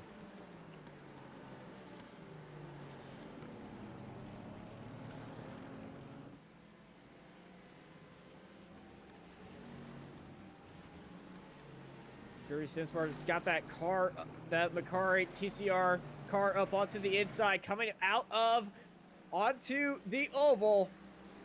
Fury, 1.5 seconds. Rev match is almost within the draft. What has happened to Klopman? Just still maintaining that 16-second gap. Was up at 20 at one point. He got down to 16 seconds, kind of maintained at 16 seconds for a little while now. Meanwhile, Walker's come in again. He will need at least one more stop to go. Muscle White deep on the brakes. He is... Oh, well, that was the spin, sorry.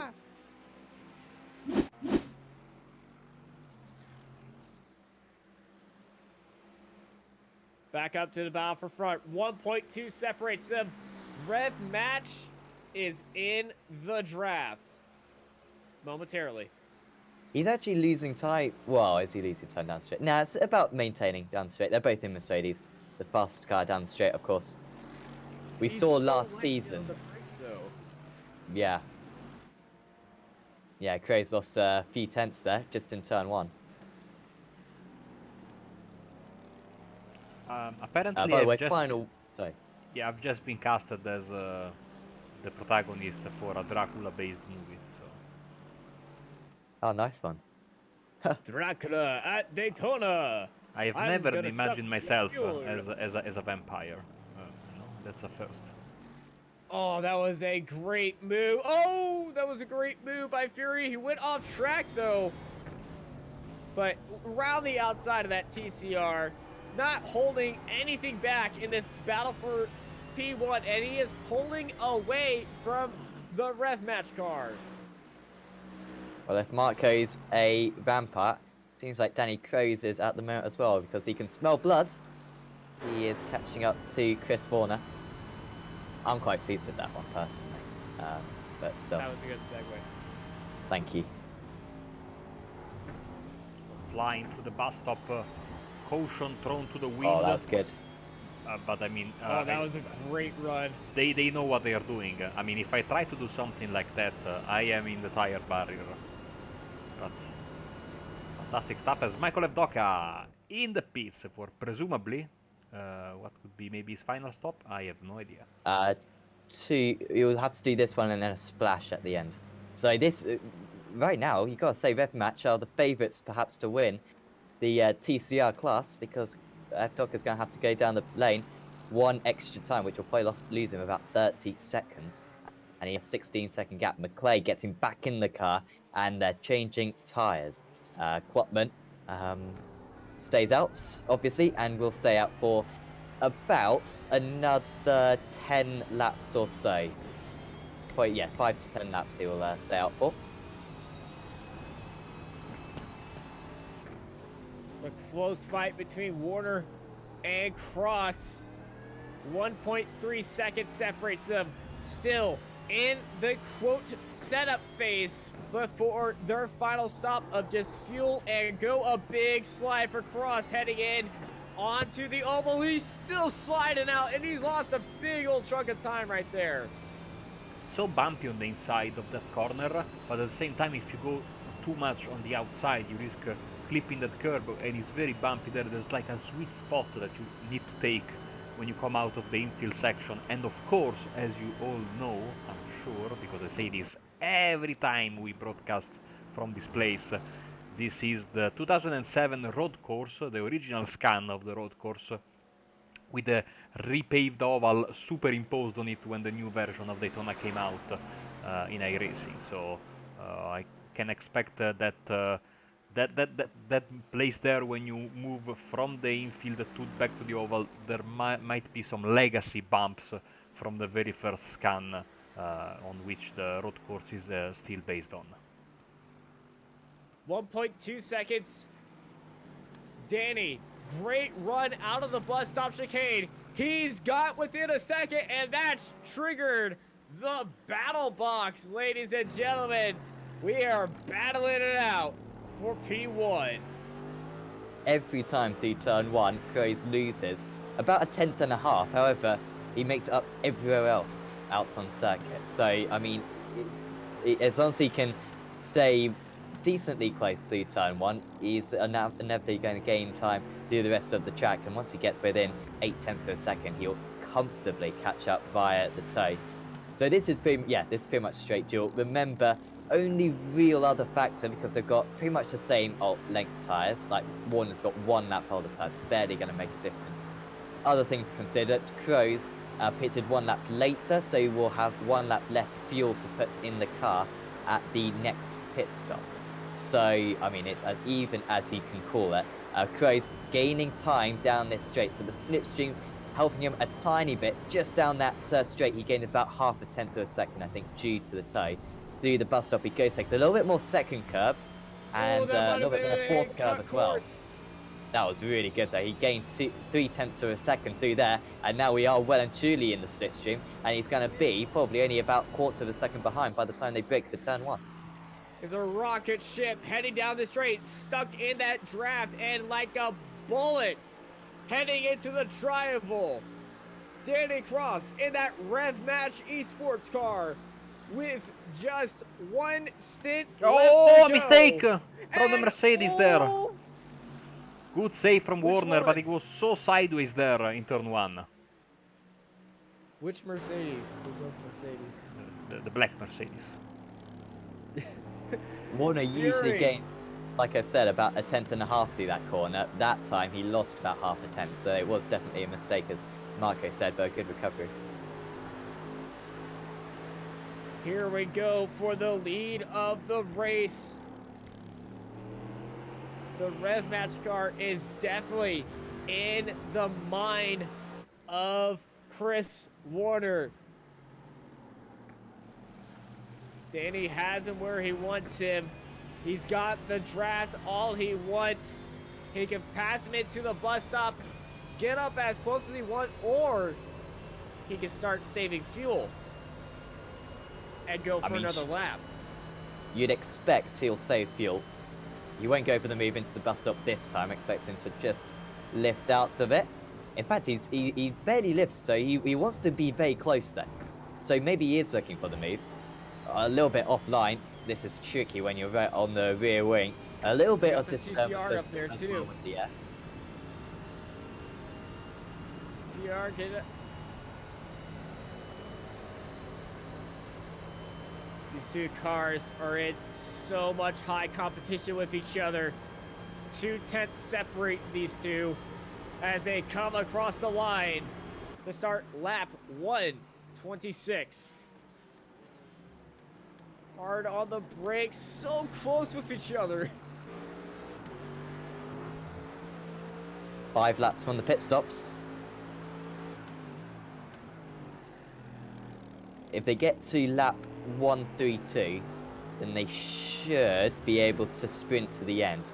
If they get to only lap 131, which is a possibility for Chris Warner, he might only get to 131, then he's going to have to fuel save a little bit in the last stint, you think. Now, I mean, you want to be the trailing car in this situation. You want to have that little bit of fuel saving, because he can save a lap of fuel.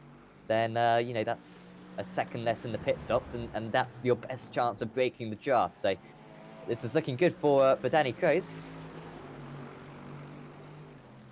Yeah, the constant TCRs is helping Crows as well as Chris Warner, because it's breaking the draft, making Danny come out for that bottom line and chase him down and chase the draft, but it's hurting Chris more than Danny because the draft is still a thing.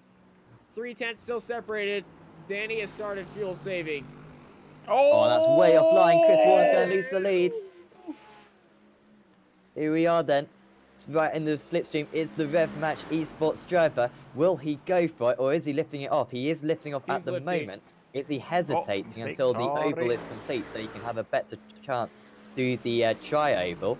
No, he's still staying behind, so he's saving fuel. And I think that's the only decision you can go for. He's Now, will almost Chris into the back of him. They almost touched going into that braking zone. Sorry about that. That was just crazy. That's fine. Yeah, Chris Warner might start lifting and coasting, perhaps. I know. I just feel like for Warner, there's absolutely no points in basically just giving the driver behind the draft. You've got to start saving fuel yourself, because Warner's more marginal on fuel than Kroos is. As they catch up to the Porsche, that was deep from Warner. The He Porsche's goes to the still outside, almost 3 wide, because there was an opportunity for Kroos to perhaps put his car alongside. And this is as close as he's been around this part of the track.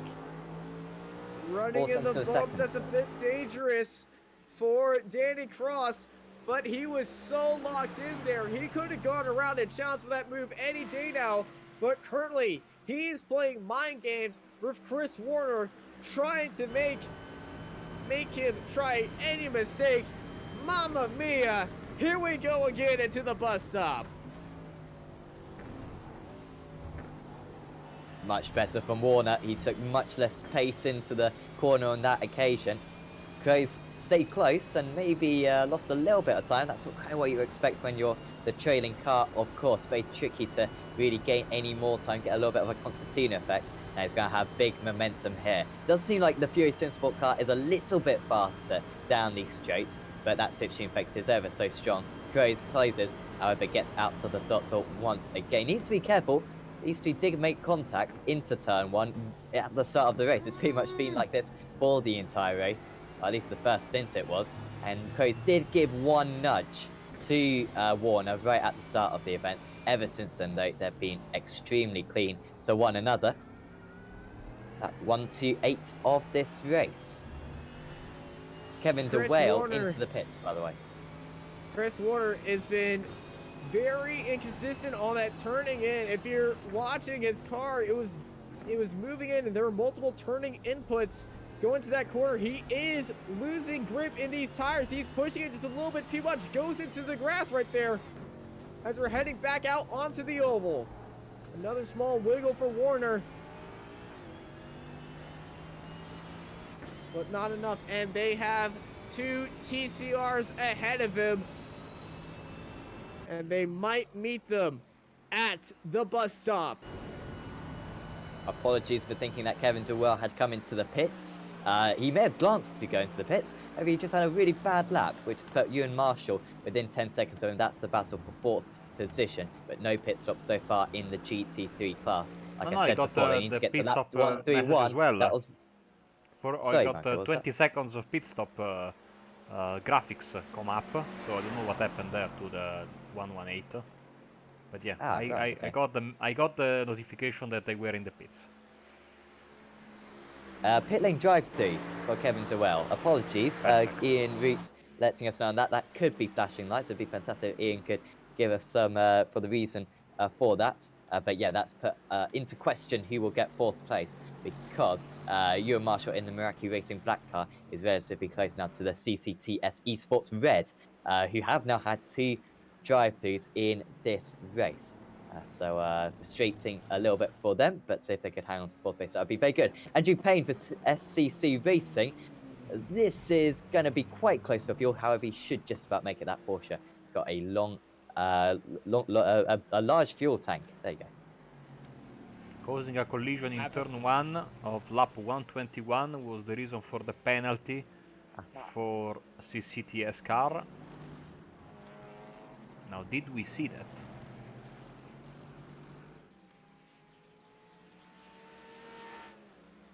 I don't believe we did. Just trying to find it myself now.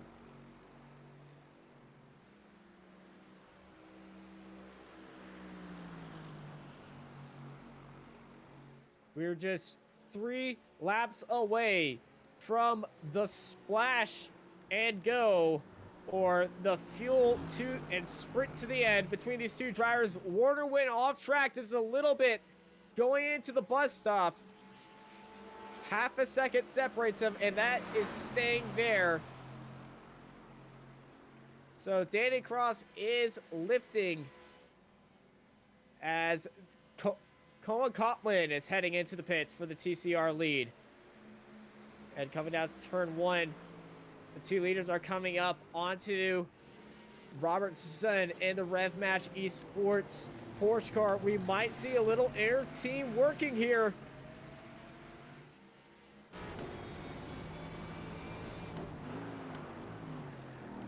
That Porsche getting out of the way, not as early as Chris wanted him to. And that certainly helped Danny Cross.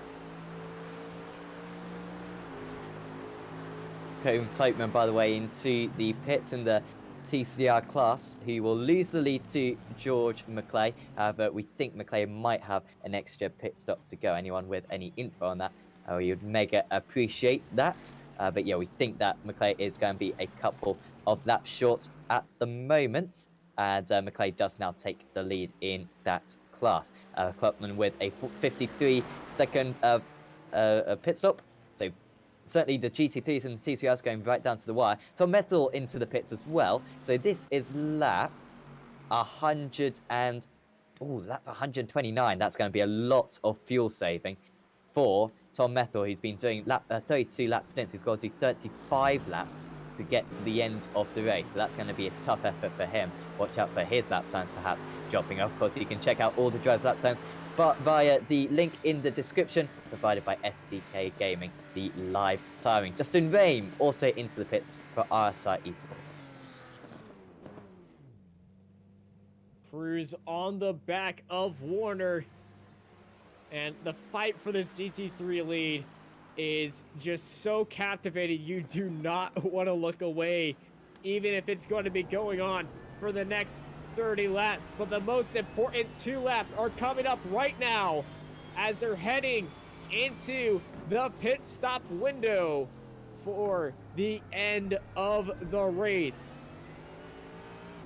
And Cruz has just been lifting off, coasting, and saving fuel as much as he can, trying to get as much as a run to maybe get another lap and have a shorter pit stop than Chris Warner. Yeah, and this could be a strategy which yields him a 2-second lead once the pit stops are complete. Remember, went 1 lap further in their last stint. So he'll go at least 1 lap further, probably 2 laps further, because he has been able to follow him, as you say, Austin, for the last 5 laps or so. Yeah, expect him to possibly take the lead. Hopefully, we can only hope that these 2 are within each other's slipstream once the pit stop is complete, because we want to have a proper run-to-the-line battle between these 2. We saw a run-to-the-line battle for the GT3 Championship in the American GT Series last Sunday. That was close, and that was high stakes. This would arguably be even higher stakes, because that would be close to the 5-hour mark, 3 hours 50. Already we've been going for... We've still got about an hour to go in this one. Warner, if he takes the pit stop now, he will have to fuel save a little bit, and he is going to have to come into the pits. So this is stretching it for Chris Warner. This is going to have to be a 33-lap stint to complete the race. He's been able to do 33 laps, to be fair, on the most part. However, that will have to be in the back of his mind going into the last stint. Last time going into the pit lane, he missed his pit stall and had to reverse into it. He gets it right on the money. And here we go. It's pit stop time, boys. No tires, apparently. Maybe. Probably. Oh, Fuel almost. and go. It's definitely going to be a fuel and go. That car is not on the jacks. Probably. Should be 41 seconds. 10 seconds left. Be let out in 5, 4, 3, 2, 1. Go, go, Wow. go. Timing is spot on for Austin tonight. Now, of course, the dangerous moment of coming out from the pits. It's every time it's scary. You avoid the wall, then there's damn speed bumps on the left that they can give you a meatball without asking you twice. Oh! Oh, Becca? I think I saw a DeLorean. Oh, it's just... Oh no. Yeah. Doc! Doc! Doc! Becker's into the pits anyway. Rev match car is staying out for another lap. This could win the race if this lap is pulling away from Fury Simsport. The car is lighter than Chris Warner. Danny Cruz has the lighter car. Does he have the faster car? He's got another lap to his name. And it's going to be a shorter stop because he has 29 laps remain. Nope. He's got 31 laps remaining. Yep. He's got a little bit of traffic there, and that last lap was... It wasn't bad. It was average for Danny Cruz that last time out. 42.7. So... Oh, he just about gets past Luther's barely any time. I think Warner might keep the lead, just because he's got those fresh tyres. But of course, a lot of fuel, as you were saying. So Duel into the pits. Homan gets back into the car then. He's taking tyres, I think, is Homan. That's an interesting tactic. He's going to be fast towards the end of the race. Maybe they want to get the fastest start of the race. That does yield a bonus point, which these guys may think about. Currently, that's being held by Chris Warner for Fury Simsport. That gap is rising 1 minute, 1 second to Danny Cruz. So he goes into the pit stop, I believe, for the last time as he's going to head into the pits. Either this time or next time by. He went into the pits last time at lap 100. Spent the last few laps of this run fuel saving. And he is heading into the pits now. Can he get it stopped? Boom, on the money. Yeah, that was good. Oh, I don't know. He seemed to be at about 90 when he crossed it, and it was 86 kilometers an hour limit, or 87. Of course, this is an estimate, especially at this lower speed, so don't take it for granted. Oh, has it gone too far? No. No, he's got it on perfect. And it's going to be a shorter stop because he doesn't have to fill up as much. Yeah, it should be 40 seconds. Unless he does take a full tank. Because, I mean, maybe Warner doesn't have quite enough fuel to get to the end of the race and we'll have to fuel save. It could be the case that... it's going to be near full. Yeah. If I had to bet on it, I think Warner's going to have about half a second still on Cruz. But let's see. 5 more seconds in, stop. 4, 3, 2, 1. Cruz is go. No. Oh. No. Oh. Very long stop. Oh, it's 4 seconds longer. Cruz How did he do that? Windshield tear off, maybe? No, that's only just a few seconds.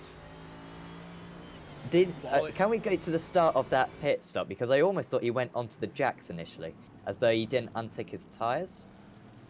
Actually, the tyres are done after the fuel, though. Yeah, I don't know. That was weird. Because that's, Did he have some honestly, damage? every non-tyre stop has taken 41 or 42 seconds for the whole race. That was 46 seconds. So it's not as though it was a quick pit stop from Warner.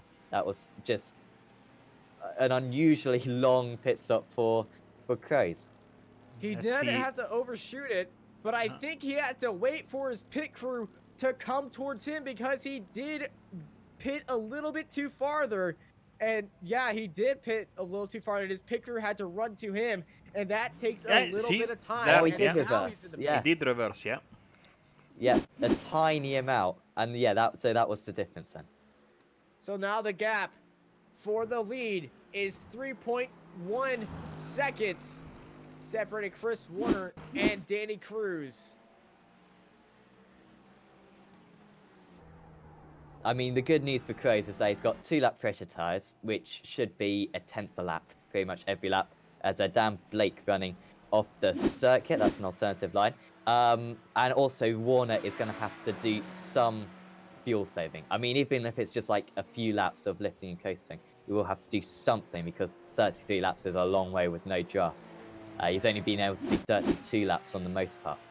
He can switch down the engine mode, but Yeah. that will put him at risk on the straights. You can switch down the engine mode in the infield. It would help you save your tires as well. Then when you get on the straights, you can flip it back up to 3 to still fight off Danny Cruz, and then switch it down back to 1, and you'll be good.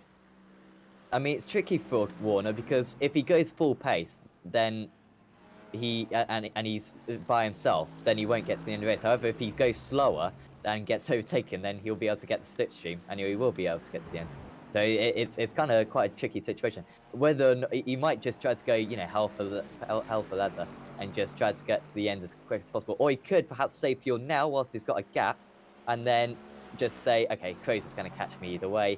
Let's just make sure I've got enough fuel for when he does catch me. I don't know. We'll see. Cruz, remember, has already caught him by 5 seconds in that last stint on equal tyres. So he does seem a little bit faster. So he should be able to catch him by the end of this stint. But this is an intense couple of hours for these two drivers. Superb quality of drive. Ooh, Special Hawkins. Bit of oversteer, understeer, switcheroony, and he goes blasting through the bus stop. Well, as we have a lull in the action for a little bit between the lead in the GT3s, let's run through the grid of the other classes.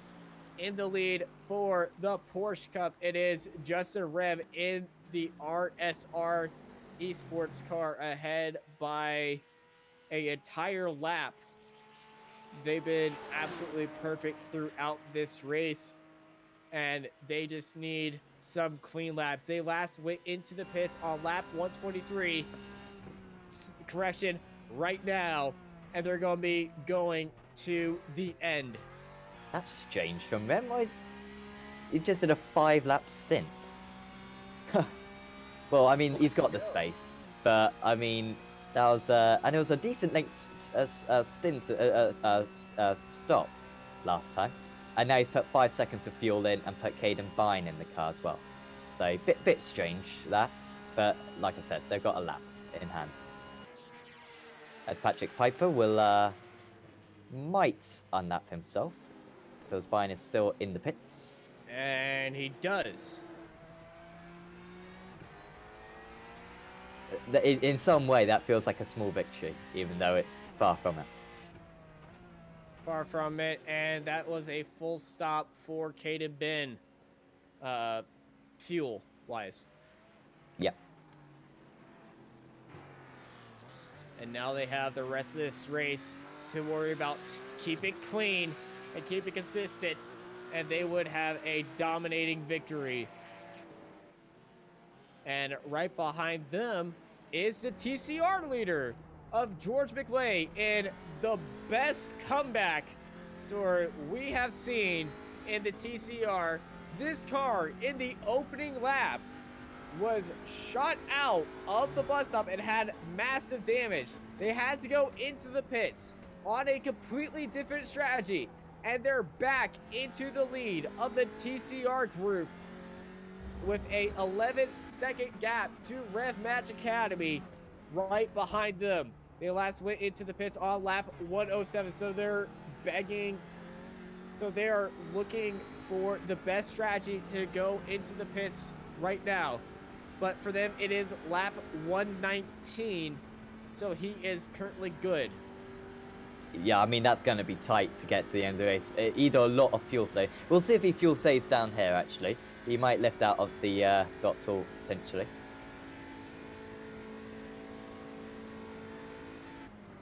No fuel saving. So he's going full pelt. I think he's going to have to pit if he's not going to fuel save. He's only got 10 seconds as well. So it's looking very good at the moment for Cohen Klopman. Seems like that 4-stop strategy was the correct decision after all. Rob Thiessen spinning round and locking the brakes. However, it didn't go too far off the circle like we've seen other drivers go. This race kind of getting away from Rev Match. To be fair, it got away from Rev Match when they were unfairly taken out of the race. They're going to do a good job considering that awful start to the event. They've still definitely got a pit stop to go. However, they have got a 1-minute lead as Thiessen is now coming into the pits. So those were old tyres on Thiessen's car, and he's going to be able to replace them right now. Don't ask me why when we are watching the Porsche Cup cars, the gap at the front seems to be 3/10 of a second. I got spooked. I immediately It's not. switched to the front and it's 4 seconds. So yeah, I disregard that. But this is a tasty fight between Jones and Bolland. Steve Clays Yeah, battle for at for the fourth in pits. class is just absolutely beautiful between these two.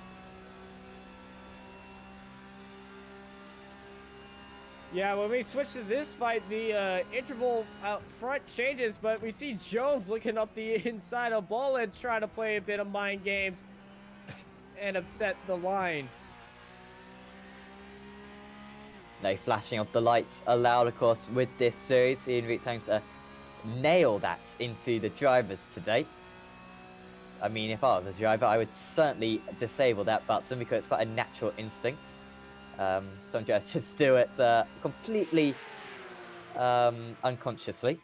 I do it It's a regardless natural of the car I'm reaction. driving. You know, like I I'm don't in the know skip. what- I'm in the skip barber, and Do I'm it like, instantly, yeah. like, out of the way. You know. I don't know what that button is, and I don't want to know because I'm in a GT3 and I'm usually at the very back. And oh! Looks like Danny Cruz had a mistake going into the bus stop. He's actually taking a little bit of time, I think, through the bus stop this time. I think the gap was at about 4 seconds. We'll see what the lap times are this time. They're currently in the high 42s. Expect them to get down to the low 42s. That's what they were doing at the start of their last stint. Warner does a 43.8. That's a slower lap. Crow's a 43.02. So 8/10 out. I think that's probably traffic or a mistake. But I'm surprised that these guys aren't lapping a little bit faster at the moment. Well, we got an off track for Chris Warner. He had a TCR up and him heading into the bus stop. He had to get onto the brakes. Oh, that hurt him a lot. But that helped out Cruz a bunch. And was that his teammate? No, that was the that Fitstone was, Motorsport driver, I think. That was George McClay. Yep. I haven't talked I don't about know incidents why. too much, just because there hasn't been that many of them, and the limit is quite high. But some teams are getting relatively close. Simracersworld on 28. You need 40 to get a penalty. The only team really at threat of it is the CCTS Esports Black GT3. They are currently on 35. So if they get into a big crash, then they could be very close to that limit. So keep an eye out on that one. They're currently running in 12th place, so it probably wouldn't affect their finishing results. Boland keeping the car down the inside and defending well at the moment is Kevin. They're only 21 seconds behind Clays, who just came into the pits, did he? Yes. Yeah, very recently came into the pits. For his fifth pit stop. I don't know why they've made that extra pit, so I think they had issues They earlier crashed on, I guess. at the beginning of the race. Yeah. They got taken out, didn't they? A podium, though, for those guys. That is that's a nice effort.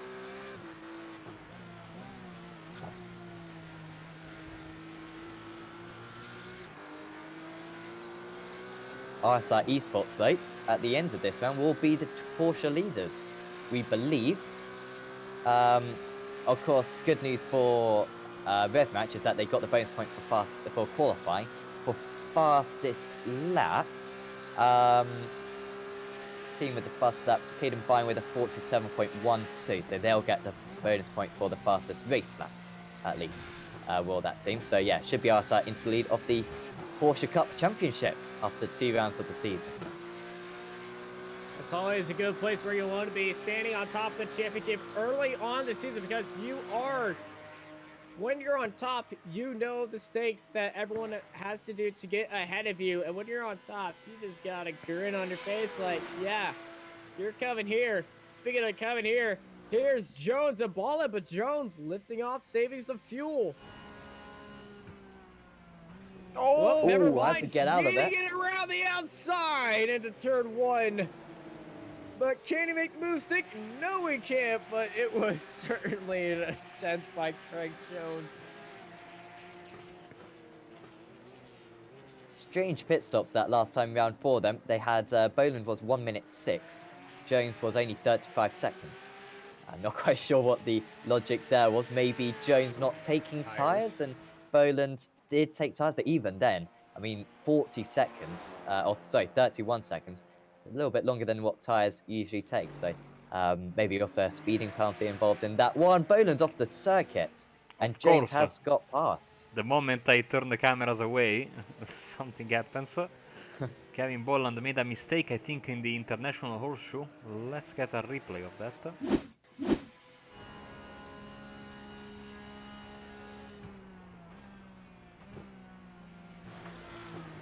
You can see how careful on the brakes he was. I thought he may have been fuel saving, but I think that was really just how comfortable he is with that corner.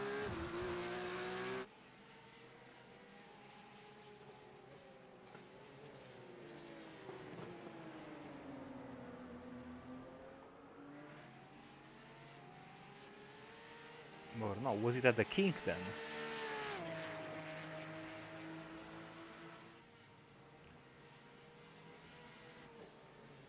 Oh! Ooh, that was a weird line to say the least. Huh? That was strange. I don't know about you guys, but let's jump on board with him and see maybe. Seemed like he ran wide through the kink and then just couldn't really get back onto the circuit. Well, actually, no, well, that was fun for me, I think. Yeah, that was just very unlucky why you'd want to cut that corner like that.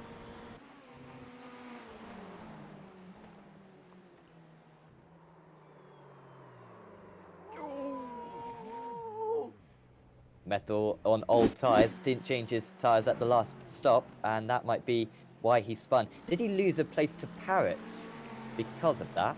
No. No, okay. Still 5 seconds behind. Apologies, he's more than 5 seconds behind. That's just the time screen a little bit glitchy. I think he's more like 15 behind. Still, not going to help not going to help him catch up. Also, Methil's really tight on fuel. I mean, I'd be surprised if he's not going to have to go a couple of seconds a lap slower per lap. Anyone from Meraki, you know, let us know what you're thinking about the fuel. But I mean, to do, he's going to have to do 35 laps, and 33 has been difficult. So that's a lot of fuel saving.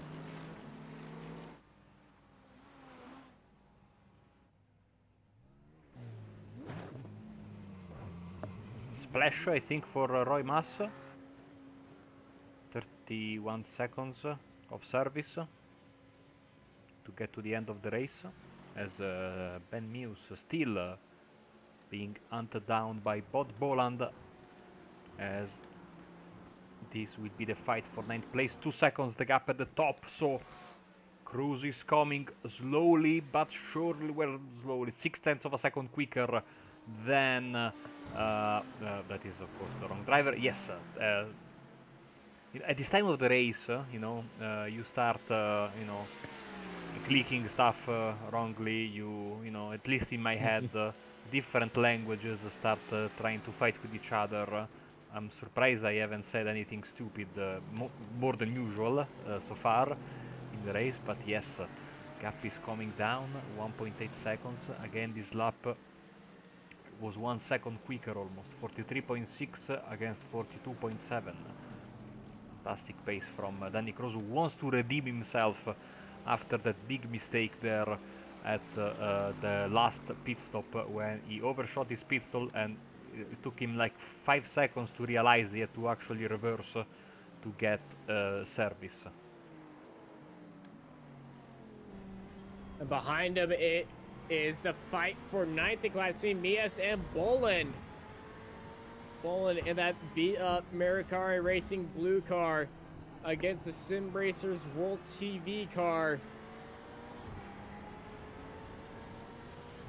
And that is the lapped car ahead of him.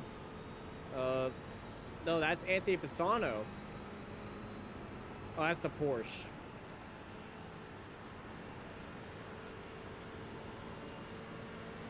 As they're heading Yeah, that's side by Caden side into Bine. the bus stop, someone's got to lift off here or else it would have ended badly.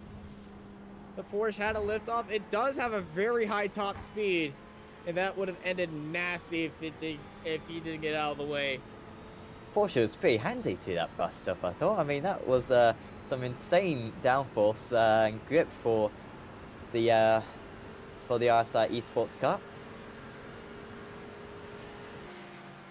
There comes Bob Boland to swing it around the outside of him.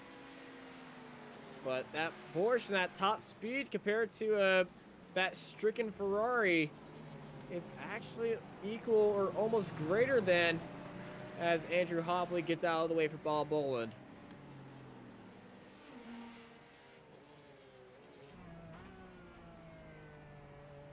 Plays onto the back of Mass.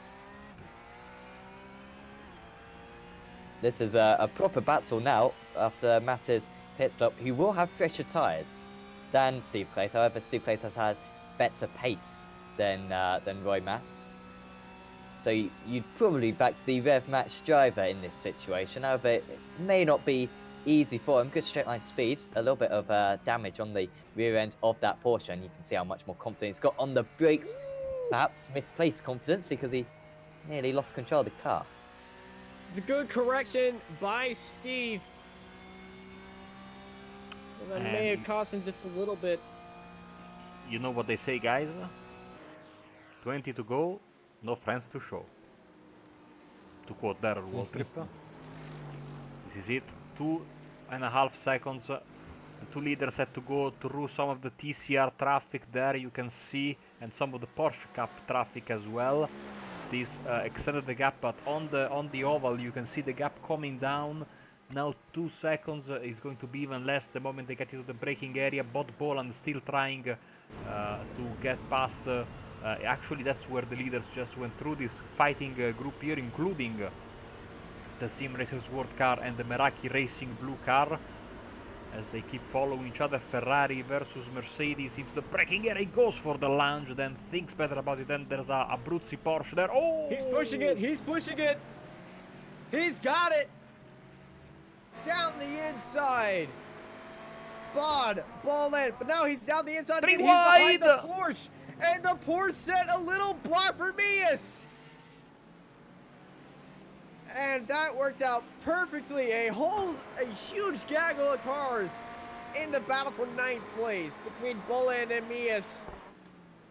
And it worked well for Bob Boland, who went down the inside as Mias tried to go around the outside of the Porsche. The Porsche is sitting in the middle of the track, unable to go anywhere. And this is a wild fight for 9th in the GT3 field. Man, this late in the race, still quality overtakes by these drivers, as Craig Jones just had an off right in front of these guys, and now he's being swarmed by this pack of GT3s. Ben Mews might want to get the position back thanks to the slipstream, but you see the Porsche super quick on the straight will be certainly a factor as they go into the bus stop, and there's a lap car there in between Mews and the Meraki car, and Mews is forced to take an alternative line, which costs him a bit of time. 1.3 seconds.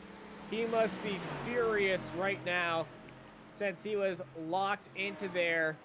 But Boland's car doesn't have the straight line speed that Mias has. Back up front. Warner, Cross, 2.3 seconds. On that last lap, Warner actually extended the lead 0.3 of a second faster, but they're still about a second slower than the laps that they were providing about an hour ago. So maybe the track's just got a little bit too cool out there, not quite sure. Still 19 degrees track temperature still, but just not quite producing the same lap times as they were earlier on. Has Warner got the fuel to get to the end of the race? Does Crows have the pace to close the gap? We will find out over the next half an hour or so to complete this round 2 of the season. Mass still staying ahead of Clays. Great effort from Roy Mass, and their lap times are pretty good. 51.16 on that last time. I say that. Caden Bine in the same class is at a 48.2. Massive lap times from him. And George McClay still yet to come in for a 5th pit stop. Will he come in for a 5th pit stop? 10 seconds ahead of Cone Klukman. If he doesn't pit and he can go full pace, he will almost certainly win this race. However, we are a bit skeptical of the size of that fuel tank.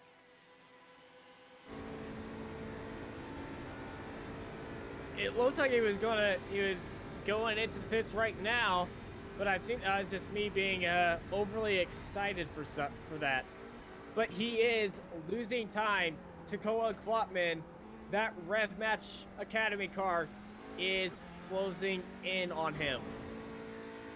If he does pit, McClay, it'll be right at the end, so he has as little fuel in the car as possible across the race, because he did go for a full pit stop last time out. So if he does pit, he'll probably be with about 5 laps to go. He needs to extend the lead if he's going to have any sort of chance, because he'll probably lose a good 30 seconds or so with that chunsing down the pit lane and then putting the fuel in. Maybe only 20 seconds, you know, but it is a pretty high-speed pit lane we have at Daytona, and not a very long one as well. Down to under a second between the leaders. Incredible. Chris Warner with a tricky lap. He lost 1/10 on the last lap, however he's lost probably about a second and a half on this one. And now Danny Cruz is pretty much in slipstream range. It's a giant gaggle of cars. Cruz locked into the draft. The Porsche is staying high as they're coming out of NASCAR 2 and racing down towards the bus stop. Oh, this could lose Cruz some time behind the Porsche. Oh, he does lose some time. The Porsche is holding him up. Cruz going down the inside. The Porsche letting him by. Still been a positive lap for Cruz. He's going to take out over half a second from the race lead, but it could have been so much more for him if he cleared the Porsche. That was pretty much the comeback complete if it weren't for that, because he would have been in slipstream range. Instead, he's still got about a second to gain. Remember, Chris Warner is still tight on fuel. Yeah, Cruz only gained 0.2 of a second on that lap. He gained over a second just in the first sector. Whoa.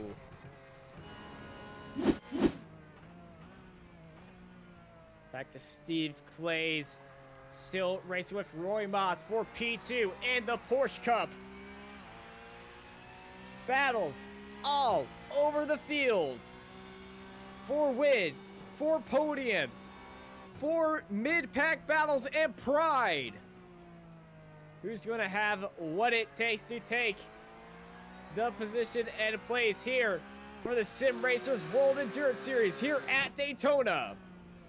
Of course, this is for the championship lead. If players can get second place, they'll be leading the championship instead of RSI Esports. Not necessarily crucial at this point in the season. However, with how evenly matched those two teams have been this season, you wouldn't rule out the championship coming down to a couple of points, and this would certainly be worth a couple of points for Steve Clays.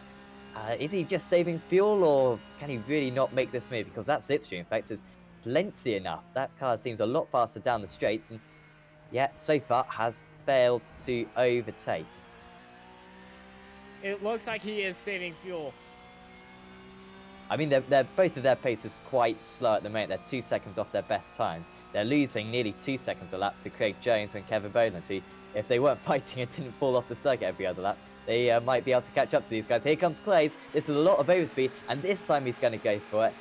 Putting his car into the middle of the circuit, there was Roy Mass, maybe half trying to keep him behind, and actually, at the end of the straight, almost Mass having a bit of overspeed. However, Clays gets it done. He's up into second place, and Mass very early on the brakes. He might not even be in slipstream range anymore. Warning for all drivers about blue flags, by the way, from Ian Roots, race director. Already have been warned about that, so expect some big penalties if anyone does disagree with that ruling.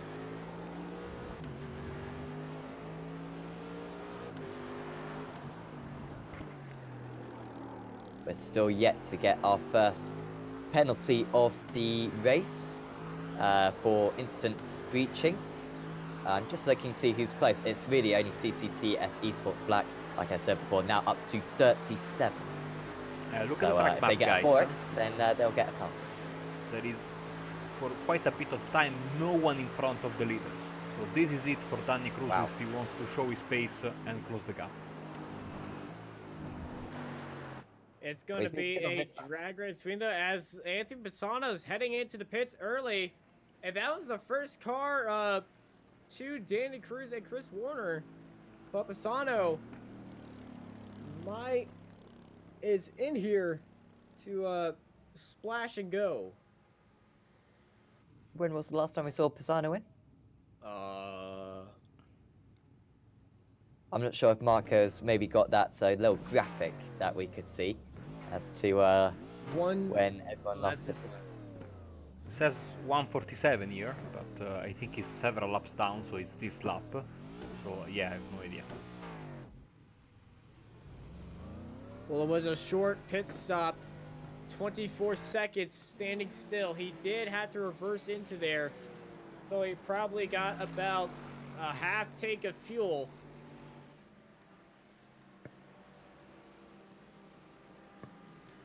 Craig Jones and Kevin Boland both going into the pits. We didn't really expect those guys to come in, and yet they've come in on the same lap. We thought they had enough fuel to get to the end.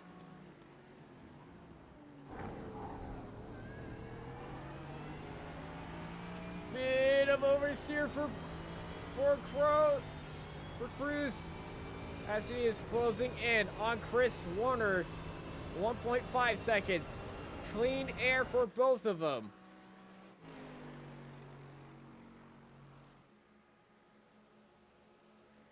This is the next car in line for them, Andrew Opley, and then they will get probably Dan Blake, considering that there are a couple of Porsches coming out of the pits which should stay in front of these TCR cars. So they have two TCR cars in fourth and fifth and fourth to overtake, and then they will probably have to contend with Boland, but of course we don't know, with Kevin Boland, but we don't know when and if other drivers will pit, as you know, it's crunch time almost, getting closer to the final 10 laps of the race. Gap virtually identical laps, slightly faster for Cruz, 1.3 seconds the gap right now.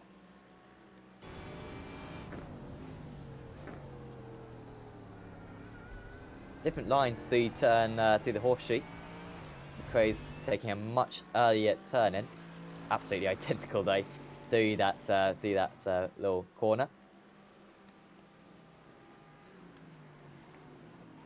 This is the tightest battle on circuit now. Now that Clay's mass battle has sorted itself out. Jones has been able to pull away from Boland, by the way. Of course, both of them came into the pits, but Jones with a 4.7 splash and dash. Meanwhile, Boland put a little bit extra fuel in, 17.43. So that was only a few seconds between the two of them, up to 16 seconds now.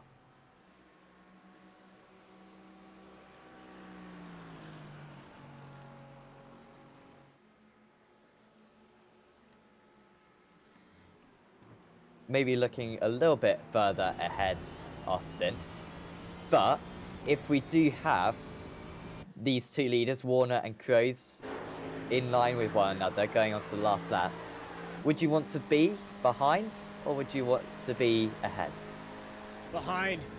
You will have all the speed going onto the oval, and we've seen how much speed Danny Cruz has had every time he is locked in coming out of that bus stop. He will have the speed. We saw it happen so many times at the Rimatech race and the American GT Challenge season finale at Daytona, where it came down to a drag race, and it was almost always the car behind getting the speed, especially if they're in the same car.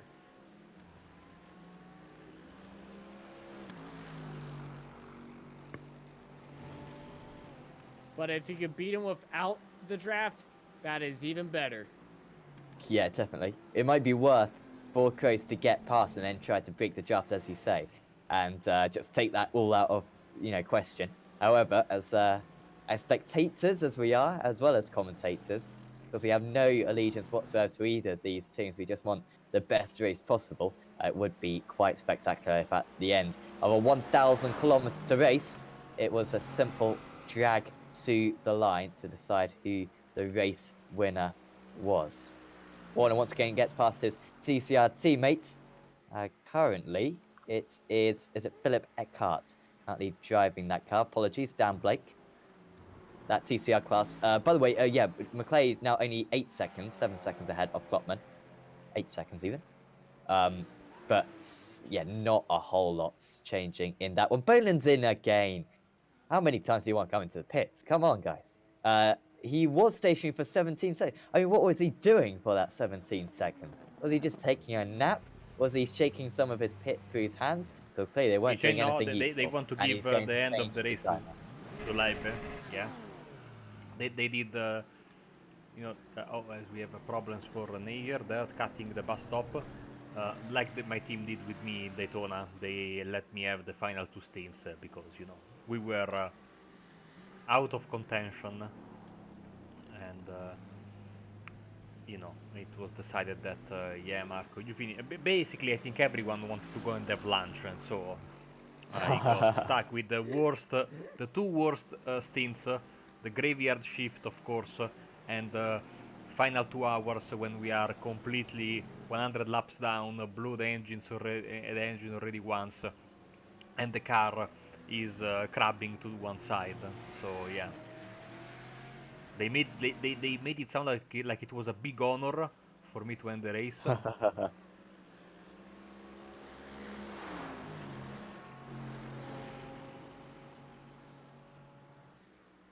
Seb Hawkins, as Ian Roots says, doing very well to keep up with the top 2. I was wondering who that was because I was looking, is it Jens Homan? But no, of course it isn't.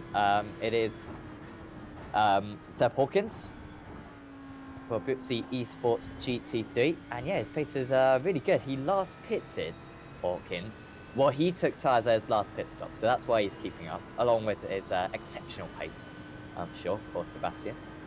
But that is helping him a little bit. But no, he's comfortably keeping up with these guys.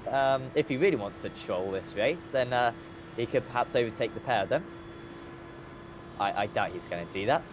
He's probably got some nice pace at the moment, actually. Also closing in are Perret and Metherol. That gap's gone down to 3.5 seconds now between those two. This has been a good lap, I think, for Tom Metherol.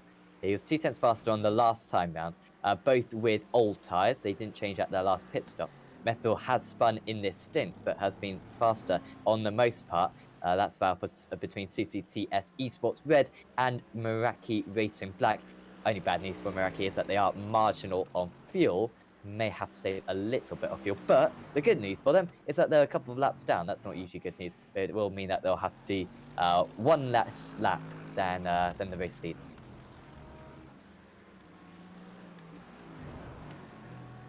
1.2 seconds between the leaders. A terrible line there for Warner faster. to the entrance of the oval there. He clipped a lot of the grass. Car bounced wildly as Ryan Walker is in the pits, and so is Justin Neyer. Let's see if they are regularly scheduled stops or just drive-thrus. It is a stop for Nomad. Let's see, and same Hero and Meraki with a problem, a big problem for Tom Metherol. He is lawn mowing. The Abruzzi car, lucky for them, is at the completely opposite end of the track. You see, Austin? I'm the curse king, okay? Oh, that was that race leader of the Porsche. Yep. Going wide. And, good for Tom. The car went in the other direction. Had it gone left, it would have been a not so nice date with the wall as Texans is in the pits. Yep. This will be a short pit stop. The lead has been swapped over for the TCRs as Koa Klopman takes over the lead in the TCR category. This is a longer pit stop than I thought, actually. 20 seconds. Here we go. 22 in the end, so that's about 40% as much fuel as they usually put in. I would have thought they'd need even less than that, but it's a long way behind. I said it cost them 20 seconds. It's actually lost them more. It's cost them about 35 seconds, so they're now 28 seconds behind. And as long as fuel isn't an issue for Cohen Klopman, this will be a comfortable race win for Red Match Academy. Who here likes a good old 10-lap shootout? Because that is what is gearing up right here. 1.3 seconds separates Warner and Cruz as they head down the back straight and into the bus stop. We've seen how fast Cruz has been coming out of this bus stop and how good launches he's been having. That gap is falling down. Cruz is in the draft. He's a little bit slower, is Cruz down the straights. So coming out of the bus stop, he was 1.2 seconds behind, and it was a good launch. In fact, he's lost an entire tenth just from the bus stop down to turn one. And like I said, that's not down to the launch. I mean, it was a fine launch for him. He wasn't losing pace initially. But just a little bit more downforce seemingly on that car. We have seen in the GT Championship, Fury tend to run very little downforce, and that really does help them defend often. They can be very quickly qualifying and then just be unovertakeable through the race, and tends to work very well. So maybe they're going with that mentality. Kroos, though, that's those issues through turn one that he was having earlier on, where he was every lap losing a couple of tenths to Warner. He's actually addressed that, credit to him. And now he's keeping up with Warner through that turn one. So really, through the corners, Kroos gets a couple of tenths a lap. Through the straights, though, Warner gets a couple of tenths a lap. That seems to be where each car is strong.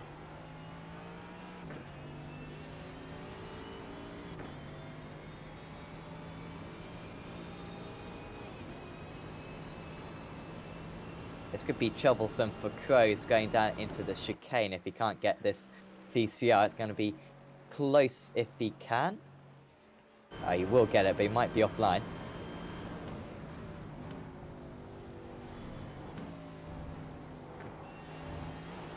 Ooh. That was a lot of curb, wasn't it? A lot of grass. Not a slowdown, thankfully for him. Can you imagine the pressure both drivers? Oh. It was a slowdown. He is slowing down. Is he? Yeah, the gap is getting higher and higher. It's still about 1.4. I think I think that's just the straight line speed, like I said. I think he may have got a 1x, but yeah, it's staying at about 1.4 seconds that one, so I don't think it was too bad for him.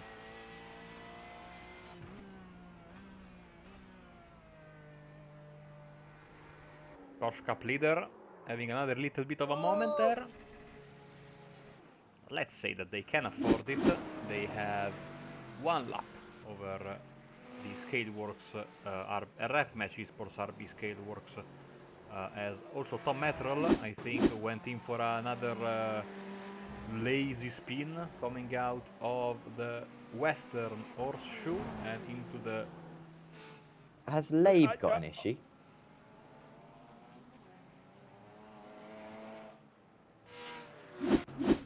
Yes, he has. I think we saw the back of that, and I thought that was my mind playing tricks on me. But I think we saw the back of that just as we were following the Porsche leader, and this happened there for Labe, a little bit offline. Oh no! Luckily, he didn't get stuck in those tire barriers. Back to the battle at front. He's gaining It's gaining gone a up lot. this time. Oh, he lost a lot. The Porsche car.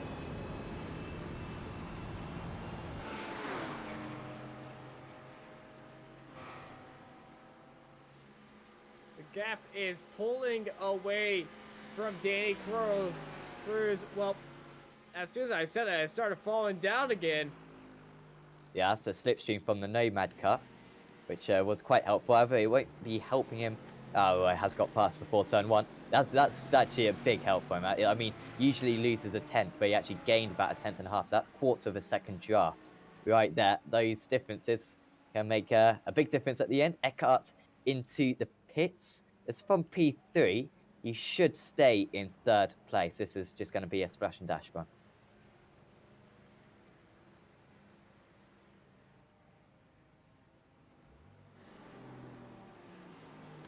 So Cruz needs to be perfect from now on. I know that it's not entirely in his hands because of the traffic, because of the way lap cars come into the racing line, but he needs to be perfect. Otherwise, it's going to be Chris Warner and Fury Simsport bringing home the race victory in what can be certainly defined as a classic already at 2.4 seconds now, the gap increasing ever more. Is Danny Cruz actually the one that needs to fuel save a bit?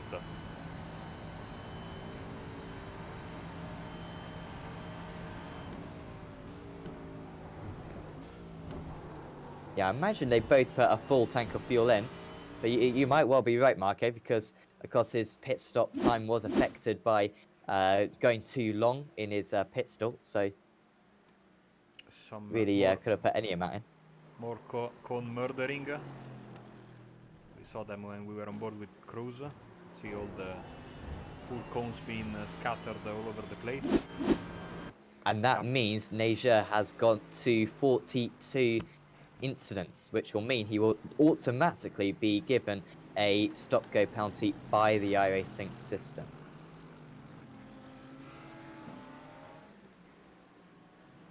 Everyone's let themselves go, actually, right at the end of this race. All of a sudden, a lot of drivers getting quite a few incidents. Simracersworld with Ben Mears and Stuart Musselwhite with 34 now.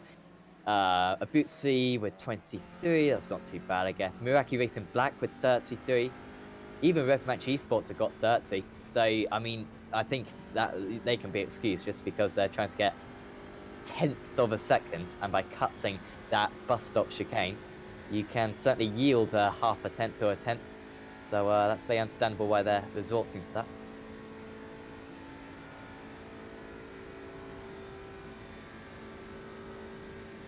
Has there been an issue for Craig Jones? I'm seeing his relative alter massively. Or issue for... yeah, maybe that's okay, sorry.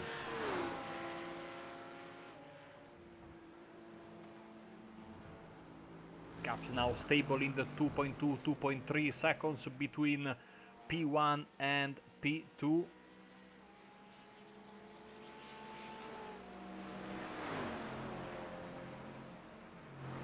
In the other classes, the situation is pretty much set. The only big question mark is Cohen Klopman. Does he have enough to come to the end of the race? Actually, I was running on board with him because I wanted to maybe... Oh! Is that... Oh no, that was okay. I thought he was having issues with his fuel. Do you think he's fuel saving? No. No. Well, a really good reference is going to be Dan Blake and Andrew Hopley, because they're in the same car, and they both pitted on lap 113 as well. So if those guys pit, then that might mean that Cohen Cloakman is going to have to pit. Here's Caden Bine again.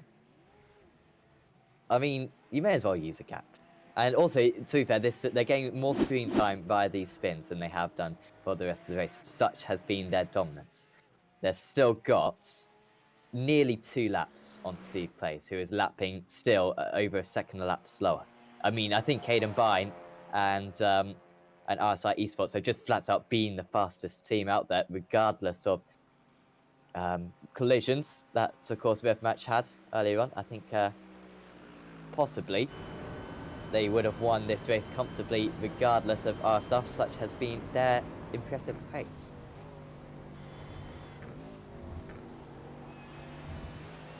Little bit of a hold up there for Warner. I don't even know if that was even considered a hold up. He fly through there faster than my dog goes through the dog door when it's time to eat food.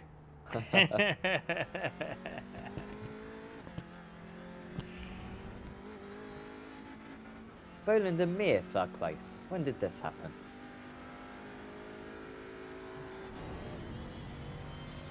Are you sure? Oh, it was 1 second on our relative. But it's gone away Our now. relatives on the Apologies.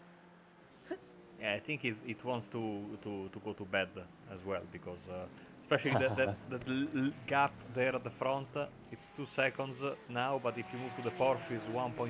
If you move to the TCR, it's 6 seconds. I don't know. No, sorry, that's Of not course, we can't TCR. reset it because then we'd lose all The data. the pit Yes. stop references. So you'll have to stick with us on this one.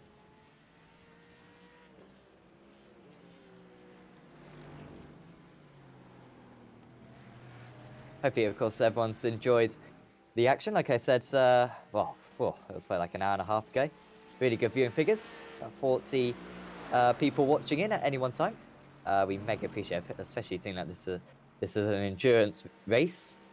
Hopefully, you've enjoyed it all. We certainly have. It's been a lot better than Barcelona, safe to say. Much more competitive field, I think, today. And of course, next round, we'll have the GT4 cars added. If you fancy taking part in the championship, then go to the simracersworld.com website. And then you can get signed up in any of the classes, GT3, Porsche Cup, TCR, or the GT4 cars, of course. We would certainly advise for it. We're expecting the grid to continue to grow as it has done since race 1. Big Oh, Klotman's surprise. back into the pits. Klotman! I told But you. this is a quick pit stop. This is going to be quick. This is going to be close, sorry. He's still going to be ahead of McClay, I think. Klotman coming out of the pit exit right now. McClay coming into the triangle. This is going to be very close, but Klotman is going to be ahead of McClay coming out of the pit lane. Ahead of this gaggle of cars. But that pit stop was on edge for Klotman. And it worked out perfectly. 13 seconds quicker in the pits, 11-second gap. That's certainly going to be the difference between the teams. To be fair, Pitstone Motorsport have had shorter pit stops for the rest of the race. And so, I mean, overall pit time, they have been the same. They have saved the same amount of fuel. Just unbelievable closeness across a 5-hour race that's on pure pace. Only 11 seconds separate them. And you'd certainly back Klotman to take that one to the pack. I honestly thought that Klotman had enough fuel to get to the end of the race. But no, he didn't have enough. By the way, it opened up between the two leaders now. It's up to 4 seconds, I think. Methal's in as well. He was very marginal as Methal. He pitted on 128. However, of course, 1 lap down the leaders, so, you know, you may as well change that to 129. But needing fuel. So it really does show how close Chris Warner is. That he's got 2 more laps than Tom Methel, who's had to come into the pits for a 6-second pit stop. So we could still see issues for Warner. Well, he's got 2 laps to prove it. If he's got it all there, or if he's gonna have to pull some magic out of the hat. 2.8 seconds between them, and it's falling fast.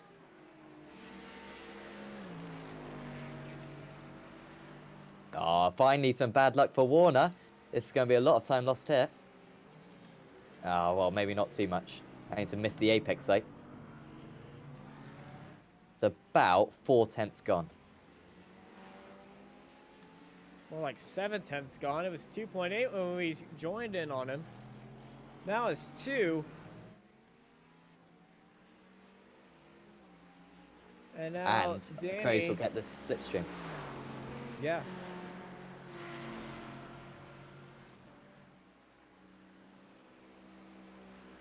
This might come down to fuel, like we've been saying, but that giant gap that pulled out, he might have relaxed a bit and started saving fuel, but his time is dropping. I mean, how many times has this swung? Just in this last stint, which has been going on for about 40 minutes now. We are about to move on to the last lap of the race then. Say it, Marco. Sarella Blanca here in Daytona. Hopefully, my microphone was off just a few seconds ago.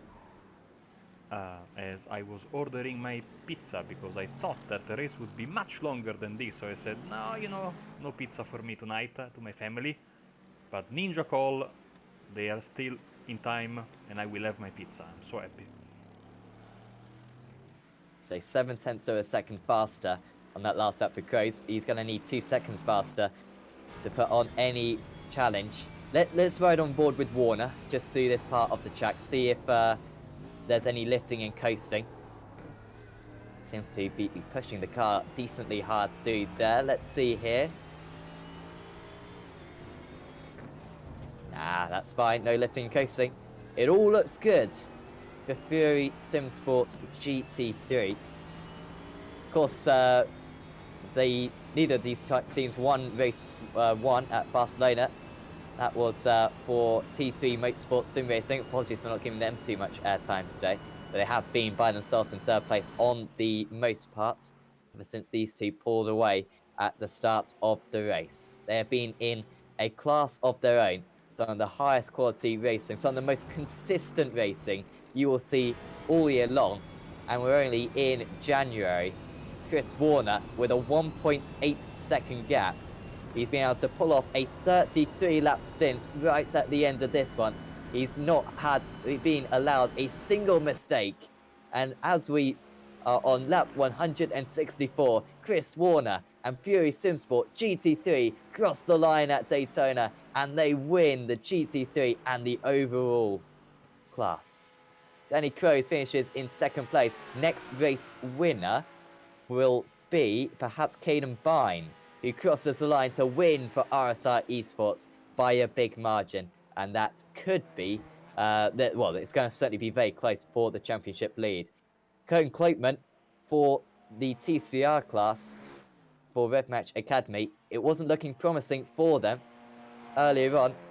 However, that extra pit stop for George McClay, an extra long pit stop for George McClay and Texas Pitstone Motorsport, proving the distance. Only 13 seconds separating the top two in the TCR class. However, Colin Cloakman, after the disappointment of Barcelona, he crosses the line to win the TCR class. What an incredible race, Austin. I mean, the Porsche class may be quite separated. I mean, there are still close battles for P2. However, the GT3s and the TCR classes kept us guessing right to the finish. It honestly kept us on our toes, and we really had no idea what was going to happen, who was going to win, who was going to finish where until the very final lap. TCRs gave us a great fight on strategy. Porsche's was very fun to watch, and what a fight for the GT3s. Congrats on Fury for the win. Rev match for the great battle, and shout out to T3 Motorsports. These guys, underdogs today, but they performed like champions. And of course, they will still be the championship leaders going into the next round of the championship. Fury Simsport, however, Fury Simsport, did they get pole position? No. And I think Revmatch got the fastest lap. So I believe going into the next round of the championship, T3 Motorsport and Fury Simsport will be joint leaders of the championship. Revmatch Esports only a couple of points behind.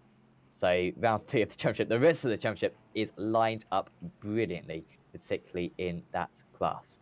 We can now go through the final standings then from this round 2 of the championship at Daytona. And it's Fury Simsport GT3 who win out 2 seconds ahead of Revmatch Racing Esports. Revmatch Esports, apologies, I'll get it eventually. The 110 car.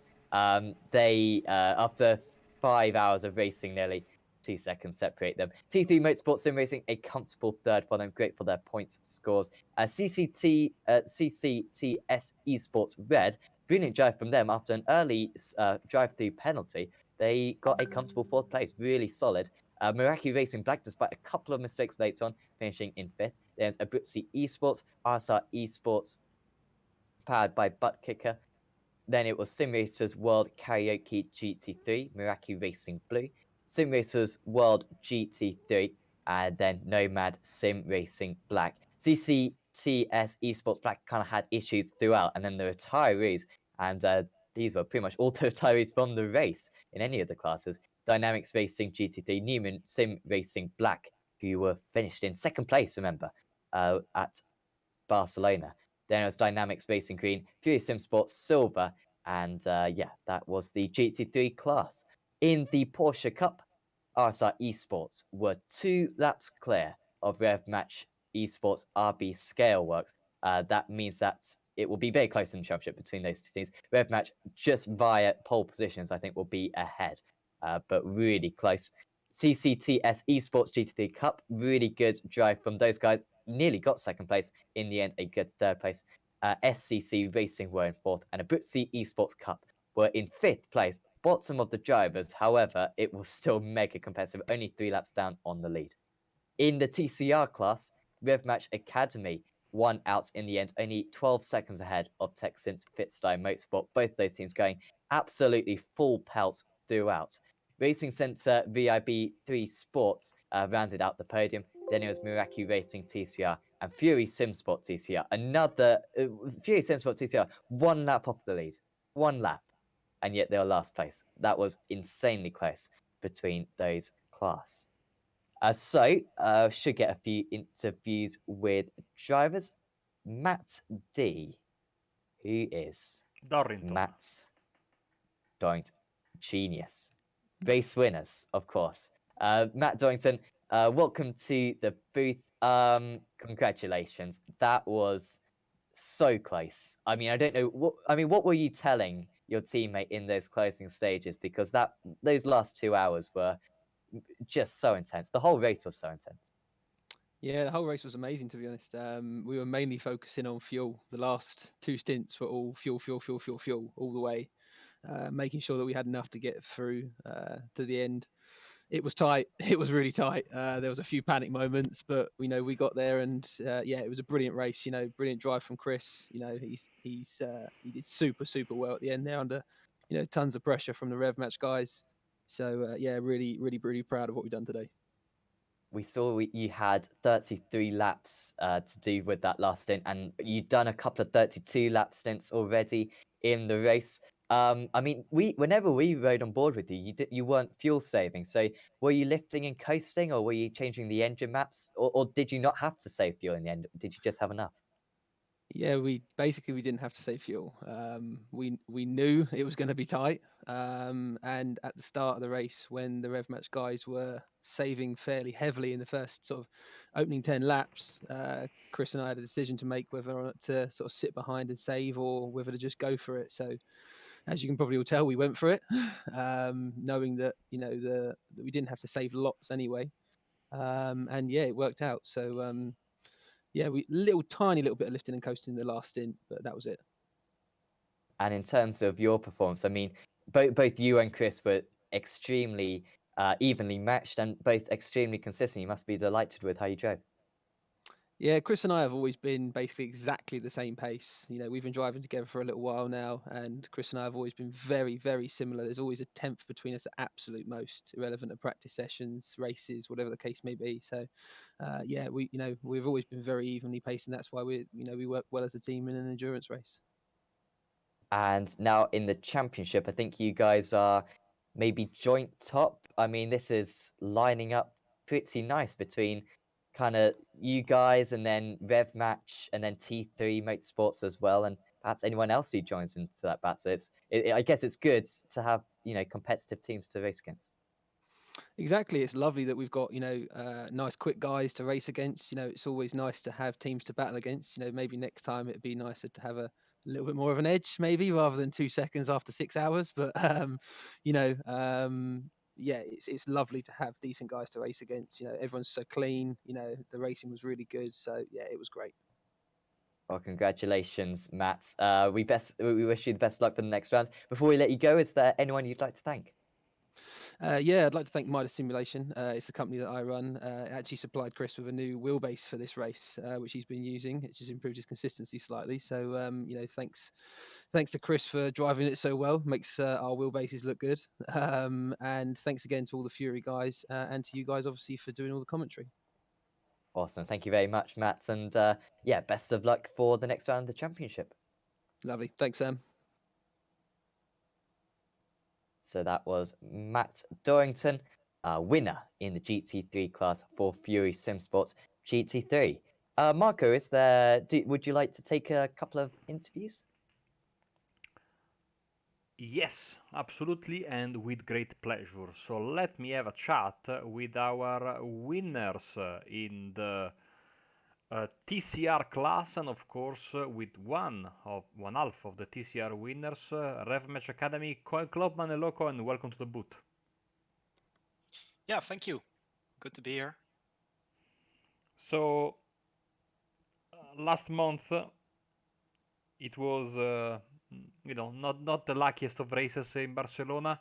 Today I think it was the complete opposite. The complete package. You you fell away for a bit.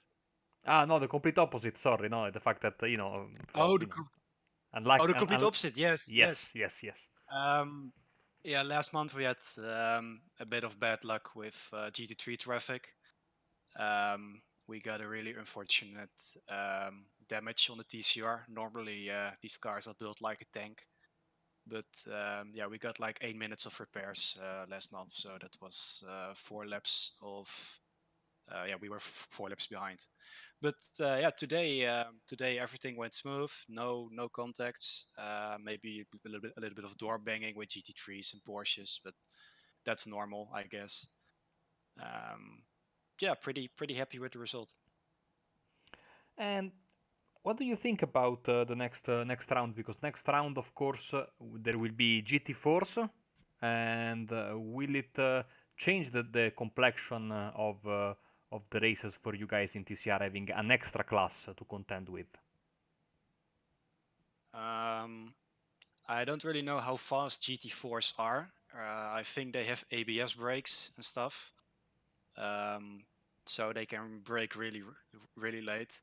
The thing is with the Porsches is they lack ABS, so I mean it's really tough for them to outbrake TCRs, and especially like fast TCRs who are really on it.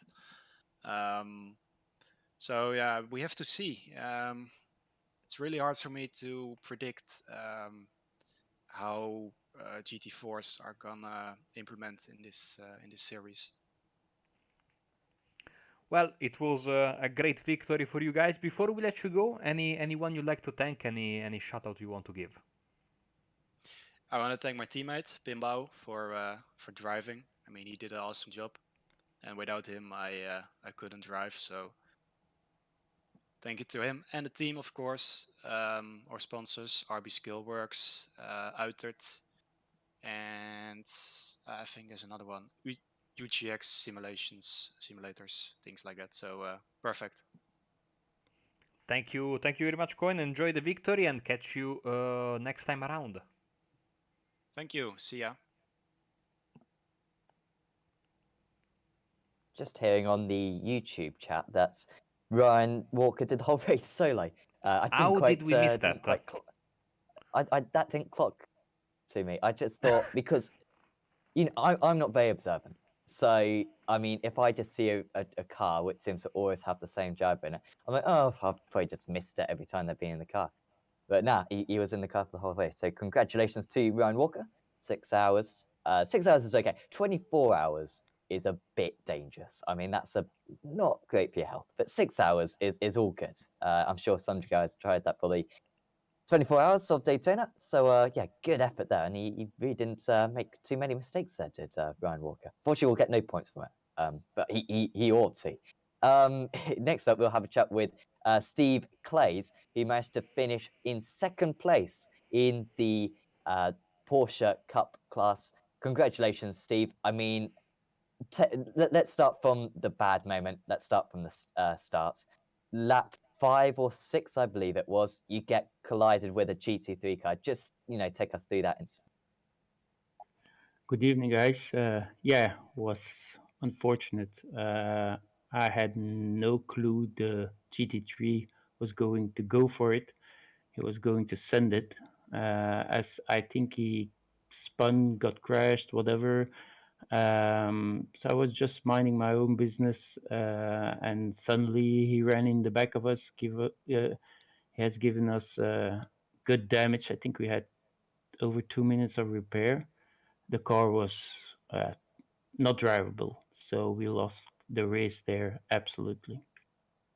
How was the car after the repairs? Because we looked at the steering damage, and it looked like it was raced in there. I mean, it looks like half an hour damage or something. But yet you guys managed to get back out quite quickly, and your pace was really good. Were you losing much time at all because of the damage, even after the repairs? Yes, after the repairs, the steering was, let's say, between 5 or 10% to the left, and all the left turns were a bit scary. There was less traction. The right turns, it was easier, but the left turns, and yeah, it's a pity, but the track goes to the left. So it was not easy. I think we lost between half a second and a full second a lap. Yeah, big disadvantage for you guys. How did you find, apart from, of course, that incident, how did you find the class interaction today? Would you say these cars worked well around this circuit? Yeah, I have no problem. Yes, of course. Why not? I like the speed difference. It's all, I'm not gonna say GT tourism car, but there are no prototypes and stuff. So yeah, no problem with that. I don't think I recall some moments that I said, "Oh, what's happening here?" Misunderstanding, miscommunication between cars. No, I had a good race. Apart from the damage and that you had to um, chase the other guys, it was a good race. And near the end, of course, you were chasing down CCTS Esports. That seemed like a good battle. You stayed behind them for a few laps, but I mean, even when you got past, I mean, those guys were quick and they were keeping you very honest in those final few laps. Yes, we had made a calculation that they had to pit and that they would be right in front of us.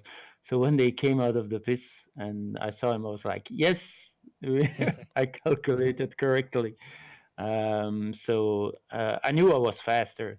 So I was just sitting out, watching, saving fuel a bit, and watching where he was slower and stuff. And in T1, he let off the throttle too. So I did that for a few laps, and then I said, okay, I'm gonna pass, and let's see what happens. And of course, the next season of the Sim Racers World GT Championship is coming up soon. I believe before round 3. Can we expect to see you on the grid for that? Yeah, I signed up for the GT3 and the TCR championship, so I'm looking forward to it. It's the GT3 is not really my cup of tea. The Porsche is my cup of tea, and the TCR is something that I want to explore. I did a few races with it, but then I dropped it, and I think the championship is forcing you to practice for it and stuff. So not the official races. And yeah, maybe with a bit of help of the team, like Koen Klopman, who's really fast in the car, I can learn the car faster and have a good race. It's all about fun for me. It's because I'm gonna miss a few of the races due to work, but I'm looking forward to it anyway. Awesome. Well, thanks for having a chat with us, Steve. Before we let you go, is there any shout outs you'd like to give to anyone? I want to thank my teammate Rob. We had a good time today. Uh, so and the team too, like always. Uh, we made a good performance team wise in all classes. Uh, uh, the poll was something to look for. So if you have poll, people think you should win. We should have done it in all three classes, but yeah, the circumstances were different. But I had great fun, so I really want to thank the team for it. Well, thanks for having a chat with us, Steve, and best of luck in the in this series and in the TCR series and the GT3 series as well. Okay, thank you also, and we will see you guys later. So that was Steve Clay's driver, of course, for Rev Match Scaleworks. finishing in second place in the Porsche Cup category. Marco, I believe we have one more driver interview to go. Yes, we do. We have Justin Ram from the winning Porsche team. So, welcome to the booth. Thank you. I need to bring your volume up because it's a little bit low. Let's see if this is better. Hello, Justin. How's it going? Doing fine. How about you? It was well. It looked easy from here, but I know it never really is. But when you win a race with that big of a margin, you can afford to relax a bit towards the end. Yeah, we had a pretty relaxing race. We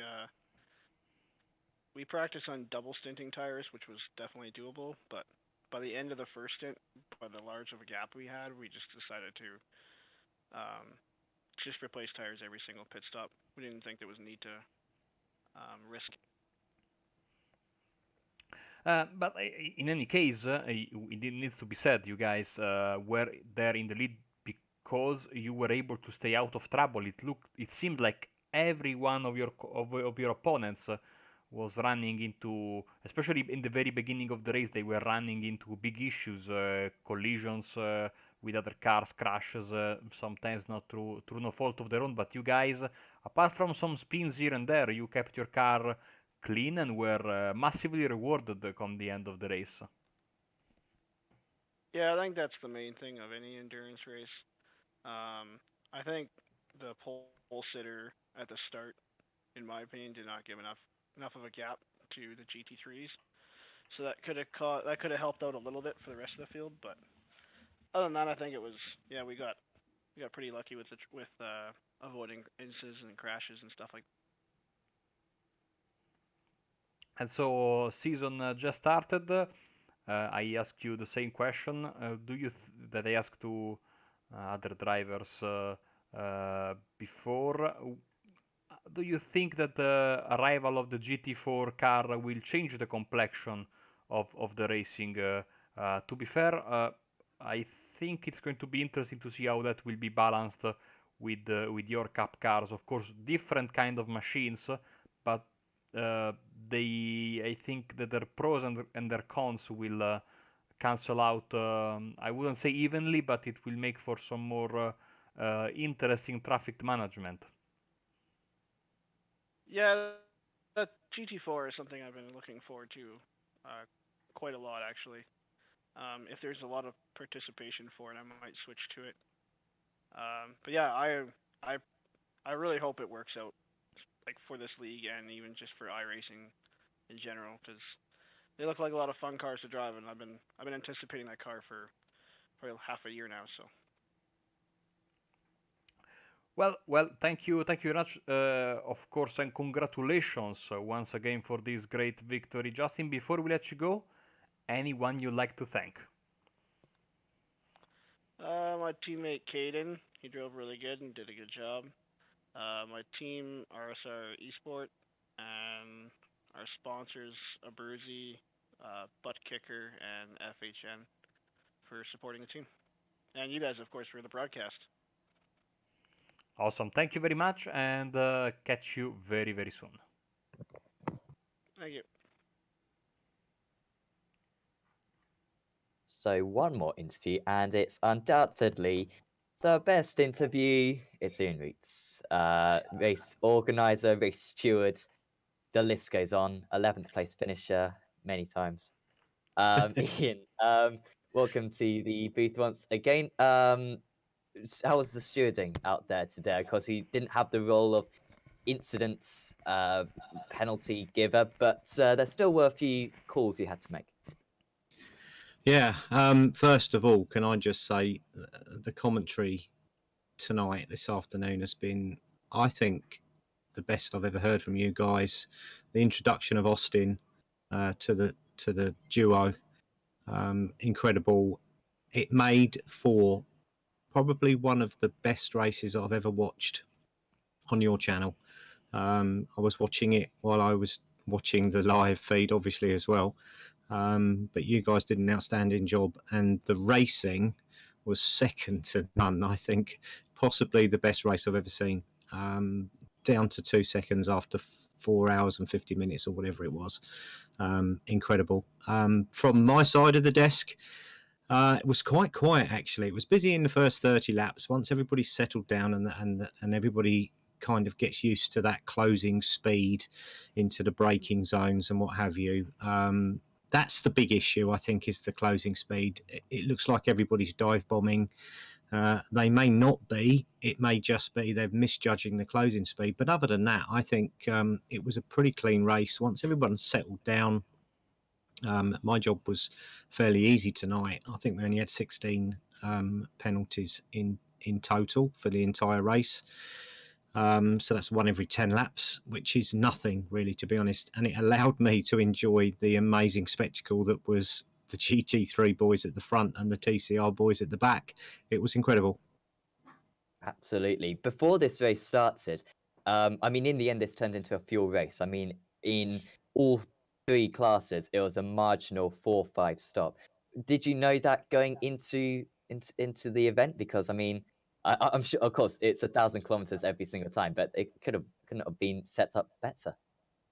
It couldn't have been, but we all know Daytona. Daytona is always going to be successful for those guys that can that have the ability to feel safe whilst driving. Some can, some can't.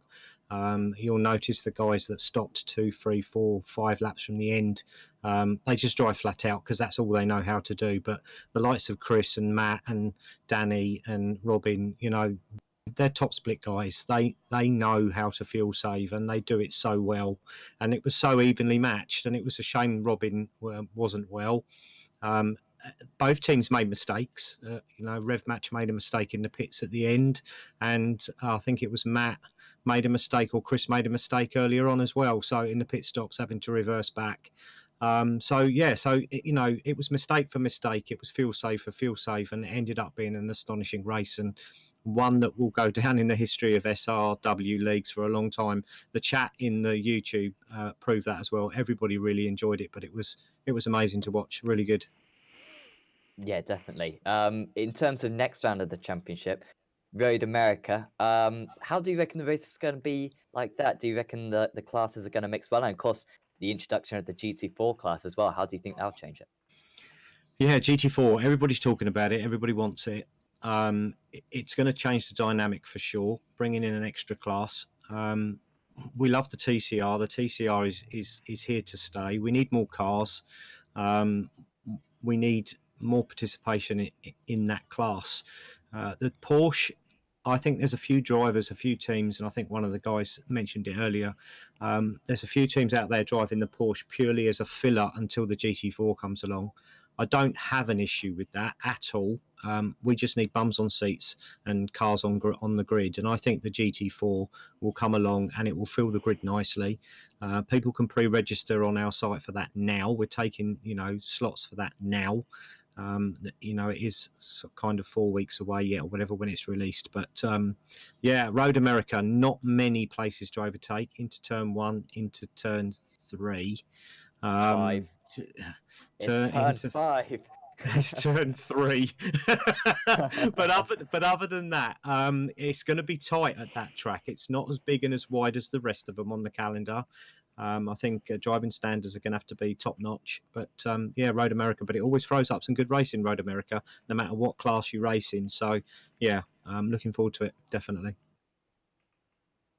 And in terms of of course, we're coming up to the starts of the GT Championship again and the TCR Championship. So, I mean, I ought to know. In fact, I do know. I will just let you tell us when each of those championships starts. Yeah, I think we're less than 2 weeks away now, aren't we? 2 weeks on Wednesday, I think it is. 2 weeks on Tuesday. And 2 weeks on Wednesday, 2 weeks on Tuesday for the TCR and 2 weeks on Wednesday for the GT Pro League. So obviously it's big. It's our biggest league. It's the one that's on the esports network. It's a fantastic league. It's still growing. It's still as strong as it ever was. I think we've got something like a 75% retention rate as well with drivers. So we must be doing something right there. there's still a couple of slots left, actually. If drivers do want to join us with the GT3 Pro League on the Esports Network, then we have got slots available. We've got a few new teams, a few new names, but yeah, in the main, drivers are returning, so that's good for us. It makes your job easier anyway. And also and also the TCR League. Obviously, that's new for us. That's going broadcast. That's being broadcast on our own channel. We're going to do the job ourselves for the first time, so that's big for us as a community, as a group. So if you want to watch the TCR League live, we have an Apex commentator as well, Chaz Draycott. He's doing the commentary on that. With me potentially sitting alongside, so something new for me as well. So everything 2020 is looking as if it's going to be a major year for SRW. It'll either continue to grow, or fall flat on its face and narrow itself down and refocus again. So yeah, but obviously, everything we do at the moment, we seem to be kind of touching gold. We're very lucky in our community, and obviously your support as well, Apex, from day one. It's been an amazing 2 years, and to think how far we've come in 2 years is astonishing. And if it wasn't for you guys, I don't think we would be where we are today. So, big shout out to Apex, really. Awesome. Thank you very much, Ian. And I mean, what shout outs would you like to give to anyone? Yeah, well, obviously, everybody on the grid deserves a shout out. I'm not going to name them all. They all have raced fantastic. They love the series that we produce. Obviously, Ben at Abruzzi, major sponsor for the series. He's a big player in the community now, not just our community, but the sim racing community. Abruzzi, they got their name everywhere. He's been very supportive. They do a very good job. So yeah, just the sponsors, obviously, all the teams, and the camaraderie that we have, and the community that we got. Just everybody out there, thanks very much for supporting SRW and continuing to support us and watch us and join us in what we do. Thanks very much, everyone. Awesome. Thank you very much, Ian, for having a chat with us, and of course putting on this event, and of course stewarding as well. And we thoroughly looking forward to next round of the championship, and of course the Simracersworld GT Championship. Yes, definitely.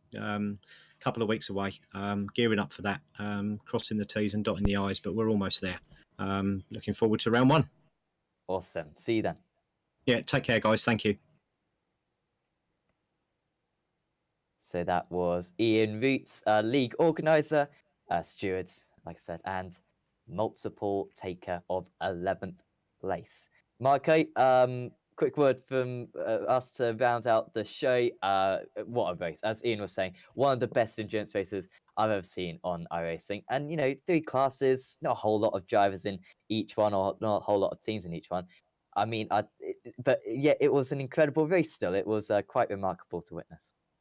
It was a great race, and it proved that you don't need big numbers to have an exciting race, but of course those numbers will come with the GT4 car very soon, so deserve the break for the drivers, and cannot wait for Road America next with the GT4.